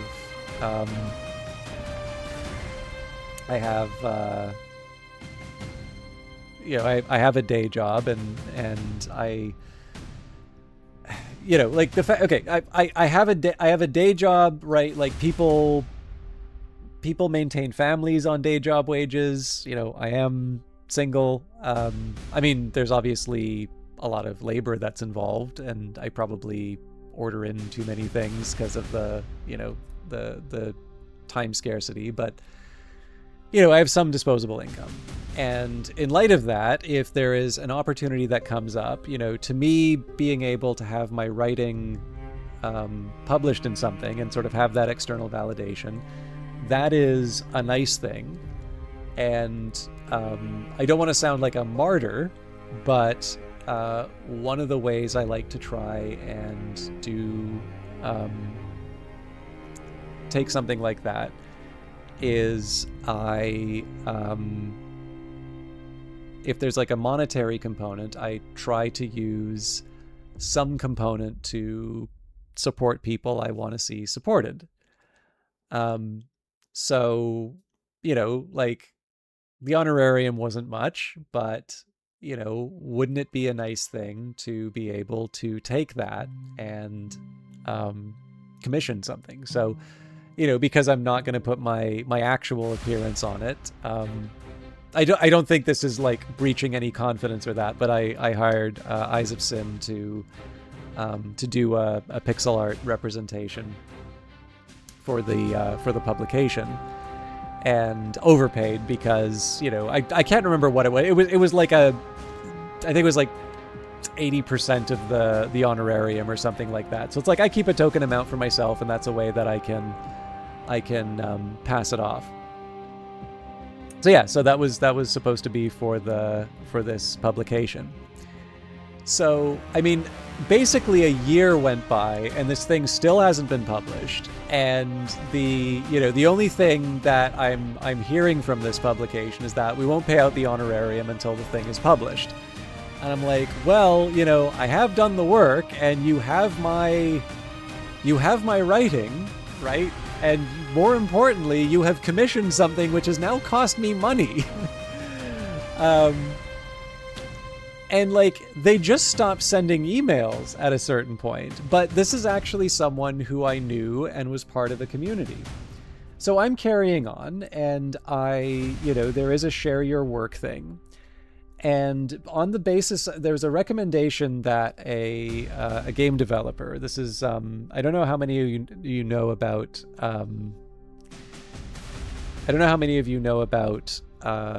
what is it? Dark web streamer. But Chantel has been very, very good at cultivating an effective following for that game. And part of it's because it's an interesting idea and it's got interesting aesthetics, and, you know, like she's very, very good at marketing and building some hype. And she pointed out that, like, she liked the writing, and that it did deserve a bigger audience, but that in terms of some basics, like, it would be better to have an image, that you share the image and then the link on Twitter, and, you know, all the usual things that you'll hear on optimization. And I've largely resisted images because, you know, ideally the words speak for themselves, and I don't have a particular ability to produce images for my articles. And, you know, like, I'm personally not opposed to AI generated images. I've seen them successfully used in Substacks that I like watching. And as far as like commissioning or anything like that is concerned, it's like there is no circumstance under which, you know, unless it's for something like that project that I was getting paid for, like I would not commission art for an article. I would commission art for other writing, like if it was an RPG supplement or something like that. And in that case, I would fully intend to pay an artist for that. But in terms of, like, you know, trying to work with the Twitter algorithm on the recommendation of someone else, like, you know, unless I start seeing an income from this, there's not an art job that is being lost here. So one of the things that I tried to do, and I am actually dropping those from the blog because I personally don't like the style that much, and I'm like, you know what, if I need dumb images to you know, to get people in, like, those people are probably not going to to be all that interested in the article anyway. And yeah, I do need to apologize, because I realize what I'm talking about here in one sense is kind of competition that you're dealing with. I think it's easy to say that I also know that image generation is not going to make the sorts of things that, I've commissioned from you. And so I just ultimately see those as two different things. Suffice to say, there has not been an instance in which I've said, oh, this would be something that I'd hire someone for and get the image for. And I mean, to be honest, like I've heard from people, it's like, oh yeah, I love using AI to do ad copy. Like I would never want to hire a writer now. And I'm like, yeah, well, this is why I'm never going to make money on writing. So again, I get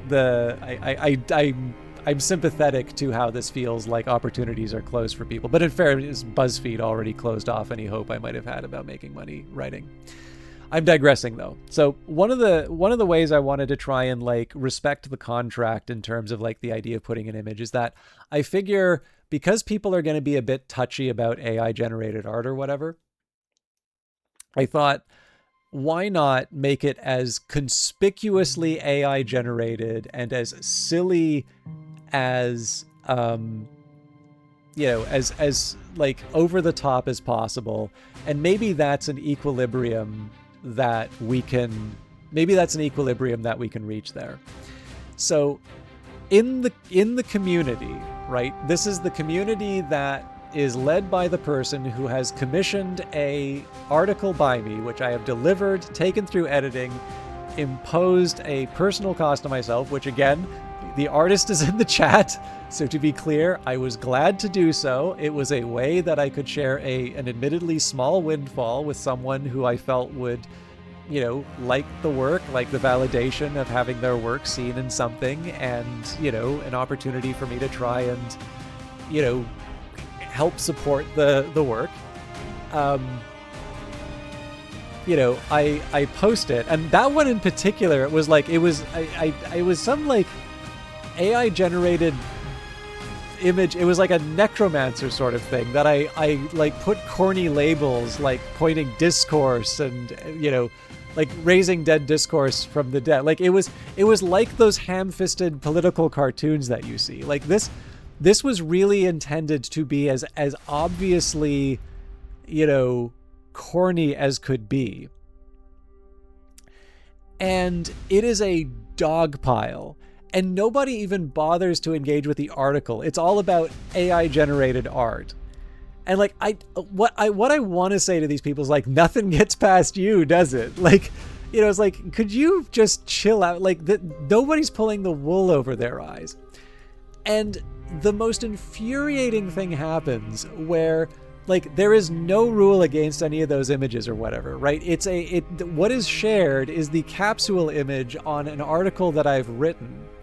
Nobody bothers to engage with the article. Everybody's pissy about this image, and then talking about how it's a bad image because there's like too many fingers on one of the hands. I'm like, it's a bad image because it's a ham-fisted metaphor designed to be bad, right? And then this guy comes in with this high-handed like, I'm going to give you a chance to remove the offending image. Like there's not a rule against it, but I'm going to give you the opportunity. And I never actually said this because I'm like I'm just going to leave the community because I cannot stand this. But it's like, out of everybody involved in this conversation, I'm the only one who has paid a fucking artist for their work. I am out of pocket specifically because of this dickhead who wants to give me permission to remove, or who's going to give me the opportunity to remove an obviously AI generated image because it's intended to be obviously AI generated. And the fucking thing still isn't out yet.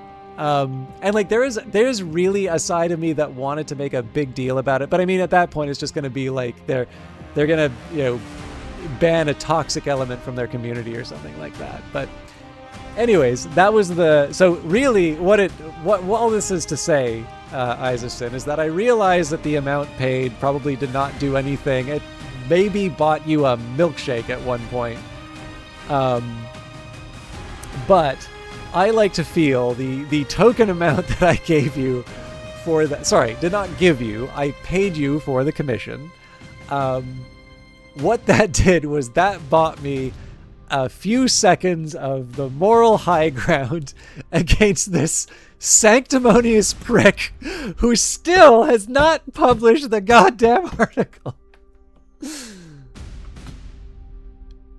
And I just really needed to get that off my chest. So, anyways, I appreciate you. I appreciate you saying what interested you in the about Tactical Breach Wizards. I hope I delivered on it. Obviously, you know, some of the stuff surrounding the stream kind of kept me in a grim mood. Like some of the backseating and that really brought me down. But I liked. Oh, you liked Ryan? Interesting. I'm probably one of the normies who likes Jen. I do think Zan's kind of interesting, and not because, you know, I'm ancient and decrepit. I'm one of them youths who likes the TikToks and the Instagrams. But yeah, I don't know. I thought Jen was. I mean, I think maybe it's just the detective character. Like, detective characters are interesting. But yeah, I can see it. Actually, probably like, let me see if I can... The Missions Hub? I have a feeling I know which, this is probably your favorite. I'm not assuming, but... Well, I am assuming, but I feel like this is a safe bet. Use the term Skippy Latrine to piss off the 20-year-old in your IRL D&D party. Oh dear. Oh,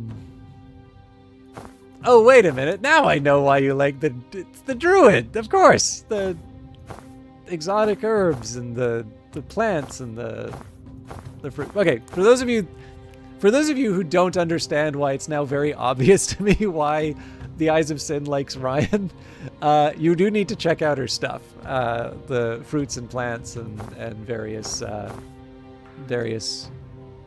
nature-themed paraphernalia.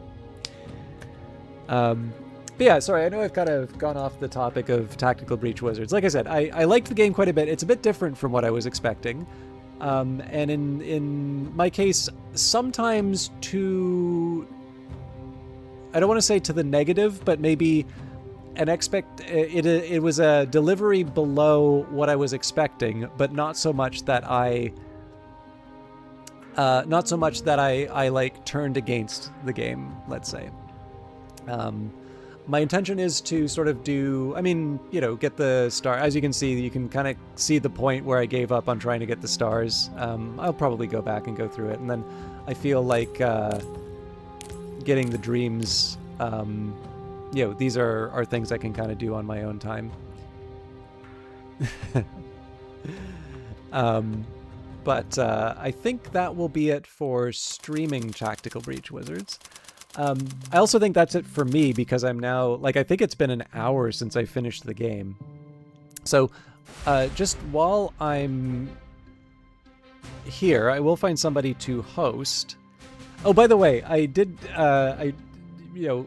this probably is long past its expiry date now, but I was going to say, I was sad to hear about the passing of Tom Lehrer.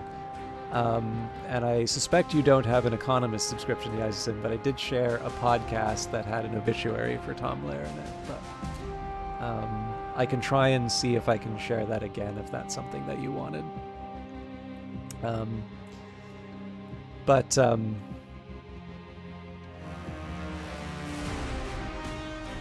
Anyway, there are a few things I'm thinking of in terms of future games. Oh yeah, it was a while ago. So here's a question for you, Eyes of Sin. Did you know that he worked for the NSA? And not only that, did you know that he hid his song lyrics in one of the reports that he did at the NSA? Yeah, so apparently, let me actually get the I want to get the exact quote for this right, because I actually love the fact that this was his cover. What I love is that I've actually talked with military people, and I'm trying to remember exactly what I called. I think I called him like my favorite favorite spy turned musician, or favorite like SIGINTER, or whatever the term was. Everybody's like, he didn't work for the NSA. I'm like, obviously the cover was good.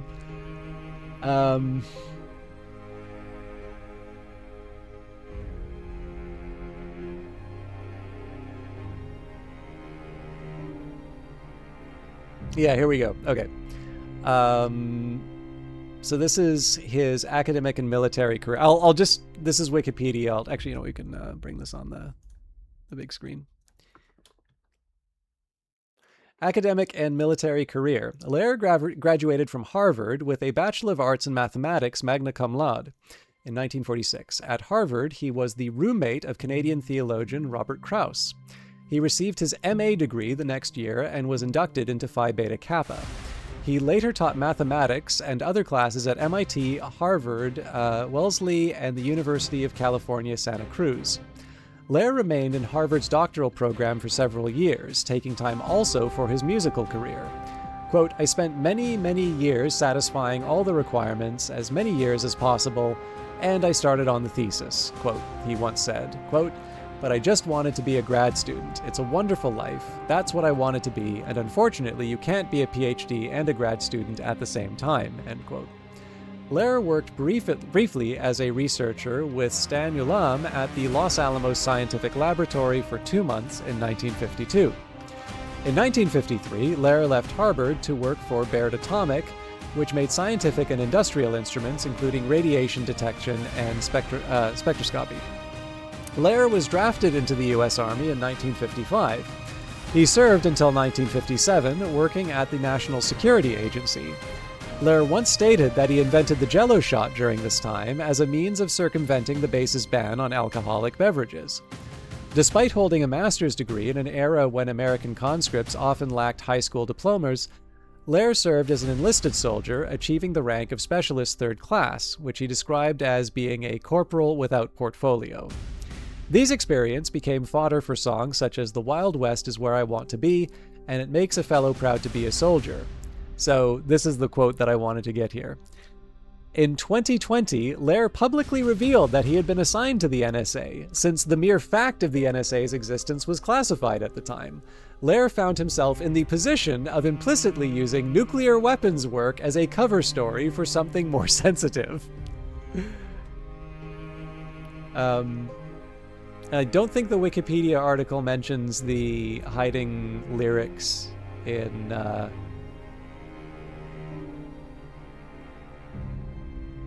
Oh, actually, there is one other one that I'll share. Here we go. In 2012, the rapper 2 Chainz sampled Lair's song, The Old Dope Peddler, on his album Based on a TRU Story. In 2013, Lair said that he was very proud to have his song sampled literally 60 years after I recorded it. Lair went on to describe his official response to the request to use his song. Quote, as sole copyright owner of The Old Dope Peddler, I grant you motherfuckers permission to do this. Please give my regards to Mr. Chainz, or may I call him 2. And then in October 2020, so 5 years before his death, Lair transferred the music and lyrics for all the songs he had ever written into the public domain. In short, I no longer retain the rights to any of my songs, so help yourselves and don't send me money.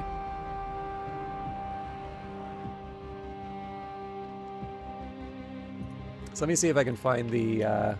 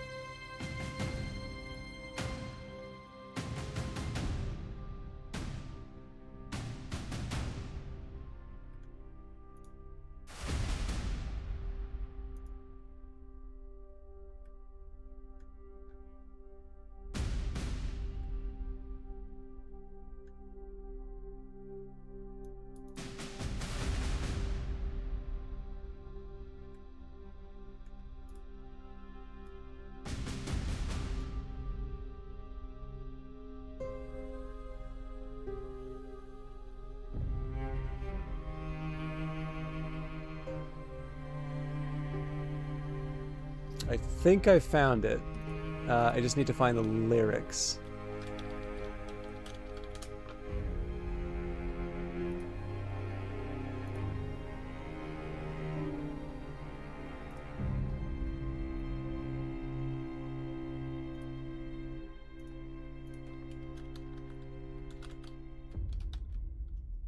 Okay. So Tom Lehrer has a song called Lobachevsky. So the gambler's ruined with soft-hearted adversary. So R.E. Fagan, T.A. Lehrer, the random walk. So the summary of the paper here. This is like this. This is not something out of leaked documents. This is actually a paper he wrote while working at the NSA, but like as it says, approved for release in 2018. So the random walk on a one-dimensional lattice with restraining barrier at the origin and absorbing barrier at n is discussed for the use case where only steps of R units to the right and L units to the left are allowed. Asymptotic expressions for the mean and variance of the duration of such a walk are derived, and in some cases the limiting distribution is found. And, you know, big introduction here, and there's a whole bunch of math, and I really wanted to do the summary here because I'm pretty sure most people are like, all right, this is probably more than I can handle. It's 31 pages. I am not going to subject you to all of this. However, if you look at the references, and just to be clear, like this is not, I would like to like aspire to get to a point where I can follow a paper like this. I sort of have an idea of like the gambler's ruin and the idea of a soft-hearted adversary. I actually can see, I'm literate enough in this stuff to have an idea of like, oh, okay, I think I know what they're like exploring here, and this actually sounds very interesting, but I am not sophisticated enough to follow the mathematical argument. That is something that I would want to aspire to. But what matters most importantly here is to look at the bibliography. So we've got Feller, Probability Theory and Its Applications, Chapter 4. Uspensky, Introduction to Mathematical Probability, Chapters 5 and 7. I'm going to skip over number 3. Bartlett, Stochastic Processes, Methods and Applications, Chapter 2. Kemperman, The General One-Dimension Random Walk with Absorbing Barriers. PhD dissertation, Amsterdam, 1950.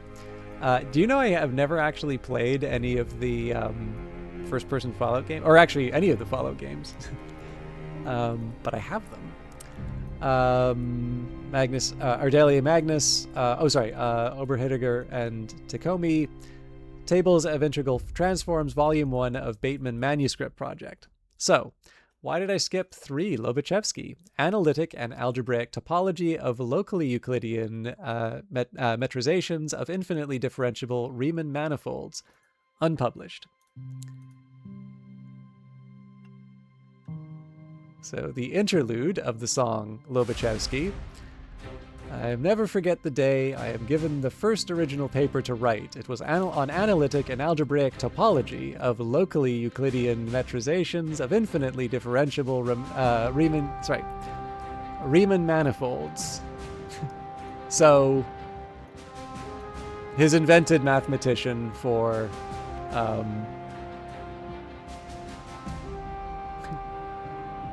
the invented mathematician from his song Lobachevsky, 1953. Showed up in his 1957 paper for the NSA. And actually, if I recall correctly,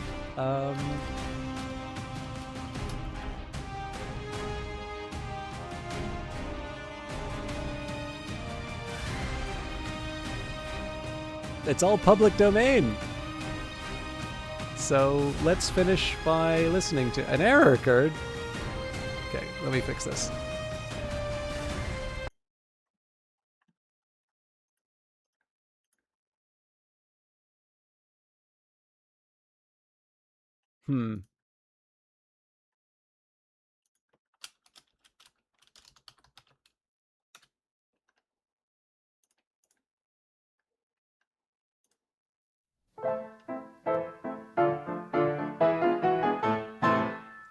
Who made me the genius I am today? The mathematician that others all quote? Who's the professor that made me that way? The greatest that ever got chalk on his coat. One man deserves the credit, one man deserves the blame, and Nikolai Ivanovich Lobachevsky is his name. I, Nikolai Ivanovich Lobachevsky. I am never forget the day I first meet the great Lobachevsky. In one word, he told me the secret of success in mathematics. Plagiarize. Plagiarize. Let no one else's work evade your eyes. Remember why the good Lord made your eyes, so don't shade your eyes, but plagiarize, plagiarize, plagiarize. Only be sure always to call it, please, research. And ever since I meet this man, my life is not the same. And Nikolai Ivanovich Lobachevsky is his name. Hi, Nikolai Ivanovich Lobachevsky. I am never forget the day I'm given first original paper to write. It was on analytic and algebraic topology of local Euclidean metrization of infinitely differentiable Riemannian manifold. Боже мой. This I know from nothing. What I'm going to do. I think of great Lobachevsky and I get the idea. I have a friend in Minsk who has a friend in Pinsk, whose friend in Omsk has friend in Tomsk with friend in Akmolinsk. His friend in Alexandrovsk has friend in Petropavlovsk, whose friend somehow is solving now the problem in Dnepropetrovsk. And when his work is done, begins the fun. From Dnepropetrovsk to Petropavlovsk, by way Vilysk and Novorossiysk, to Alexandrovsk, to Akmolinsk, to Tomsk, to Omsk, to Pinsk, to Minsk, to me the news will run. Yes, to me the news will run. And then I write by morning, night, and afternoon, and pretty soon my name in Dnepropetrovsk is cursed. When he finds out I publish first. And who made me a big success and brought me wealth and fame? Nikolai Ivanovich Lobachevsky is his name. I, Nikolai Ivanovich Lobachevsky. I am never forget the day my first book is published. Every chapter I stole from somewhere else. Index I copy from old Vladivostok telephone directory. This book was sensational. Pravda, well, Pravda said Gilbil Kalorika dati pri njem locha žila, it stinks. But Izvestia said, ja idu kuda sam car idiot pieshkom. It stinks. Metro Goldwyn Moskva buys the movie rights for 6 million rubles, changing title to The Eternal Triangle, with Ingrid Bergman playing part of Hypotenuse. And who deserves the credit and who deserves the blame? Nikolai Ivanovich Lobachevsky is his name. Hey! Yeah, I was gonna say, so for the the lyrics, I mean, obviously tons of Russian cities inside of that. I've tried and largely failed to learn a little bit of Russian, and I found out that the U.S. State Department actually has different categories for languages. Like Category 1 is the easiest, Category 5 is the hardest. Russian is a Category 4 language, so yeah, having Mr. I'm smart enough at mathematics to be teaching at Harvard, and by the way, I'm at the NSA back when the NSA officially didn't exist, and found time to do music, and oh, by the way, I just rhymed, 10 Russian cities according to the the Wikipedia page here. What have I done with my life? Anyway, for those of you not familiar with Tom Lehrer, please do yourself the favor and check him out. So the last thing I was going to say before I find someone to host, I don't know how many more of you are still kicking around. I have a few ideas in terms of things to play. So in the sense of humor, I do want to go back to Uncle Chop's Rocket Shop and ideally see that one through to the end. Now, I really enjoyed Zephon, and I can actually see myself doing more of that in the future if there is interest.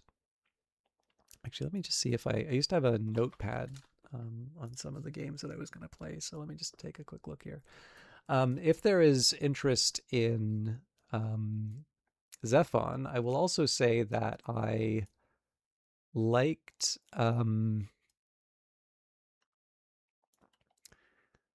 if there's interest in Zephon, there is the game that the developers did before, Warhammer 40k Gladius Relics of War. So that's sort of the 4X Warhammer game. However, it has been a while since I have done an RPG, and I know there was a lot of interest in Tyranny when I started, and then by the time I was finished, Zephon? Zephon's a 4X game, or Uncle Chop's Rocket Shop is a roguelike fix-em-up. It's chaos, probably closer to something like Keep Talking, Nobody Explodes for a single player. Oh, yeah. But yeah, so some of the ones that I've been thinking about, I have a CRPG in mind if there's interest in it. The only thing is I know that they are quite long, and I don't know what the feeling is on that, but it's one I'd be willing to do. Uncle Chop's Rocket Shop, that's one that I would like to wrap up at some point. I also have a couple of other strategy games. So Zephon was one that I really liked. Gladius is potentially on the table if people are interested in that. But while I have my issues with Hooded Horse, I do quite like Mohawk games, and I don't necessarily think it is fair to penalize a developer I quite like because a publisher was disrespectful. So if there is interest in seeing Old World again, that is one that I would be interested in doing as well. And a little bit further down the road, I would like to aspire to do Shadow Empire, but I think that's one that I'm going to need to spend some time really learning and coming to terms with. But I don't need to hear if any of these sound interesting, definitely let me know. I don't necessarily need people to answer right away, but having finished Tactical Breach Wizards, there is also a couple first-person games that I have in mind here, and some of them are more shooters, and some of them are more... which one did you say sounds interesting? But yeah, some of them are like shooters. Others are a little more narrative oriented. So I'm also not opposed to doing more of those. But I'd say probably the buckets that I'm looking at, a couple of big CRPGs, quite a few turn-based strategy games, more in the strategic layers. So think sort of Civilization level. And then obviously Uncle Chop's Rocket Shop, I think, is one that I'm going to do no matter what. Oh, the Rocket Shop. Okay. Yeah, I'll tell you what. I'm not going to play it, but I think you may like the opening animation for Uncle Chop's Rocket Shop Sin. So I'll just I'll show that off very briefly. The other thing is I know it's been a while since I played Uncle Chop, so I think people will really like seeing that again. But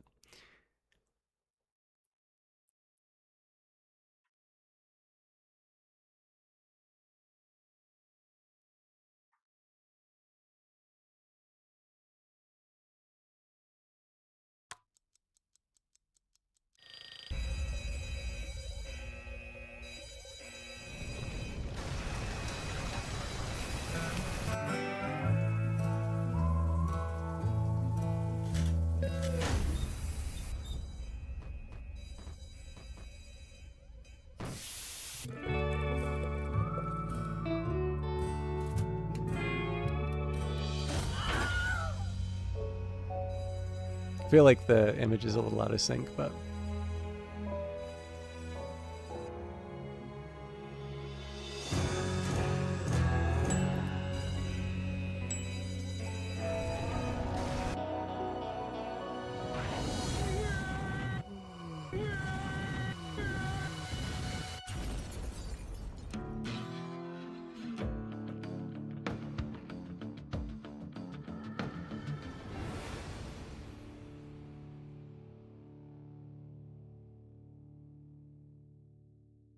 Yeah, so sorry for the out of sync, but I like obviously the parallel structure for Uncle Chop's.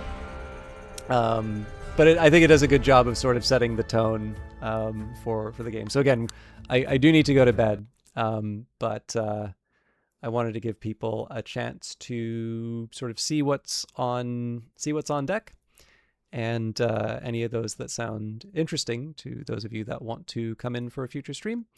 I'm open to suggestions so long as they are, respectfully delivered. All right, I have made this a much later broadcast than I wanted. Thank you, everybody, for hanging out. I hope for those of you who are going to bed, you have a good rest. For those of you who this is the beginning of your evening, Kilgore Trout, fellow Canadian, streamer of classic games on original hardware, I believe is playing the operative No One Lives Forever. I think this is a game he enjoys quite a bit. I think he's done it several times over. So I suspect he will be a passable entertainment for the evening. I knew you were going to be in here, Revive Snow. Let me just take a quick minute here and shout out Revive Snow, who always likes to come in at the last minute before raids. Revive Snow is a wonderful fellow Canadian, a voiceless, camless broadcaster. That's a VTuber avatar and text-to-speech. I've always felt very, very welcome, and I find it a very friendly and just it is a joy to hang out with Revive Snow where I can. Seems to have jumped into the Warhammer 40k universe with both feet. So knows more about the lore than I do. And I will actually just briefly mention here, Revive Snow, that wonderful System 1 HMM emote that you just used. The Eyes of Sin is actually the person responsible for that. So anyways, I hope you all have a good evening, and I will be back Monday, most likely with Uncle Chop's Rocket Shop, but I haven't fully decided yet what I'm going to stream yet, so please don't hold me to that. Have a great evening, everybody. Bye.